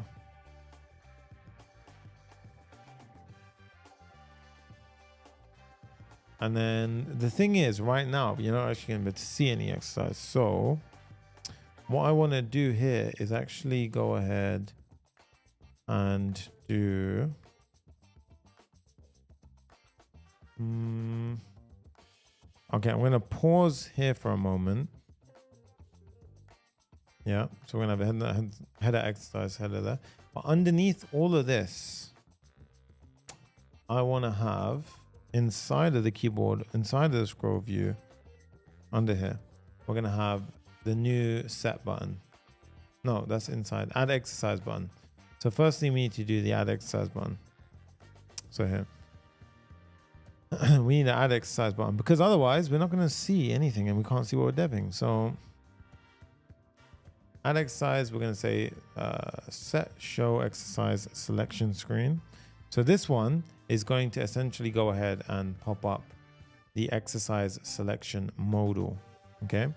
Now, where is this? This is actually at the underneath everything. So this can actually be underneath everything. And we need to have exercise selection modal. Now, this one is going to be its own component. Okay, so in this case, okay, there's a couple of things that we need to get working here. But number one, let's create the new component. So step one, .tsx. Okay, now React Native functional. Every time I say the app's not going to be big, and I just go way over my estimation. Yeah, visible and on close. And then what we have is a bunch of requirements here. So we're going to have use state, use workout store. And this is going to represent a modal. Now, what's cool is you can actually have a programmable modal. So rather than a view, you can actually have a modal like this. And you can import that from React Native. And you can literally programmatically say it's visible now, or it's not visible now. So just for now, we're going to keep that. We're going to have active selection modal imported, and then show exercise selection modal. So we need a piece of state at the top of our file. Okay. And then let's go here, start workout, add exercise, boom. There we go. You see that? Nice. And here is where we're going to have the logic to go ahead and select a workout. So what we're going to do is we're going to have a safe area view.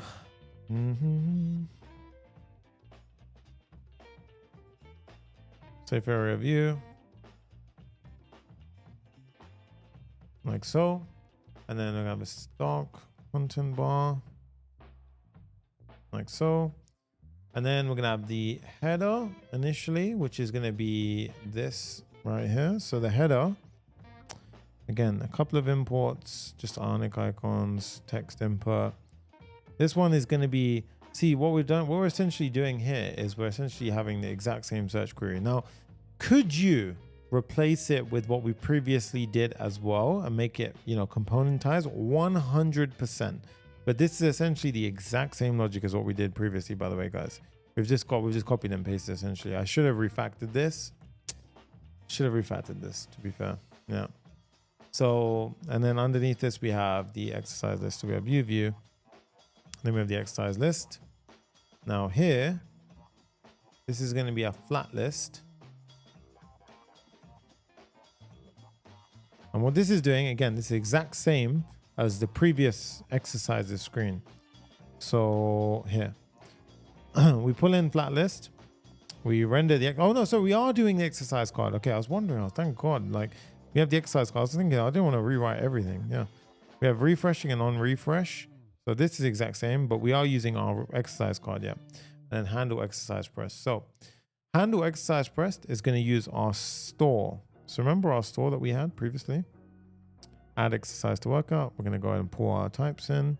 This will go ahead and add the exercise to workout, which is adding it in our global store. Okay. The second one on refresh, we're going to go ahead and have a on refresh. It's just going to set refresh to true. And this is going to be a fetch exercises, which is going to be a client.fetch. And this is going to be an exercise query. So this one we're going to pull from our tabs exercises, which we previously already had. So now we pull to refresh. Exercises, lat, pull down. We're not setting that to anything. So, yo, we got AJ and asked. Aiden, that's Aiden. Yeah, what's up? So, set search query. We don't have filtered yet. So we need to have a use effect where we filter. And we also have a use effect if it's visible or not. So when it's visible, it will filter. So I like to put my use effects above the functions. So use effect, there we go. So now so when I click add exercise, it fetches. If I type in that pull down, it will change the search query. And again, you can debounce that if you want. And when you click this, it will add it to the overall. See, +1 exercise, again, +2 exercise, +3 exercise. Nice. Now in our global store, and if I hit refresh, because we hit that. Oh yeah, so it restarts, it resets. Remember, every time I come back. No, that's actually correct because I'm not persisting the workout. But you can persist it if you go into the store and just add it to the list. Okay, or you remove the partialize inside the store part. Okay, so now we've added exercises. Cool. So what I want to do now is go back into active workout. And I want to start carrying on rendering out. So remember last time we paused here, exercise header, because I didn't have any exercise to show. So now we can resume on exercise header. So what I want you to do is create a touchable opacity. This button is pretty big, but we're going to roll with it. So the exercise header is here. So it's a touchable opacity. When we click it, we go to the exercise detail. And then I'm going to have a delete exercise function. Let's firstly implement the delete, and then I'll show you the entire code. Let's just have an empty function for now. Okay, so there you go. So right now, if we were to press this button, it takes us to exercise detail. Boom. And it passes in the parameter ID exercise Sonny. And that's sick because look, that's a modal. Right, so that's cool. So we can literally it's that simple. Once you create the modal, bam, you could do it. You could do the same for the actual modal I just created. I would probably, if in production, I'd probably do it this way for the other modal as well. Right, and then here we have the styling for the 0 sets completed, 0 sets done, and so forth. Touchable opacity for the deletion. Right now it doesn't do any deletion, but say we do bench press, lat, pull down, bench press, loads of bench press. Nice. Okay. Now, after this, let's go ahead and have the ability to the sets container. So outside of here, we have the exercise sets. Okay. Now here, we're going to need a bit more thinking. So in this case, we need this is our sets container. We're going to say sets. And then we're going to map through. So in this case, if we have no sets, it's going to say add your first sets. Otherwise, it's going to map through a bunch of them. So I'm going to pull it up to this point.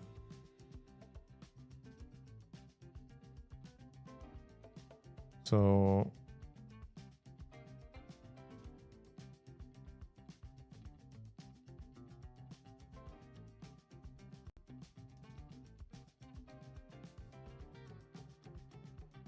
all right, for now, that's fine. No sets. Yep, there you go. And then if we do have sets, it'll map through the sets and it's supposed to render out all of those. Yeah.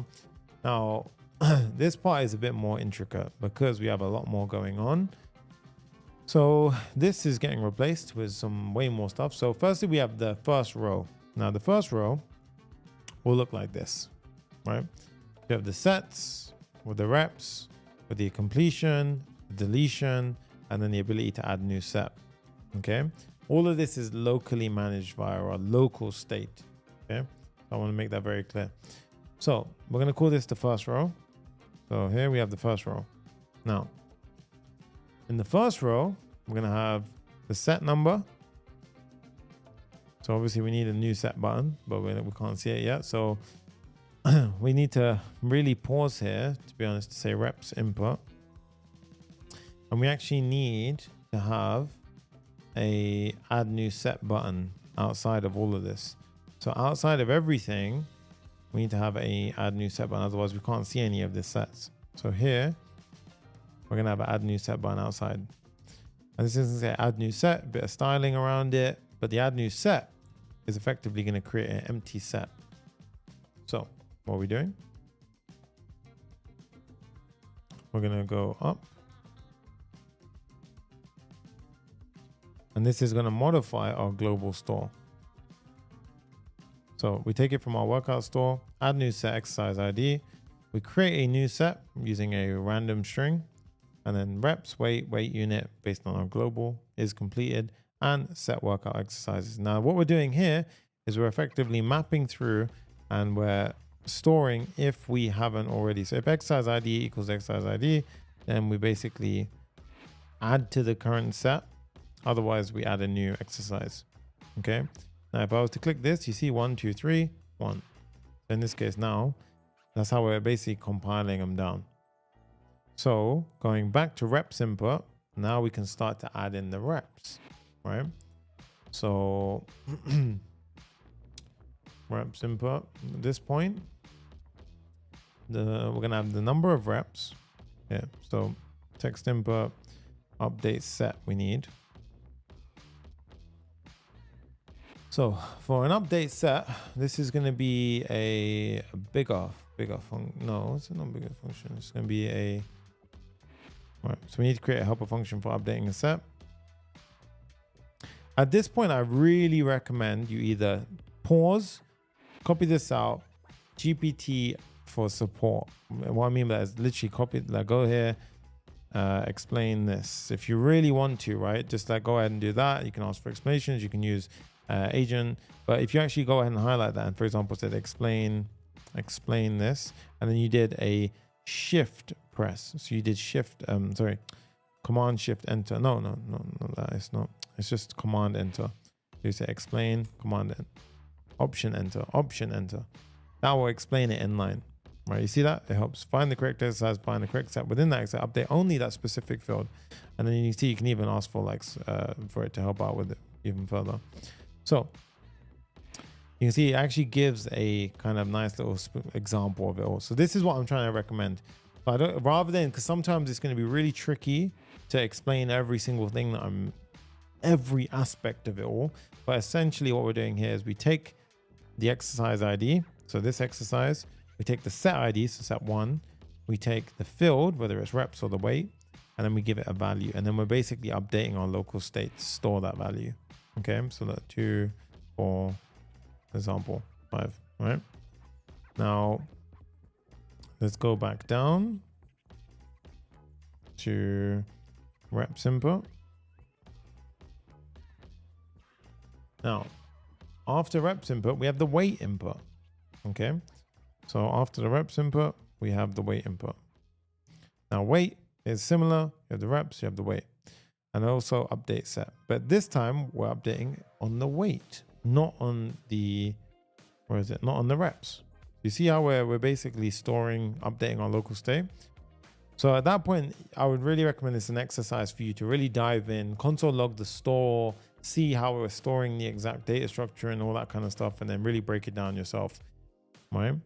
Now after this, we have the toggle set completion. So we haven't got this function yet, so it's going to fail if we do, but otherwise set is completed. Now what we're doing here is for a given set, you can see that it was going to basically disable if a set is completed. Now for a given set, we don't actually have this function, and what we're doing is inside that nested data structure, we're going to have a piece of state which is basically going to go and find which one I clicked, and it's going to go and set that boolean to complete. So what we do is we pass the exercise ID. So this will have this individual, even if you have two pull downs, so I have different exercise IDs, then you go to the set ID, it will find it and it will go ahead and it will set that ID to is completed if it wasn't completed or uncompleted. In this case, if I tick that, bam, see how it's only going to that one. Yeah. Now you could make this a bit more optimized by having like a map instead of an array, because then that way you can do a direct ID, which is a lot more kind of better. But in this case, it's not going to be that big of an iteration. Absolutely welcome. Stephen goes, Abidam Adi Banjo says, thank you so much, Sonny. Your course has been driving me. I appreciate you so much. Thank you. So in this case, look, we can actually keep track of all of these now. So 59 plus, and you see how I can't auto modify afterwards. That's awesome, right? Now we need the delete set. So delete exercise and delete set. So Joa DeSantis hydrate, folks, 100%. So I want the delete set function. So again, delete set, add new set we have here, update the set. And again, you could even expand the helper functions into a different one to reduce the bloat. Delete set essentially here, we're passing the exercise ID, set ID, and then we remove based on that. So again, these could be more optimized. You know, I would, again, perfect use case for AI. You could be like, improve this, make it more efficient. And you can even ask your agent to do it instead. Then it's going to find better ways of doing it. So that current implementation is quite efficient, which optimal. However, you want to start, you could use find index to avoid mapping over all exercises when target exercise isn't found, right? And obviously at this point, that's the limitation of an array. So at that point, your understanding would be you could use something like a map, and then you can directly find the set, delete it, remove it, and so forth. So that's what I would do. But again, worst case, you're going to have a couple of sets. The map is not that crazy. Is it worth it? Probably not in terms of mapping through, right? So in this case, just sometimes a little bit of a judgment call. But after the complete button, so we have the complete button, complete button here. After that, we have the delete button, which is just going to do delete button. So, right? Again, that one we've already implemented. Oops. Yeah. Now, remove, bam, remove that, bam, bam. And you see it actually removes the correct one. So we're doing 1, 3, 5. So if I remove 3, there you go. Boom. Okay, awesome stuff. So now also, and bear in mind, look at this. You see how all of these are getting pulled through? So now our data structure is perfect. The only thing we need to do is delete exercise, right? So delete exercise right now is empty. So delete exercise is going to be, I appreciate you, Aiden. That's awesome, man. Thank you so much.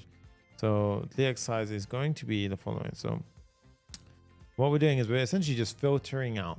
We're setting the exercises and we're filtering it out. So it's an easy kind of clearance. So you can basically, boom, deleted, right? Add bench press. You can have 2 bench presses. If you say you did supersets and you kind of went it back and forth, you sometimes might want to have more than one.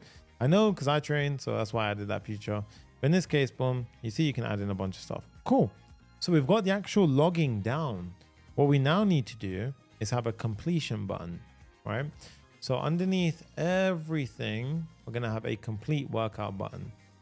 So underneath the add exercise button, so down here, we're going to have a complete workout button. So complete workout button.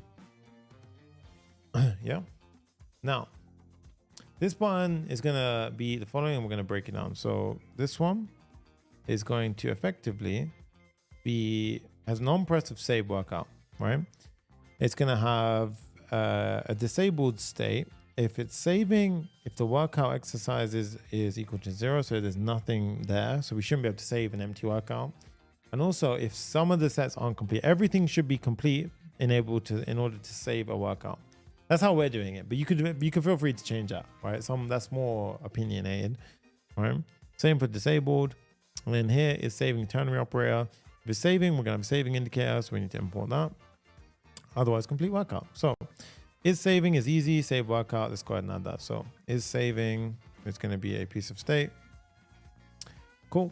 And then we're gonna have save workout, which is going to basically go and do the following. So save workout is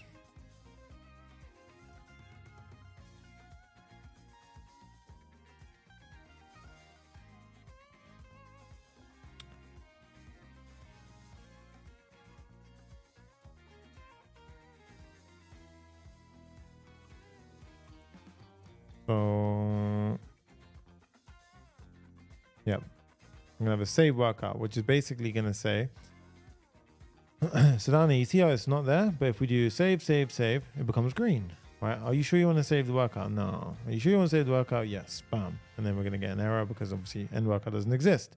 So at this point, what we need to do is create an end workout. So if you do decide to end, what happens? So what we're gonna do is end workout is gonna call save workout to database. And then if it was successfully saved, it's going to say you saved it. It's going to reset the workout, and then it's going to throw you back to the history page with the refresh true. So it will show your newly added workout. Boom. Save workout to database is where the niceness happens, right? So this is where we've got another manipulation with the database. So let's do this.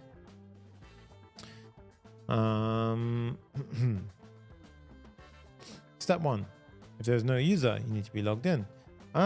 This is a bit pointless. We'll never be here otherwise, so don't worry about that. If we're already saving, we're going to return false. We don't want to have duplicate saves, right? And then we're going to have a try and a catch block.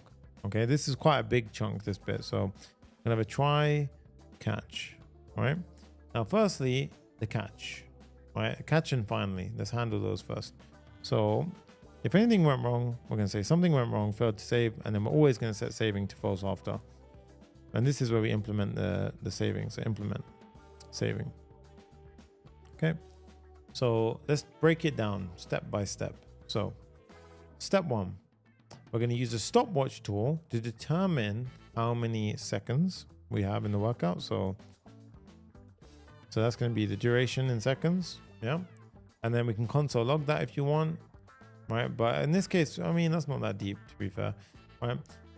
Then we're going to transform all of the exercises to match the sanity schema.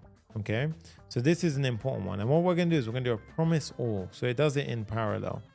So I'll pop this out, and then we can pause and have a look together. So what are we doing here? So number 1, pull in the client fetch, find exercise query. So we need to do an exercise query.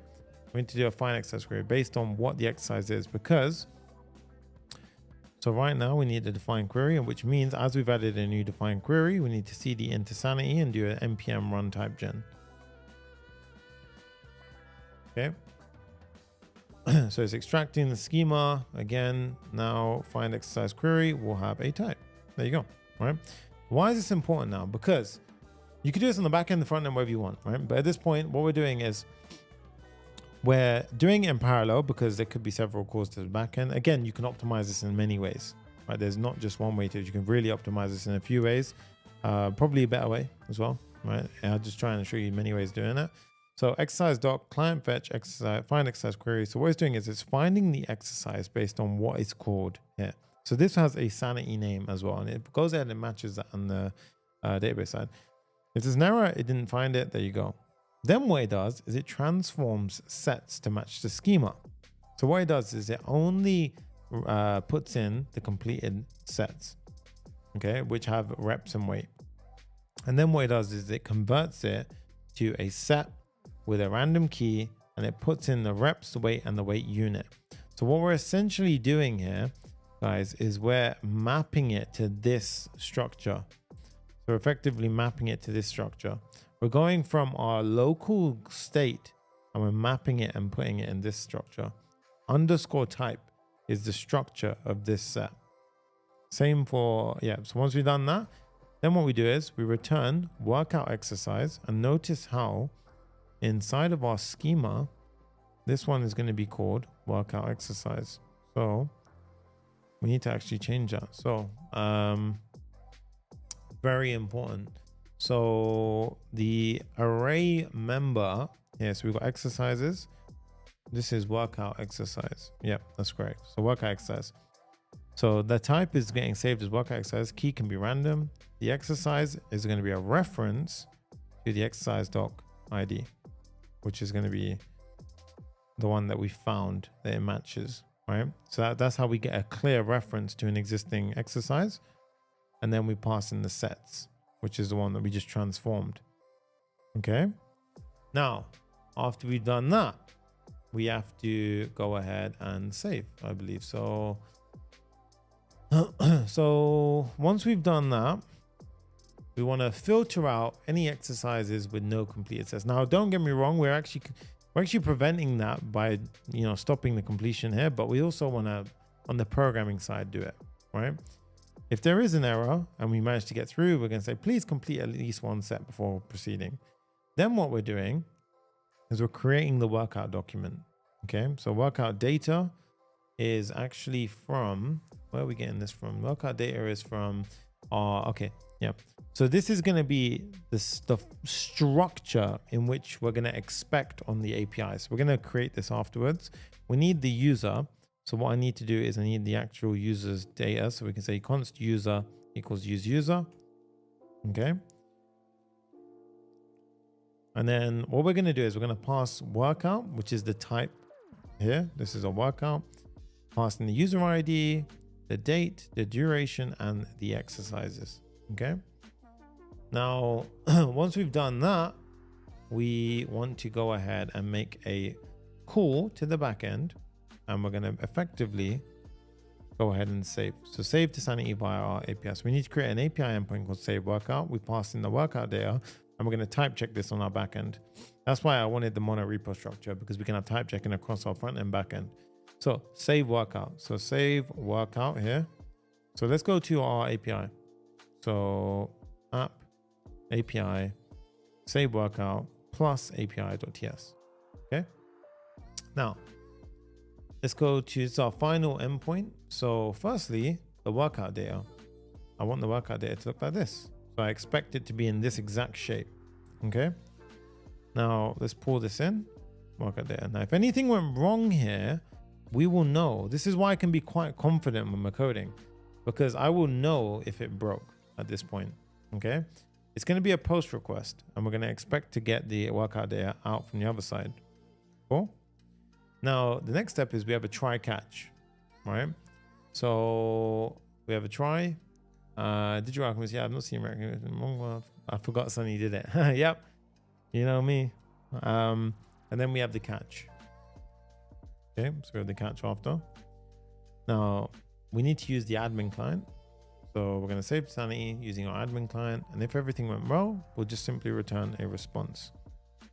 Admin client, we can import from our local lib. Cool. So provided we did it all right. Okay. What I want to do is, that's our production one. Where is our local one? Our local one is here. Okay. Provided we did this right, what we should see is a workout get added in here. So obviously this is in our app right now. We've got 2 exercises, bench press and lat pull down. Let's go ahead and pop it in and see if it actually did it right. If we did it right, wow, that's amazing, right? So let's put 1, 1, and let's just make life easier to test it. We can do 2, 2, 3, 3, and it's all in kilograms. Save, save. Let's go complete workout. Complete workout. Are you sure you want to complete it? Let's see if it makes the backend call. So it's making a backend call. Workout saved. Oh my God. Workout.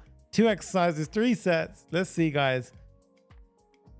We have the workout, the user ID, the workout date, the duration in seconds, bench press, and lat pull down. A perfectly connected item of set, not valid for this list.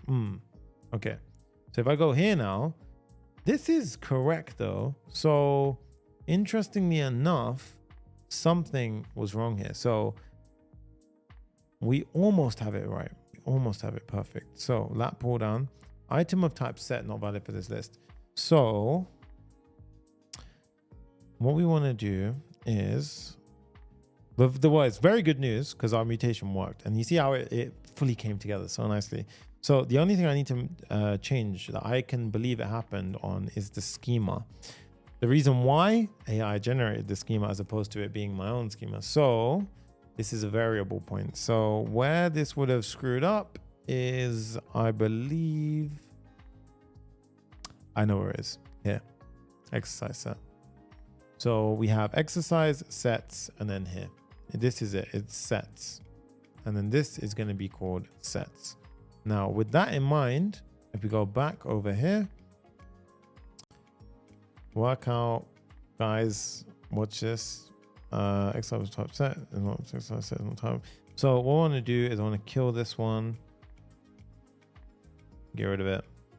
Let's try again. And then we've got reps, weight, unit. Okay, so this is actually very important that you don't mess this one up. Weight unit. This is, yep, camel cased. And then we have reps, weight unit. Yep. Exercise, object, workout, exercises in this type array. Cool. So let's give it a try. So new workout, add exercise, bench press, that pull down, 1 1 2 2 2 2 2. Save.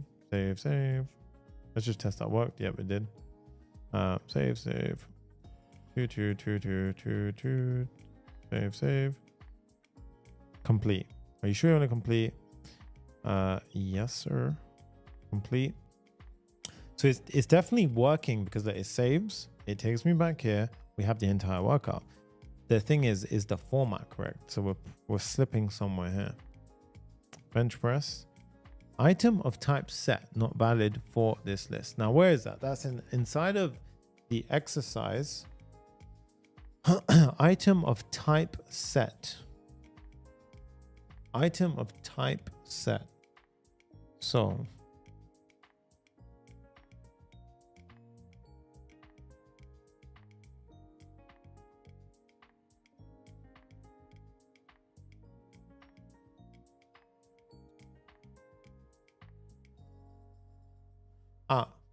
gotcha. This is a set. Okay. So we have, we have sets and then we have the individual set. Okay.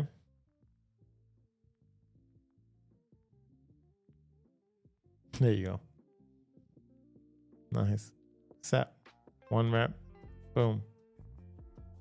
Set 22. Set. There we go, guys. Boom. Works. Oh my God. Wow. All right. Water break. That was good. And we just smashed over another 100 likes. Love it. Okay. So we're going well. This is very good. We can save the workout. 23 seconds. That's why it says 0 minutes. 2 exercises. Boom. Nice. Okay. This is awesome. All right. So we have the workout history. The top. Right. So firstly, we're going to fix that. So inside the history, let's go in and very simple fix. What we can do here is we can have a status bar. Status bar. Here, start train. Yep. And then end workout. Yep. History. That would actually be. There you go. You see how you can fix that very easily. And this, by the way, should be white, I believe. Oh, you can mess with that yourself, right? So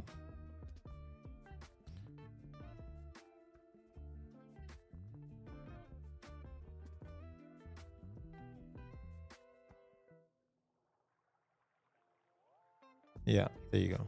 Nice. Okay. Super clean. Okay, very nice. Right, we've got the workout working, the exercise is working. Boom. Okay, we just have presentational stuff, which is awesome. Right, so now profile. Let's fix the profile because it's annoying me. And then we have the front 2 pages. So to give context, I do think you need to see the front and back pages before I can create them. So we are going to do that quickly, and then I'm going to build profile and the home page, and then we're golden. All right.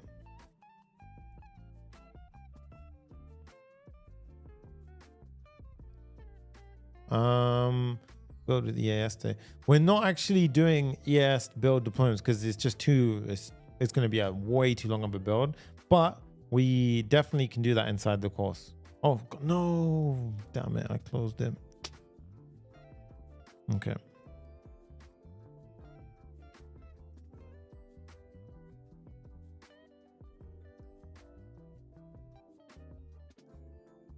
Oh, come on, get out. Yeah.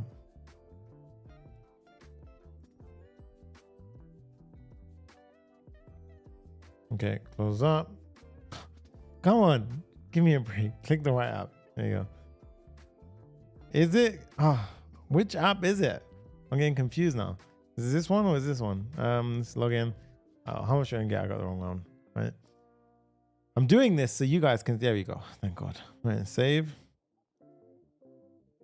Save. All right.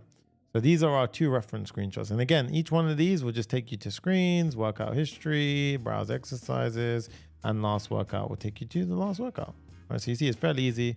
Same with the profile, put a bunch of stats and gathering, and that's it. And then we're gold. Then you've done an entire app. Crazy. All right. We need to log out. So boom. Let's log into our demo app. Let me know, what did you guys think of today's build so far? I'm very curious. Do you want me to make more Expo React Native apps?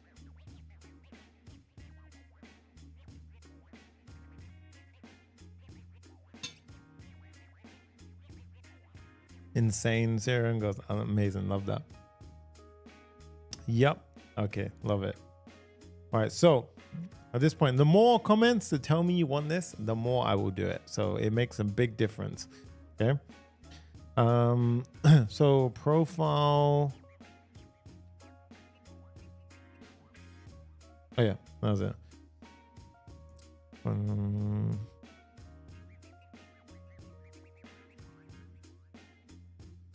Okay. Yeah. So here we have it. Okay, let's do it. So profile. So number one, we have an annoying issue here actually. So profile, if we go up into our source app layout here. It's in tabs layout. Here, profile index. There you go. That's wrong. It's actually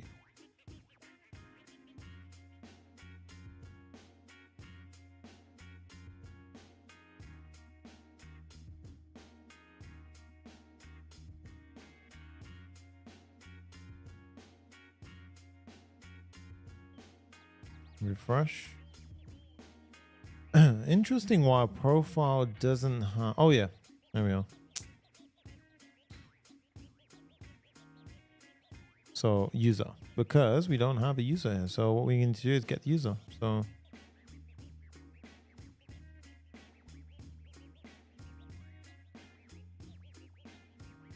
and this is wrong. There we go. Now we have a nice little picture, guys. Very nice. All right. So what I did there, by the way, is I just went into this. I created our stack. You don't actually need this then. You could just do this as a stack like so. And you could probably even hide the settings. Yeah. So you want to hide the settings.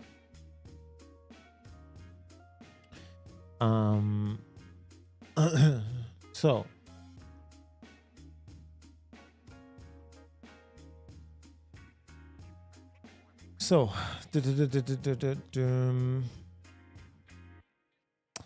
I want to do the profile screen. So index profile. Here we are. All right, let's get energy up because I want to finish strong, guys. All right. So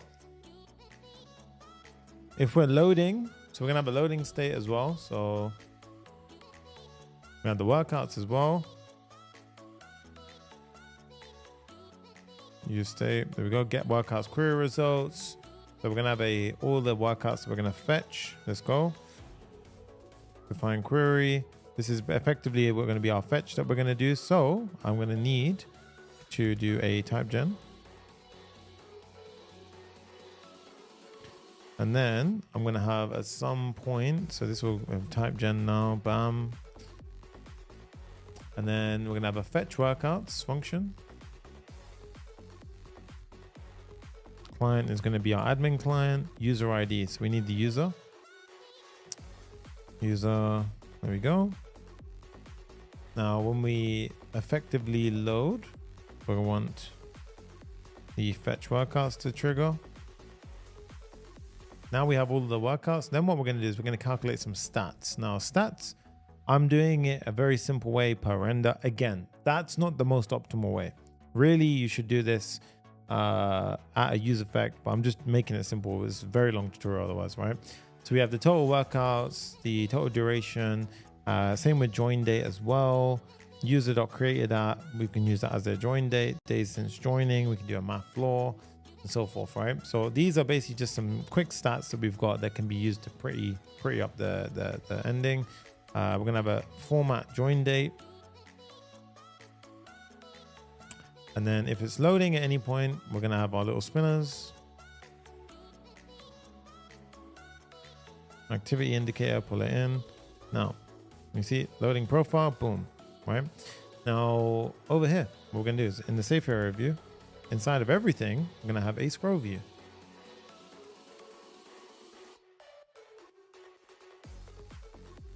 Wrap it all in. React Native, Flex 1. Now you can see that this is in the scroll view, but you can click on it. We have a header. I was going to say manage your account.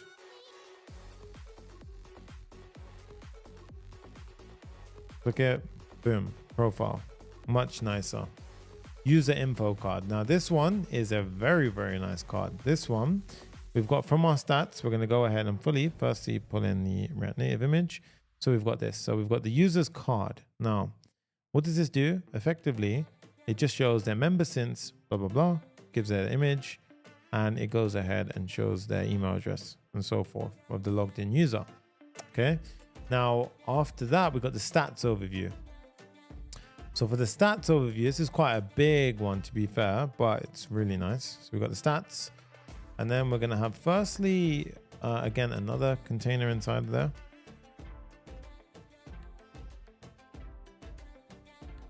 And then we're going to have the fitness stats. Remember the fitness stats we just calculated above? These are all going to be pulled through here. So step 1. And again, these are literally just repeated, right? So here, we're going to have the format duration from lib utils. And then as you can see, each one is effectively just very simple. Like if you pause the video, you actually realize that's very simple styling. It's just a flex row and everything is put in between. So 0 days active, the days since joining, obviously it's going to be 0. If you're joined since like 10 days, it's going to be that. So we're not actually calculating a streak, we're just calculating days since you joined. So you can say days since joining, right? I mean, that's just an example, right? And then you've got the view, and then you've got the total workouts so that you've completed. In this case, oh, no, that's wrong. So that should go under that view. And as we can see, average workout duration. Nice, right? Underneath these two views, we're going to have the account settings. Now this one is a dummy window, basically. So this one, I'm going to pop in the entire account settings because it's a dummy window. And what do I mean by this? It doesn't actually do anything. So here, this is just a view with account settings and then a very nice kind of, UI that I've constructed. So each one is essentially the same thing, but it doesn't go anywhere. But all you could effectively do here is go ahead and make these just route into your edit profile, edit and notifications, preferences, help and support. I hope you've understood, like throughout this entire build, the routing is simple enough to just do /edit profile, /notifications, /preference. This is why I love React Native and Expo. It's just so simple when you get it down, right? So that will effectively get the finishing touch done for you, right? And then you sign out. You can say, are you sure you want to sign out? No. We got there. The last step, the home page. Okay. The home page, this one. Boom. Effectively, link. Easy. Last workout. Fetch last workout. Send the user to /workout record with the current ID. And the same thing here, some stats. So let's get this done, guys. We're almost there, right? Index tabs is our page. So at this point, we've got our, our dummy home page. So what we want to do here is actually just kind of kill this one. So we've got the content and the header. So right now, I've obviously given you a starting point. Get rid of the header, get rid of the content. and then get rid of these two. And we can basically start out. So there you go, blank page. Equals the home page. And let's just prepare ourselves. What do we need? We need a couple of things. We're going to need the following. We're going to need a bunch of our imports here. We're going to need the get results query, which we've already completed before. Fetch workouts, same as before. Again, what would I recommend you do in practice? Number one, firstly, let's just import these. And I've used them in both places here. You can effectively refactor that into one. That's what you should be doing. Secondly, what do I recommend you do? Well, here, what I would say you should be doing is where we have the this fetch workout practice, I would create a custom hook, use workouts. And then I would have this buried in a layer of abstraction. So it's easier at a higher level. It would be a one-liner here to get the workouts, right? I would do stuff like that. I would then cache it locally so you don't have to fetch every time. If you fetch once in one screen, why am I fetching again on another screen? These are all things which you can really optimize on, but obviously in a simple tutorial, or like not a simple tutorial, but in a big tutorial like this, it's just not feasible to do this in a fast enough time. It'll be like a 10-hour build. Total workouts, last workouts, total duration, average duration. Again, some sample stats for us to render out. Same thing for the formatting date. Again, I would separate these into util and lib functions, right? Really just, you can do it however you want. Format date, we actually did shift that in a different function. But anyway, I'm not going to refactor it right now, but yeah. Get total sets as well. We're going to go ahead and pop that in a separate one. Now, if it's loading, we're going to have, again, our simple loader function. I would even do it to the point where that is a little function. I would really abstract the hell out of this, right? So it's simple. Now it says loading your stats. There we go. Now, safe area view, flex 1. Background gray, 50. And then what I want to do is I want to have a scroll view with the content. So scroll view, like so, refresh control. And as you can see, we've got our refresh control. On refresh, just pulls in that. There we go. That's fine. And then we're going to start building out. So we've got the header. Initially, it'll say, yo, welcome back, Sonny, or athlete, if it didn't have a name. So like a first name. So if you signed up just by email, for example, say, hey, welcome back, athlete. And then the same for the stats. Very, honestly, no different from the profile screen. That's the truth. So you see here, we've got the format duration from libutils.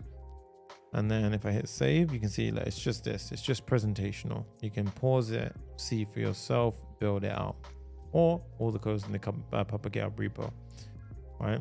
Same for quick actions. So quick actions is going to be a nice, really nice container. So we're going to have a container here. Quick actions. Inside of here, let's go ahead and pop in each one. So we're going to have the quick actions.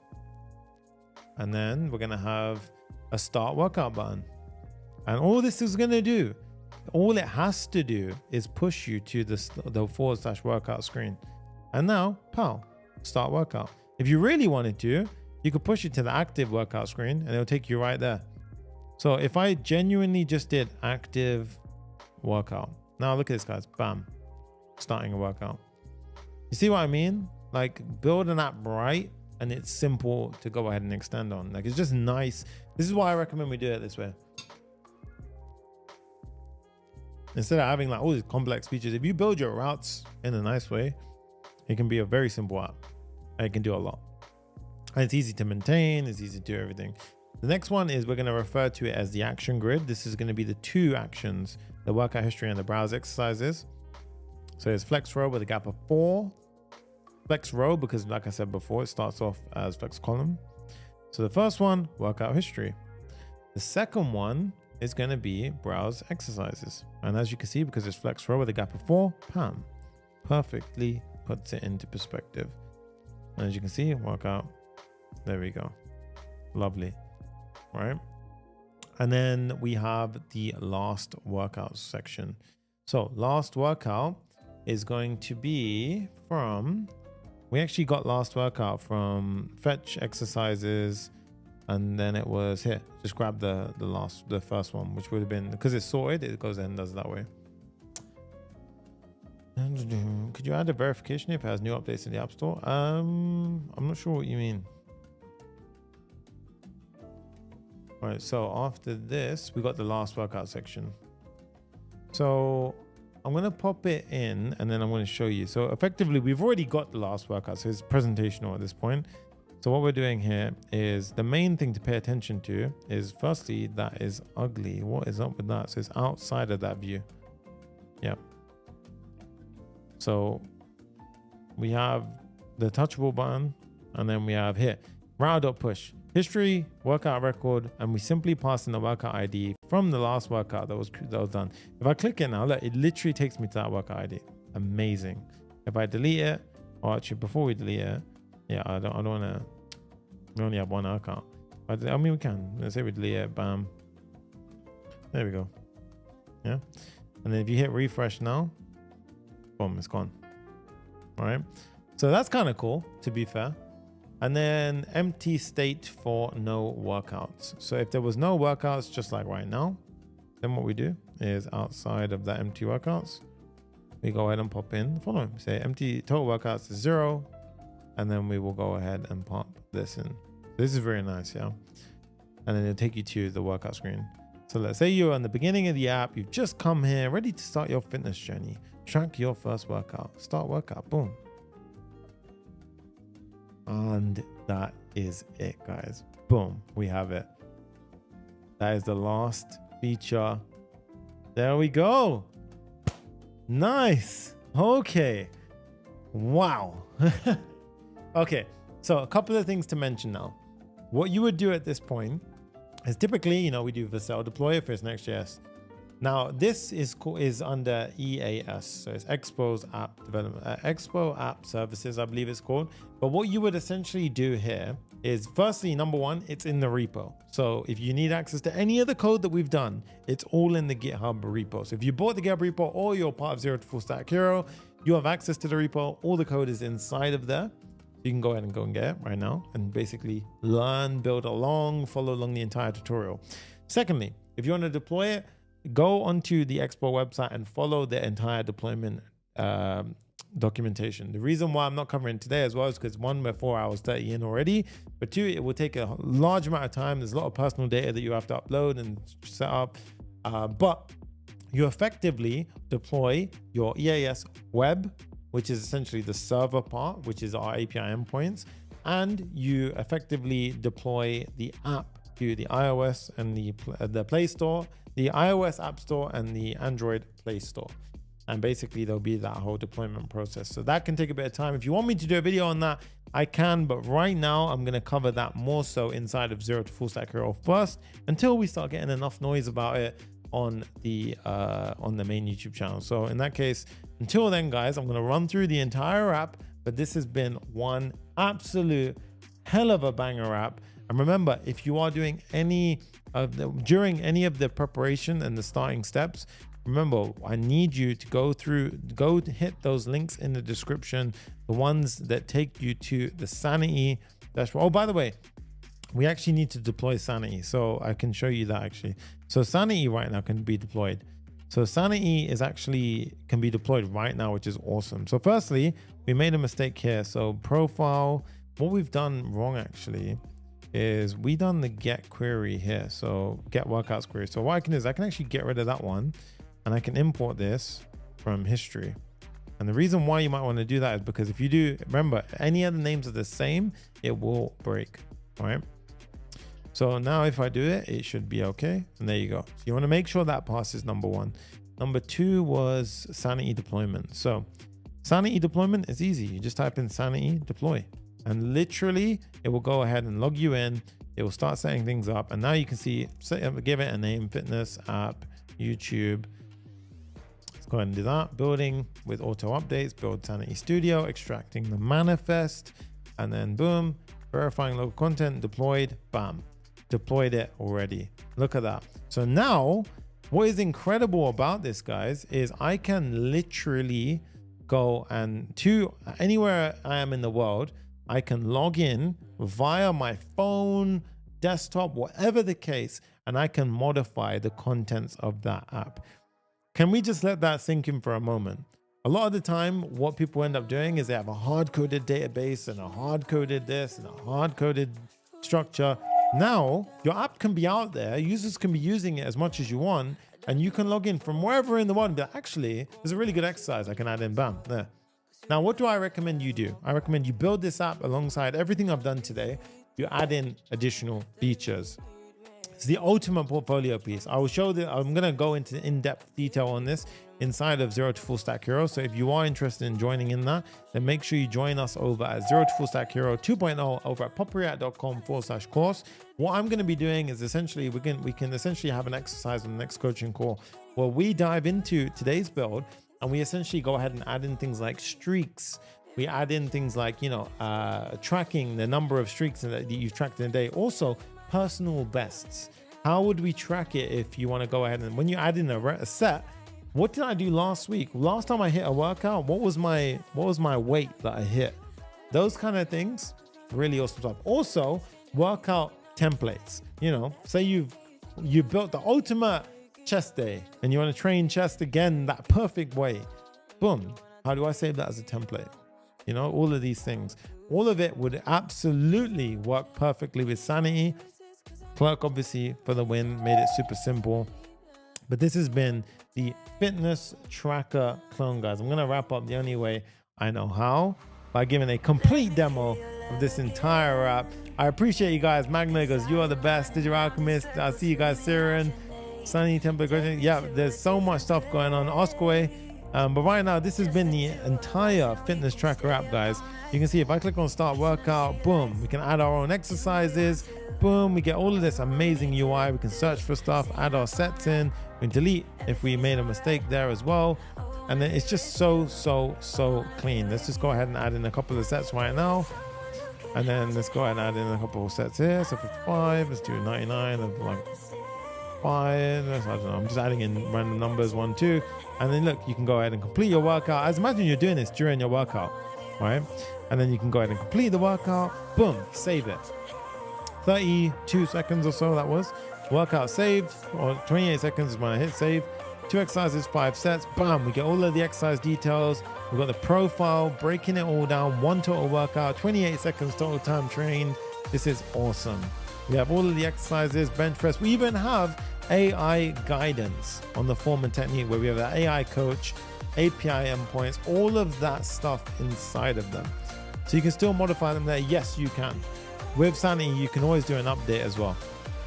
All right. So there's tons of stuff that you guys can go ahead and learn from in this app. The new navigation, the protected routes, as well as all of the ability for the authentication side of things. So this is such a clean way to handle authentication. I'm so glad that the team over at Expo made the protected routes because it makes it so clean. And I'm so grateful for Clerk to make authentication this simple, because now we don't have to worry about all of the stress of authentication. It's just beautiful and easy to do, guys. And look, you saw the whole thing today. We have Google sign-in, we have also OTP authentication, all out of the box. And that's not all that Clerk does. They do all of the best, kind of authentication techniques, passkeys, all of that gold stuff, magic links, all of it is covered over at Clerk. Make sure when you're doing any of this, you use the links in description. It allows me to do content like this just over and over and over again for absolutely free. I appreciate all of you guys. If you made it to this point in the video, drop a rocket in the main chat. So not the chat, the comment section of the video. I hope this video grow a ton. Once I stop going live, I need you to go ahead and drop a rocket in the comment section. I appreciate all of you guys. I love every single one of you. This has been the fitness tracker, workout tracker app. All of the code is in the Papa GitHub repo. And until next time, guys, this is your boy Papa React. I will see you in the next video. Peace.